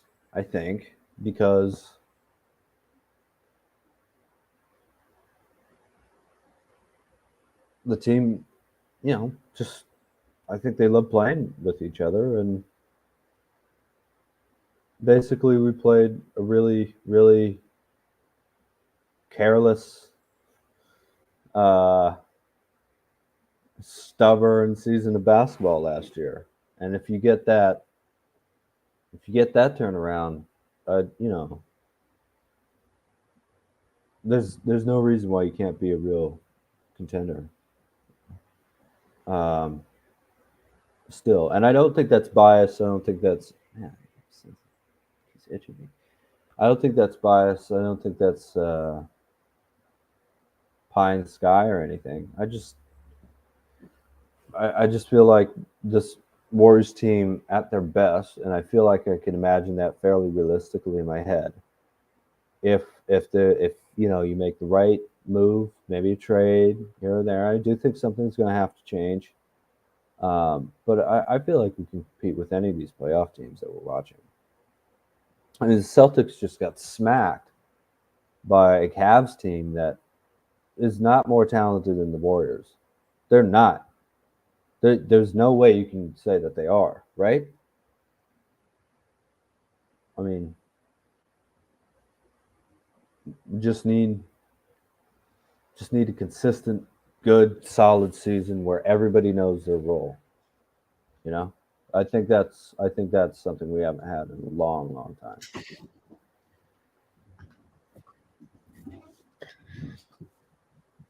All right. Oh, thanks for the reminder, Dina Gone, why we are in the situation we are with the whole pick, the whole lottery situation. Top 4 protected. Oh, yeah. In France, right? He was in France. Probably looking at, the team he was watching was the number 1 pick. Do you think it could have to do with the Olympics too? Setting up Olympics relationships or something to scout players? No, I think he had to be there just in case.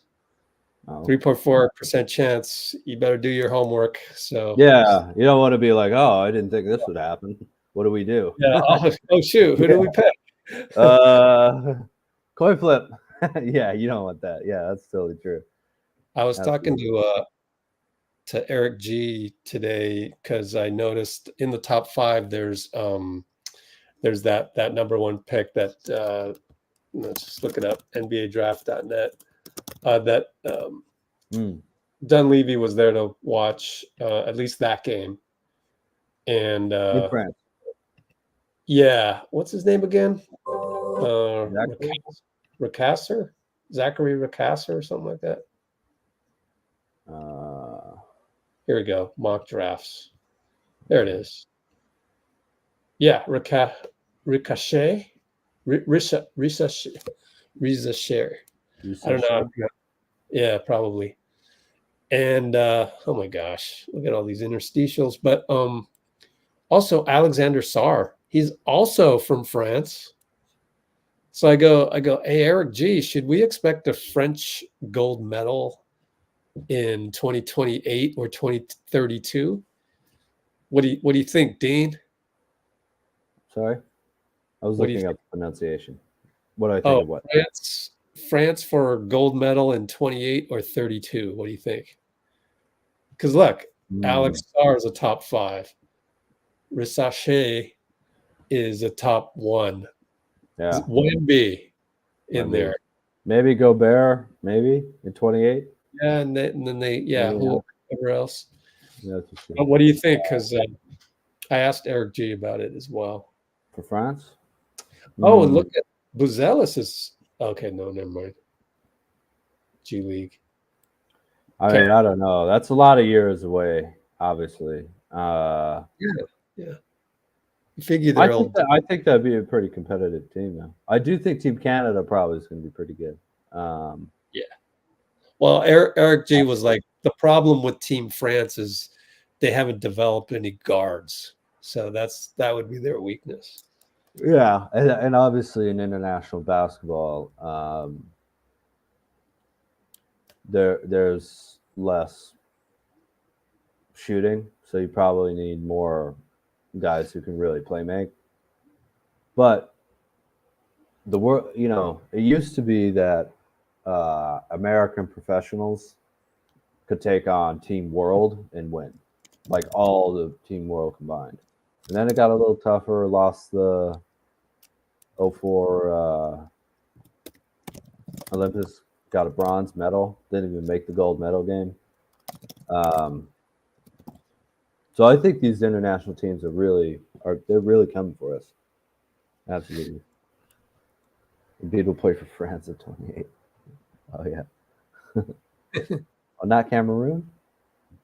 I don't think it's that easy to switch, technically speaking. I think he's a citizen of both countries, though, of 3 countries. Really? Still, I don't think it's easy to switch. Like Cameroon, French, and American. Yeah. I think France would take him, honestly. Oh, sure. Of course. I hope he doesn't, but yeah. But like Eric Gordon playing for the Bahamas wasn't like a smooth process, I heard. But maybe it's just because he had to get citizenship first. I don't know. Eric Gordon.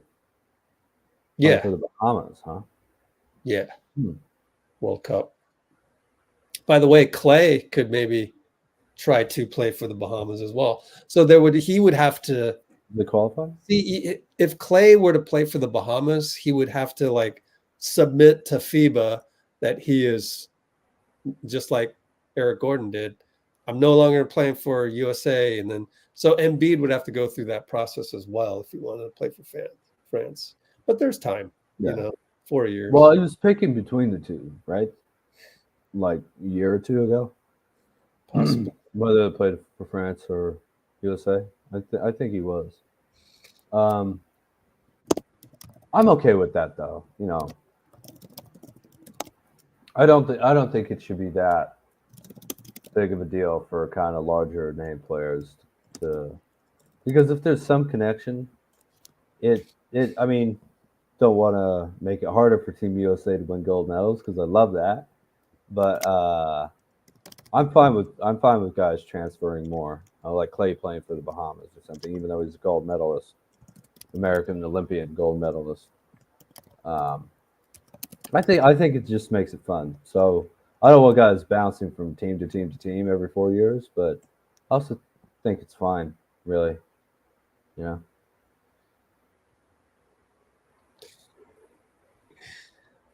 Excuse me. India national team come 28. That's going to be in LA too. That'd be fun. What was the last Summer Olympics we had in the U.S.? Was it 96 Atlanta? I think it was. Yeah. Or what'd they call that? Dream Team 2? Yeah. Shaq. Oh yeah. Yeah. Dream Shaq Team. was on that team? Wow. Yeah.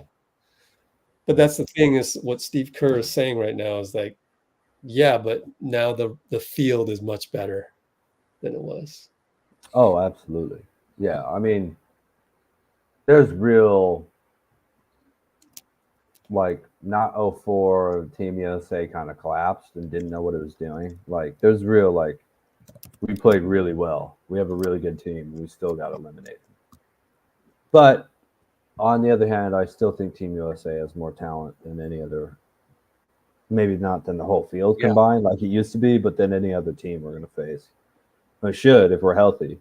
It's a very good 12-man roster and coaching staff. But I just hope we get a good Steph Curry Olympics and yeah, gonna be fun to hang out, talking about Paris, talking about Steph, trying to go for the NBA championship, finals MVP. What golf tournament did he win last year? The Tahoe one? Yeah, Tahoe golf champion and Olympic gold medalist. He cannot defend that title this year because it coincides with Team USA training camp. Oh, he has to play basketball instead of golf? I'm heartbroken. Yeah. Yeah. I love watching Steph play golf. He's the only golfer I would really watch. Yeah. Not to be rude, but I'd much rather take the Olympic basketball. Thanks. Yeah, of course. Yeah. I don't know what's going to happen to our credential though, so we'll see.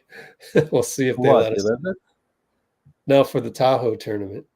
Oh yeah. But I'll still cover the. It's. We'll see, but those are some good days, man. Watching you walk up the course, filming stuff. Yeah. That was great. You saw that, yeah. Oh yeah. Oh, I've been watching this channel for half a decade, Rich. Oh, on, thanks, man. Yeah. Oh, we talked about that. Jokic winning his third MVP. Zoomer is saying that he thought SGA should have won it. I thought Tatum probably should have won it. I didn't think Jokic put in. I agree with either. How about let's just give it to the team with the best guy on the best team. Just make it official. I don't have any problem with that. Best player in the best regular season. Yeah, depends. It depends. Oh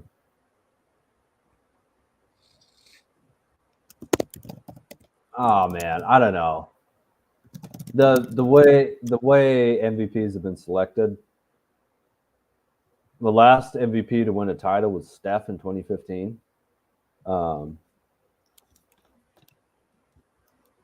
Westbrook and Harden getting it in 17 and 18. On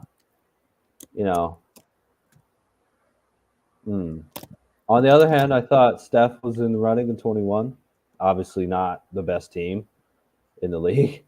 Jokic got it that year as a 6 seed, and then got it the next year as a 6 seed again.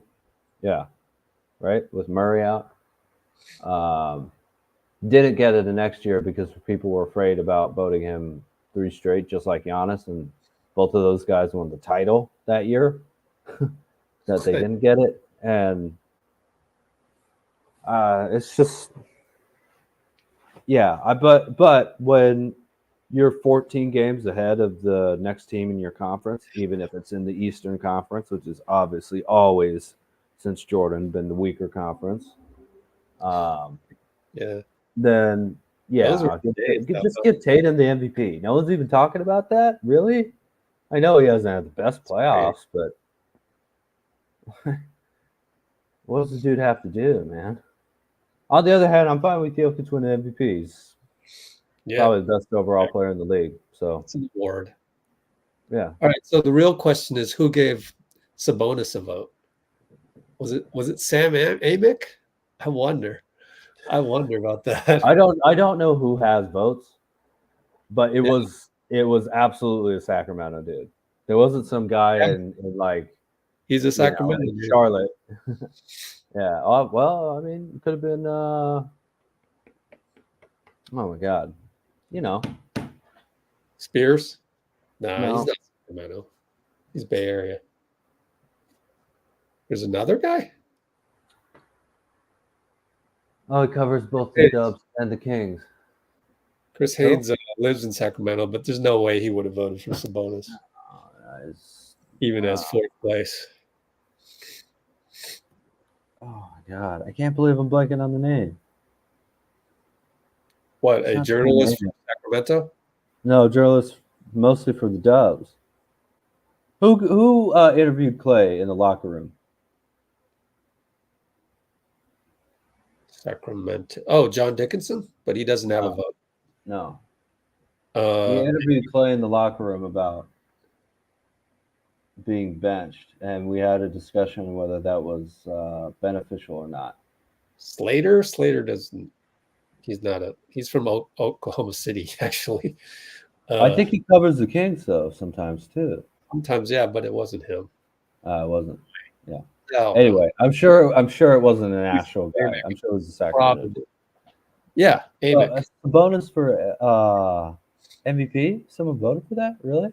4th place. But yeah, still, I get voting for he's De'Aaron not even Fox. close. He's not even close to being top 5. So He's not the best player on his own team. No I know. offense. It's crazy, right? Like, There's something fishy going on. Someone voted for Pippen in 96, denying Jordan a unanimous MVP. They voted for not Pippen. I'm sorry, they voted for Rodman, I believe. What? I mean, Dennis Rodman's great. He won them that title in the finals in a lot of ways. He really did. You know, he was amazing during those finals. But come on, man. You know, Rodman on the same team as Jordan, and they won 72 games, and you voted for him? That's wild. It's just wild. I was thinking Stockton, Kobe, Pippen, LeBron, and Duncan have 0 defensive players of the year combined. So I care if you won it. I really don't care if you didn't. Because that's insane. Those 5 guys have never won any defensive player of the year. So I don't. Did I you don't say know. Duncan? Duncan never won defensive player of the year. Oh, I got you. DPO, yeah. Yeah. Say that again, Duncan, and who else? Yeah. Stockton, Kobe, Oh, Pippen, LeBron, and Duncan. And that's since defensive player. Obviously, Russell never won it either, or Chamberlain, but it wasn't around back then. So I'm not, can't be mad at that. But yeah, Stockton? huh? What wasn't around? The defensive player of the year started in '83. So, what are you saying? No, I'm not going to include guys who didn't win it because it didn't exist yet. Like Russell doesn't have a defensive player of the year, but that's because it wasn't around. Like, I'm not going to be mad about that.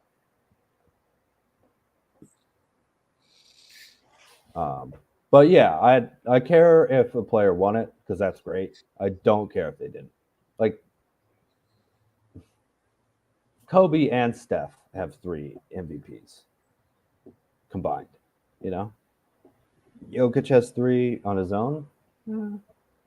I don't. That seems a little silly, doesn't it? But I'm not saying Jokic didn't deserve it. So, yeah. I mean, as you say, Rich, it's just a popularity contest, right? So Yeah.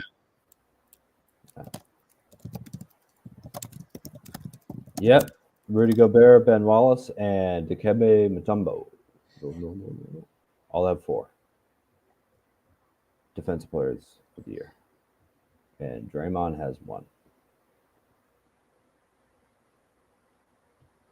Blocks per game. Yeah, it's easy.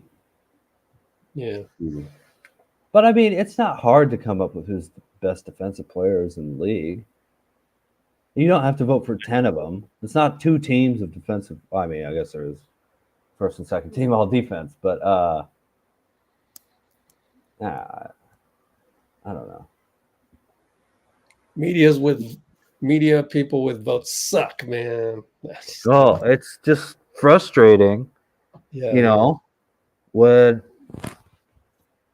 it seems like it's as simple as blocks per game or some other stat, It's like, well, just give it to the guy you think is going to be the best throughout the season. It's probably Draymond a lot of years, I did like the Marcus Smart vote, though. I did think that was pretty cool. I really appreciated that. One time they got it right. And Steph going against the DPOY. And Smart was really good, man. He really was really good that year. But going against the defensive player of the year in the finals like that was great. Really, really good tonight. Derrick White, man. Defensively. Sorry? Derrick White, yeah. He's a heck of a defender. The Celtics so frustrating, man. Yeah, I know, right? I've never seen a talented team that I didn't trust as much as the Celtics. Because they could be the best team in the league, or they could be like a playoff, like a non-playoff level Like, we're ready for the game to be over. We know we're going to lose. Like, what is this bipolar? No, I shouldn't say bipolar. That's because that's obviously a very serious condition. But what is this, like, Dr. Jekyll, Mr. Hyde. wishy-washy, just like we have no idea who we are, stuff that they've been doing for like 3 years in a row? Yeah. You're making us look bad, man. That 22 title was against a great team. You're a great team. Start playing like one. But again, they have Missoula, who's younger than one of their players. Here, let me segue. Yeah, please do. Does Otto Porter not get enough freaking credit? Oh my God, dude. Porter gave us his foot and his career for that title. He really did. It's all about Steph, all about Draymond, Klay, and Poole, and Wiggins. But Otto Porter, man, you and I were both saying we need to play Kuminga, and they didn't go with the rookie in the finals. Funny enough, but they did go with, okay, Lun's been great, but let's start Otto Porter. And the Celtics they had no answer for that the rest of the series. Because Porter would just come out there and hit 2 3-pointers at just the right time. That's why I broke their back, man. But they have to play better. You're making us look bad. I can't wait to I want to do a rewatch on off days during the finals. We're going to rewatch, and I don't know how to do it yet. Maybe it requires a Twitch account that I'm willing to get, collapsed, willing to get demonetized, or we're not monetizing anything on Twitch, but willing to get copyright striked on Twitch, whatever, taken down as it's happening. Who cares? I'm going to try and do it and play it in mirror, Yeah, right. I can't wait to watch reverse reverse order again. Yeah, and we can't get kicked off if we're in the finals, though. That sucked, man. Yeah. Oh, sorry. Go ahead, Rich. Sorry. I know why that happened. It's just an algorithm thing. They saw the corner of the scoreboard. Yeah, that's understandable. Just, man, celebrating a title is just gone. Oh, we got to win one more, bro. It's gonna be great to see Otto Porter against that squad again, assuming all goes well. And I wonder, how we say Wiggins was the second best player in the finals. Was Otto Porter 2.5? No, it was Draymond. Okay. Yeah. Probably Poole and Klay. Klay and Poole. Don't forget Cole. Yeah. Yeah. Poole's still really good. Hit that huge shot. Oh, man. And then the second apron came in. Oh, we've had a really rough last 2 seasons, dude. Like, insane. And Decky died, obviously. That's the worst. But even just basketball-wise, the punch, Poole, having a rough playoffs, Klay having terrible final games these last few years, and J.K. and Wiseman, and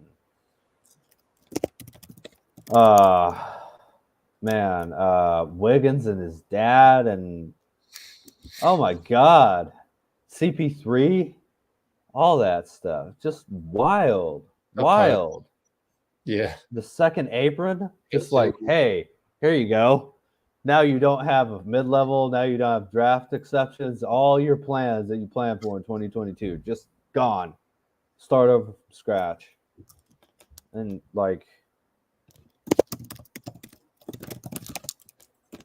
speaking of Windhorse, that was the very first thing you said after the Warriors won the 22 title. Checkbook win. Thanks, bro. Nice. Good. Yeah. Have fun with LeBron, number 1 pick. Kyrie, number 1 pick. Kevin Love, number 1 pick. Yeah, that's fine. Not going to change it for that. Nah. Wait, he said that after the Boston one, or which one? Yeah. Oh, wow. After we got a 14% chance to win that title. We did it. Checkbook win. Second apron. Okay. Fine. You know what? I love the competition. I'm fine with that, But all I'm trying to say is we immediately then went into yet another rebuild after having just done one, you know. And the Jordan Poole thing, that was totally our fault, you know. It was Draymond's fault, Poole's fault, Kerr's fault, Steph's fault, my fault, your fault. It was everybody's fault. And CP3. Fire Dean. Oh my God, yeah. Cancel Dean. Not you, Agon, me. Yeah, it was all of our faults, man. And just hoping we could have a nice, fun, solid, relaxed, normal season where Draymond doesn't get suspended and talk about retirement. That'd be cool. Just a normal, like, just had a season. That would really help. Was 2022 smooth sailing though? Didn't we have some problems compared to 2020, 2021, 23, and 24? Yeah. Yeah. I mean, Steph had a bad ankle injury that kept him out, and he started off the postseason coming off the bench. So there must have been something a little crazy. I mean, Klay came back, you know, after 941 days. Yeah, it was still a little bit crazy. But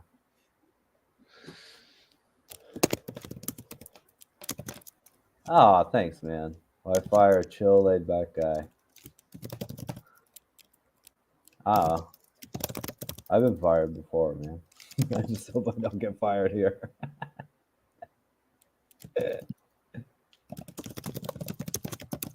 Kept losing at the end of the. No, we finished off with a 5-game winning streak. Yeah, by the end of 22.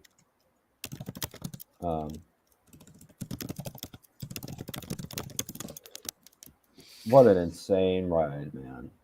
Half a decade. It's been half a decade already. Man, that's just insane. We're still got something left in him now. It really doesn't feel like we're done, right? I know everybody is saying that the dynasty's dead, but I'm not seeing like defeat or being resolved to your fate, because I don't know why you would. You don't really have any pressure on you. You've already been to 6 finals. Got a lot of talented young guys. Yeah, I'm just starting to repeat myself, but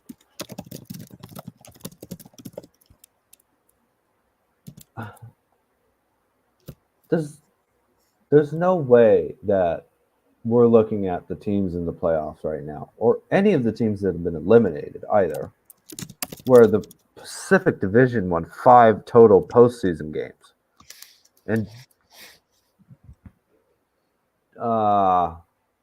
2 of them were playing games with 5 Finals MVPs. Is that right? Yeah. No, 4 Finals MVPs in the Kings. Yeah, that's right. There's no way you're looking at any of the teams that got eliminated and want to change place with them or are afraid of them in the playoffs. Not the Bucks, not the Sixers, not the Lakers, not the Kings, not the Suns, not the Clippers, the Heat. None of them. And I really like,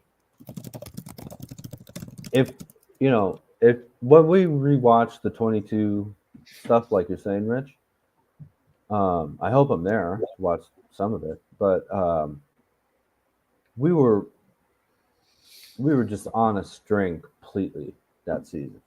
If we were on a string, like magnetic to the ball, just that magic force, that really good teams have, that I guess the Timberwolves have shown it. Not just blowouts, but just the ball's like here. It just ended up in that player's hands because he went for it, or it was just being lucky too. They're definitely on a string on defense. They're the only team I've seen that's really played like that. Even if even in a blowout, that doesn't always happen. It's just sometimes the team hits a bunch of threes or whatever it is. But the Timberwolves do have that a little bit. And yet they have one guy that I'm actually afraid of, and that's Anthony Edwards. And honestly, I'm not afraid of anyone else on that team in terms of being a perimeter player who can hit a shot off the dribble. Who's it? Mike Conley, Anderson, Daniels. Not afraid of Cat. Cat got 62 and they lost that game. I'm not afraid of Gobert. I'm just not afraid of any of these teams. We need to play with urgency, though. That's it's all internal, really, and making a few moves. We're gonna, you have to change this roster a little bit. You just have to. But again, I wouldn't change places with any of these teams, and it might blow up in our face, but it might not. So it might work out well, and I'm looking back at all of my men's rec league teams. I don't think we ever ran it back, ever. And we're talking about no salary cap. You just, especially when you don't win the championship, you always made a tweak. So something's going to. I think the Warriors will do that, just because we haven't seen a major move since Wiggins, right?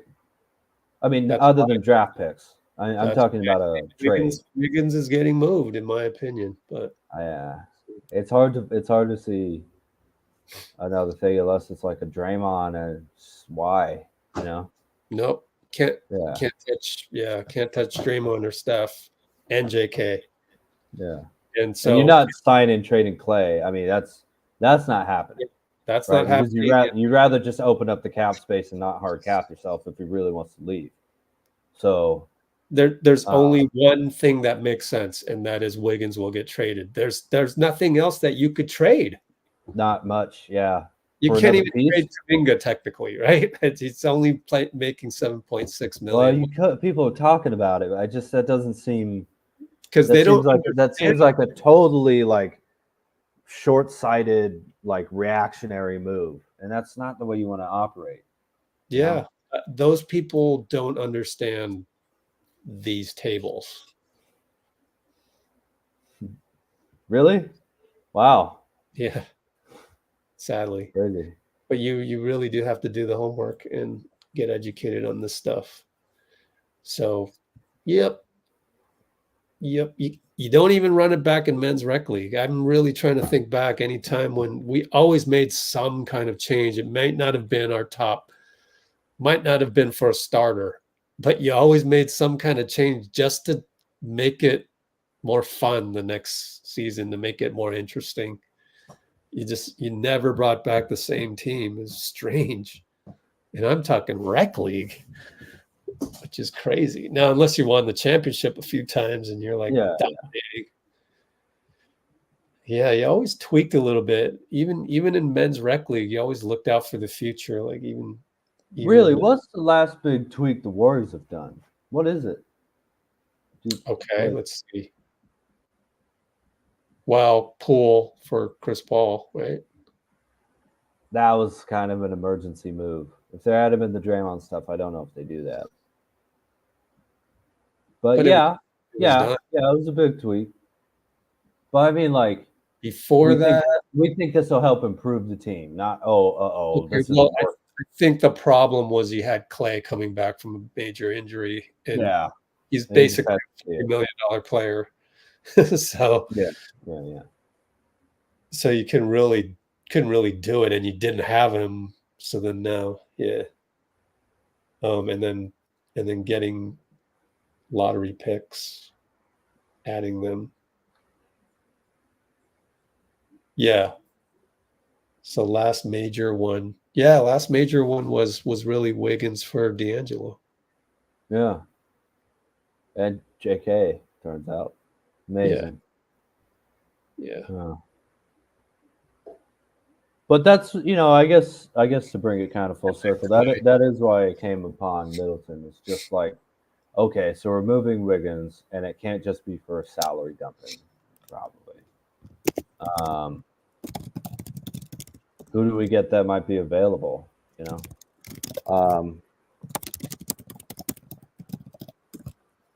I'm not totally against the idea of maybe including Kuminga, but that would have to be for a real like star. In that case, KD, they'll get KD, but I don't want to rebuild. So when you're talking moving Kuminga, there's a higher chance of it ending up a rebuild out here. I just think it's more of a rebuild later. I don't want to go through that. I mean, would that be okay if you won 2 more titles in a row with Steph? Yeah. But there's no guarantee in this day and age. Well, I mean, you'd have to be getting like, I don't even know who it would be. Donovan Mitchell right now. Jokic, you know, like guaranteed title. Well, if we have Jokic, Steph, and Klay, and Dray, like we'll win the title. Yeah, so nobody's doing that. Yeah. But as you say, you know, I guess one thing that does give me a lot of hope in these playoffs is that it's like you tell me Kuminga can't do that. Like one of these young players. Yeah. Jaylen Brown, could it be Anthony Edwards? Outside of Anthony Edwards, because Edwards has the moves. But Kuminga he's good enough. Yeah, but Kuminga's so much bigger than Anthony Edwards. You know what I mean? Like Edwards is 6'4". He's probably 6'3", really, and just very athletic. But Kuminga's just a beast, man. No, I mean, I still think you go start Minnesota against the Warriors right now, 7-game series. Same squad. What? If we played Minnesota right tomorrow, it'd be a 7-game series. Go to 7. Yeah, it will go to 7. Win 4-3 or they win 4-3. We're that good. Yeah, I don't think we played with enough effort last season to well, it was the regular season. Regular season killed us. So yeah. But if we're playing on the string with the focus that we were talking about earlier, I mean,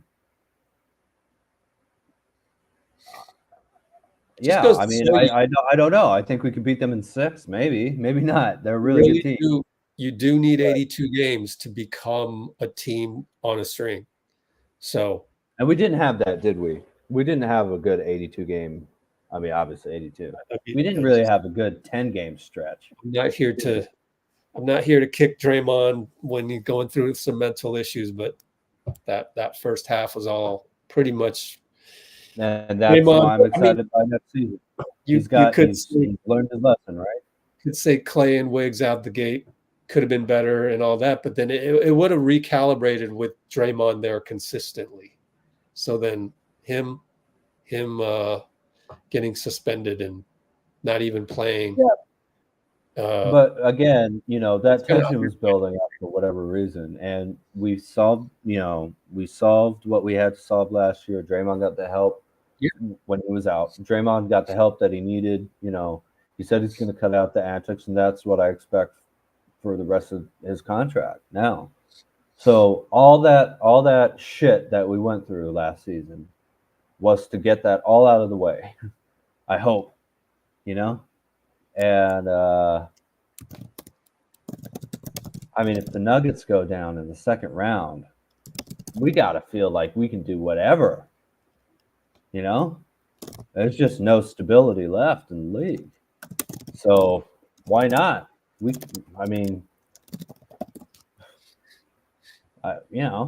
not, man?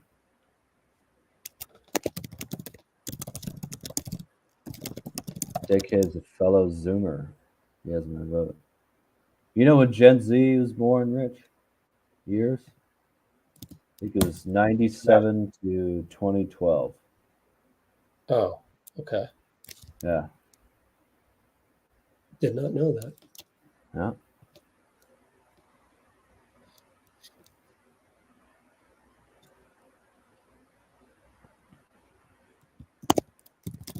Signing Klay to a 2-year, 50 might be the most realistic, but the problem is Orlando and OKC can afford like 30 mil for 2 years. Well, we can afford to play Klay whatever he wants.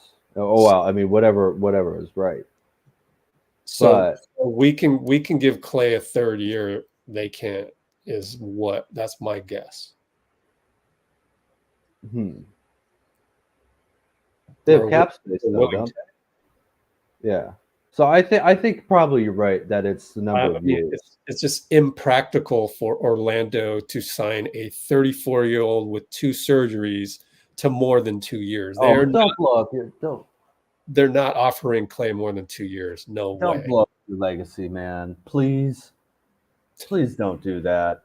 You know what it's going to be like if you ever. Please don't assume I'm doing that. Like, you know me better. No, not you.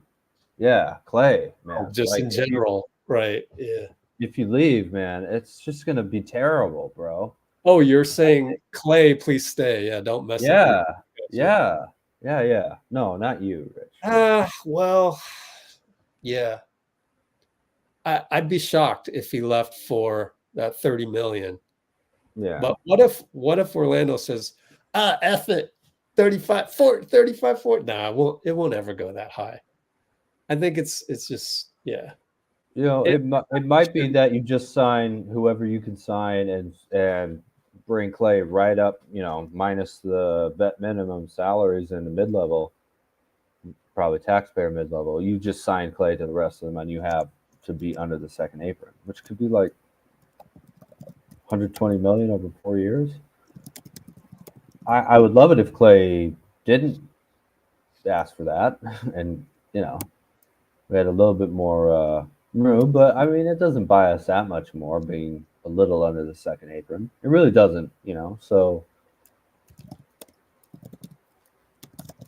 I know people are only going to think about the 0 for 10, and that sucks. But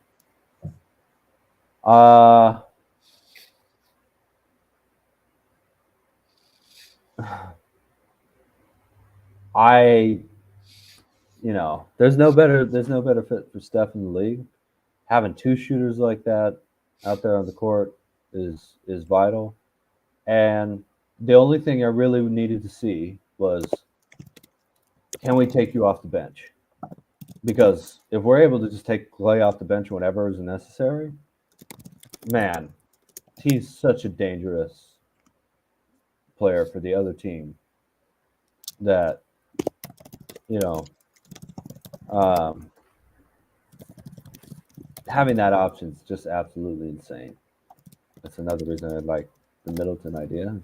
I think that's a lot of really good shooters. But the option for 6-man Klay, it's unbelievable, man. It's seriously, he played amazingly well. He really did play amazingly well coming off the bench.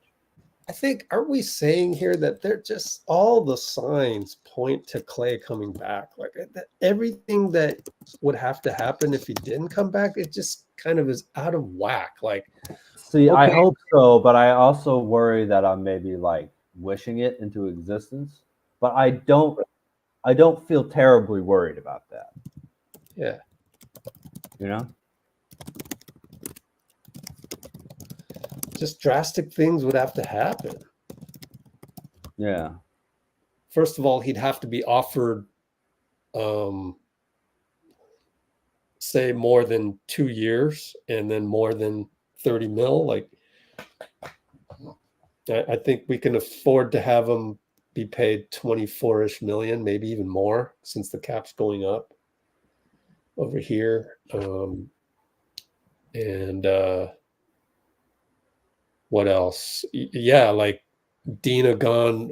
I'm commenting with him in the comments. It's like, and what if it doesn't work out for Orlando or whatever team with cap space, Philadelphia, OKC, and then it's like, oh, then well, they'd be stuck with them because who's going to want to trade with them for Klay? And then at that point, you're thinking, okay, then maybe he'll get a buyout in the February trade deadline of 2026. And then it's just like, it's starting to sound more and more outlandish. Can you imagine Klay joins some other playoff team on some kind of a buyout. Like, it's just like, come on, just stay a Warrior, bro. It's so much easier than going through all this. Funny, huh? It's just getting more and more ridiculous.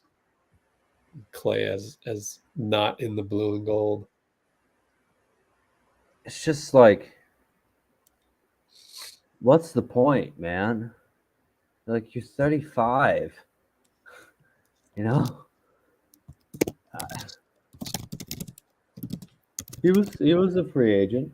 I know he had a torn ACL. You know what? Hey, maybe that's it, dude. He had a torn ACL when he should have been one of the most sought-after free agents in the NBA. And you know what? Maybe he just wants to love. Maybe that's it. You know? I wouldn't be surprised. Not saying he's even going to leave. Just the, like, I'm a healthy player, able to go into free agency and see what I can get. And come back to the Warriors and say, I mean, not him, of course, his agent, but, you know, say, this is what we're hearing from other places and all that. But the idea of him actually leaving and then opening up seriously, it's going to be like a $30 million slot, you know? So, well, the Warriors are going to have money to throw at a free agent and Klay is going to go to a different team. He might have to compete with that. I don't know. I mean, who knows what could happen? You never know. What Draymond's going to be on the team, Steph's going to be on the team, and Klay's going to be in Orlando. That's insane, right? Yep. Isn't it?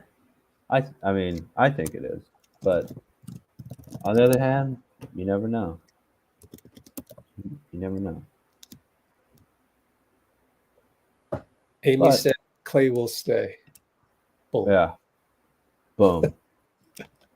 Yeah, let's do a screenshot. Ready? 1, 2, 3.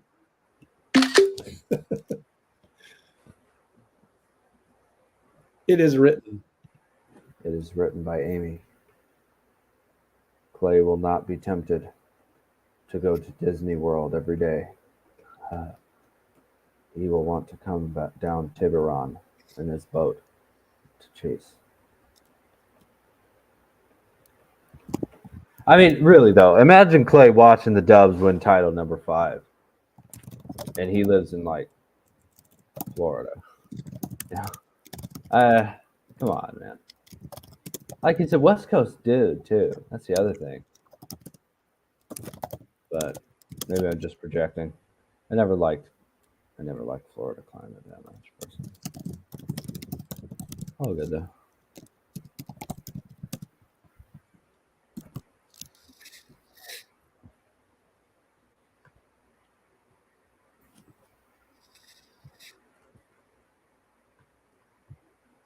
Yep. Any commute to what? If Klay went to OKC, yep, he'd definitely come off the bench. That's one thing.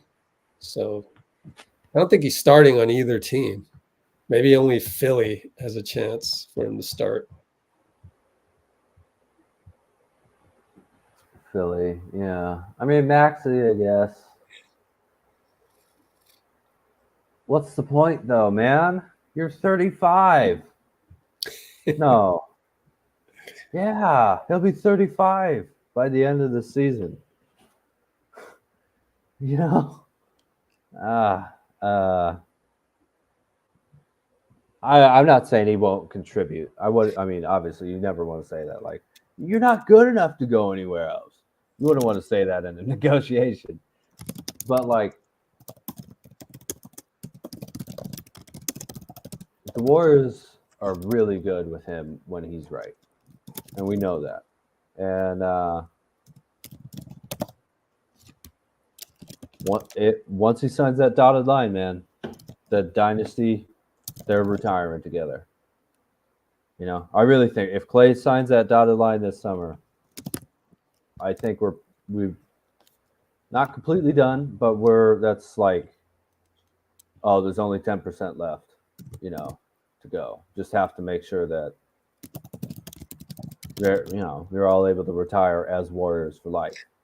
Never have them play for another team. And that's honestly, it's almost worth the title. It's worth like a parade, those three just staying together, one team their whole career. Because no one's ever done that. Three guys in one team, with a 3-point line on the court. I can't think of anytime that's happened. Three of them? I mean, Stockton and Malone, yeah, they Where were did together. Tony Parker go? Didn't he go somewhere? Charlotte, yeah. Oh yeah. Mm-hmm. I don't know. I still think it's tough, but what are they just gonna retire right here? I guess maybe so, right? One more? They come back for veterans minimum each? I was thinking end of the decade, maybe. End of the decade? Yeah. Oh 2 my more God. seasons for Dray, Klay. 3 more I mean, seasons. if you said, look, I love Klay and everything, but like it kind of went like this season. So then it levels out. Oh, they're coming off the bench at that point. So all the young guys. Yeah, for sure. But oh man, I don't know. Iguodala, Haslam type. Out Kyle till Lowry. 2030. I don't know about that. That's CP3. It's pretty close to the same age for him next season. For Steph. Well, and Dray and Klay are 2 years the younger. NBA is acceleratingly getting younger, so that's the thing. Yeah, a lot of dumb kids who don't know not dumb, but a lot of crazy kids, who aren't even able to rent a car yet. You're going to need some vets around to help them out, So, I don't know. I'm a millennial. Ask Zoomer, man. He's younger than me. Tell you whether they can play. I don't know. Just have Tobias Harris. They don't need Klay. Even I would say I would take Klay on the Sixers over Tobias Harris. Not that Harris is bad. Just I don't know. What happened? Dana Gunn saying the Sixers have Tobias Harris. They don't need Klay. Haha. He's kidding. But I don't even see that. I didn't see it. You scroll down. Sixers have Tobias. No, they don't. He's a free agent. They're not getting him. Tobias is gone. I don't think they'll re-sign him. Yeah. No way. Are you a millennial, Dean? Nice. So you remember the 20th century? They both need a change of scenery. Who? So, Tobias and the Sixers. So. Yeah. I heard he could go back to Detroit since they have like $60 million. Yeah. Yeah. He's not the first player to ever do that. Yeah. Go for it. Make all the money you can. Absolutely. Although, if I were an NBA player, if someone told me that, if an agent told me that, I would fire them. Make all the what? I'm getting paid an insane amount of money, okay? And you want me to go to a team that has less of a chance of winning? No, I'm not doing that. I'm talking about me, man. Not that I've had the option, but I would focus on making the playoffs like as much as possible. I don't care about. Well, it's a difference between $5 million between 20 and 25 million a year. What? I'm going with the winning team, man. But that's not the way it works, apparently. Because Americans don't value winning, Rich. And that's just the damn truth. They don't value it. They value glory or praise. But not what it takes to win time and time again. That's why they hate the Warriors so much. What do you mean you're still together? We can't keep winning. Come on. We want to see losers win now. What? Yeah. I mean, I get it. Well, they don't want to beat us. They want us to die. That's insane. Yeah. Oh, I don't get that myself. I don't get that at all. And then Yeah. the whole dynasty It's is like over. wanting Michael Jordan to retire. What? Well, now we'll get to win now that he's retired because we're afraid of him. You don't deserve to win anything then. Yeah, it's all different cultures. So, Yeah, that's true. That's true. I mean, different values. I understand that. But there's no balance, I guess, is what I'm saying. You know, I'm not saying I never want to see young teams win. It's very fun. Seeing the Nuggets, Denver, win the first basketball title they've ever won in anything, professionally at least. That was amazing. But it doesn't mean that I want, doesn't mean that I want the Warriors to suck. Yeah. What do you mean? Or the Spurs. Broncos won the Super Bowl. Yeah, basketball title, first basketball title. Oh, yeah, professional basketball title. Yeah. Didn't mean that I want the Spurs to just collapse and go into the dust. Like, it was great facing a great team that knew how to play together. I feel like there's no respect at all anymore. Maybe I'm just getting old, but yeah, You're definitely not getting old. You're like 26. Almost 29. But you're 28. Yeah. Oh, still though. Yeah. I got this whole year. I'll be in my 20s, at least. So that's cool. Yeah, Amy. They'll retire together as Warriors forever. I really hope so. It'd be great, man. That kind of,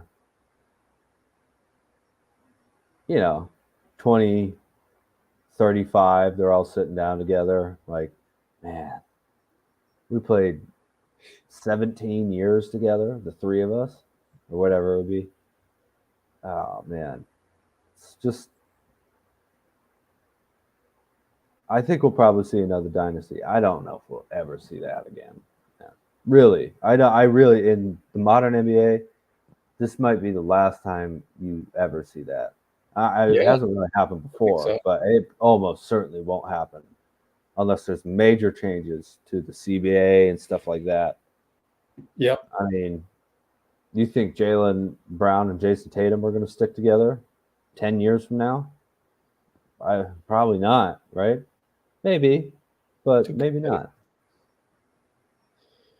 It's just too much money, really. Yeah.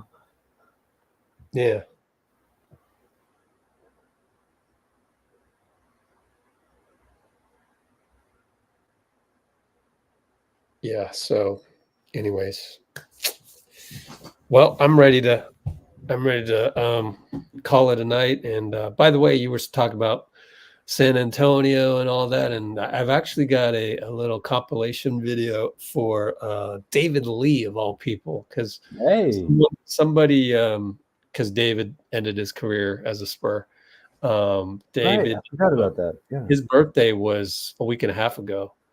Someone on Instagram told me about it, and then I was like, oh, let me go look at all the things that I've done that's David Lee related. So I did a search on the channel and it came up with all these things, and I thought, all right, I'll put it together and do a birthday thing. But now his birthday is way past. That was the 29th. So I'm gonna maybe release it tomorrow and just explain that 11 years ago, May 10th, was the first time I videotaped David Lee in the locker room. And it happened to be after the game, I think game 3 against the Spurs, Mark Jackson era. And we had lost game 1, blew a 16-point lead. Won game 2, both in San Antonio, and then lost game 3 at home. I think we lost game 3 at home, right? And then somebody interviewed David Lee, and they asked him things like, do did you expect this and everything? And he was just, rattling off things. Yeah, Steph and Klay are playing great. Harrison's playing great. Draymond and all that. So it was kind of neat to see him there. Yeah. Remember, David Lee had torn his hip flexor in right at the beginning, game 1 against Denver. I think it was the previous series against Andre Iguodala's Denver Nuggets. And Right. and then he came back heroically against the Nuggets, like in game 6 or whatever, to clinch. And then he sat 2 more games. And then finally game 3, Mark Jackson was able to play David Lee a little bit against the Spurs for that one. So that one is coming out tomorrow. Tribute video of sorts. So we lost game. No, we lost game 1 by 2 points. Yeah, we had a 16-point lead. We blew it. Won game 2 by 9 points. Lost game 3 by 10. Won game 4 by 10, and then lost game 5 and 6 by 18 and 12. Yeah. So that interview, the first interview on that is from 11 years ago, May 10th, 2013. Amazing. After the 10-point loss to the Spurs. And well, everybody out there saying you missed the Dubs, Let's Go Warriors has a gold mine of videos from any moment there that you can think of, really. So just well, not any moment, because some of the stuff is lost.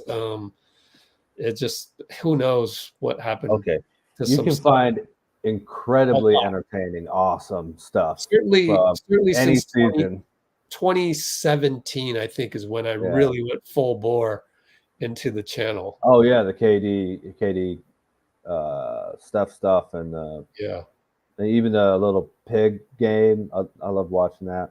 You have that on your channel, right? The pig game. Yeah, they played a quick game of pig somewhere. Yeah.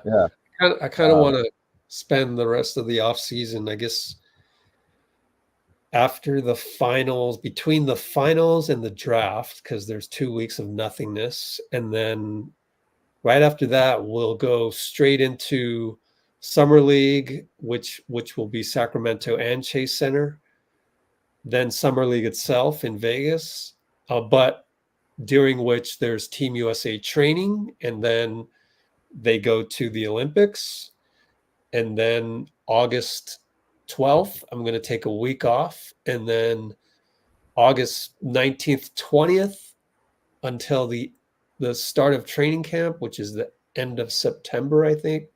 So that you have a week and a month, so 5 or 6 weeks right there. I think I'll do some nostalgic compilations from the dynasty. Sounds great. I looked it up. It was Steph and KD practicing shooting the day before the final game of the season, I believe, because it said it was 66 and 15 was the record. Oh wow! So that's what I was thinking of. But yeah, man. We're gonna. I think there's a real fun moment, that we can try and take advantage of coming up. Obviously, with the finals, especially, and the Olympics, but with the other moments there that you're talking about as well. All right. So next live is going to be Sunday. Should be free, I think. I have finals coming up, but 12 p.m. With Anthony Ty in Chicago for draft lottery. 3.5% chance. Yeah. Hey, it's about the same chance as winning a title. So just think about that. Ooh. Yes, sir. Let's do the Just Us. Yeah.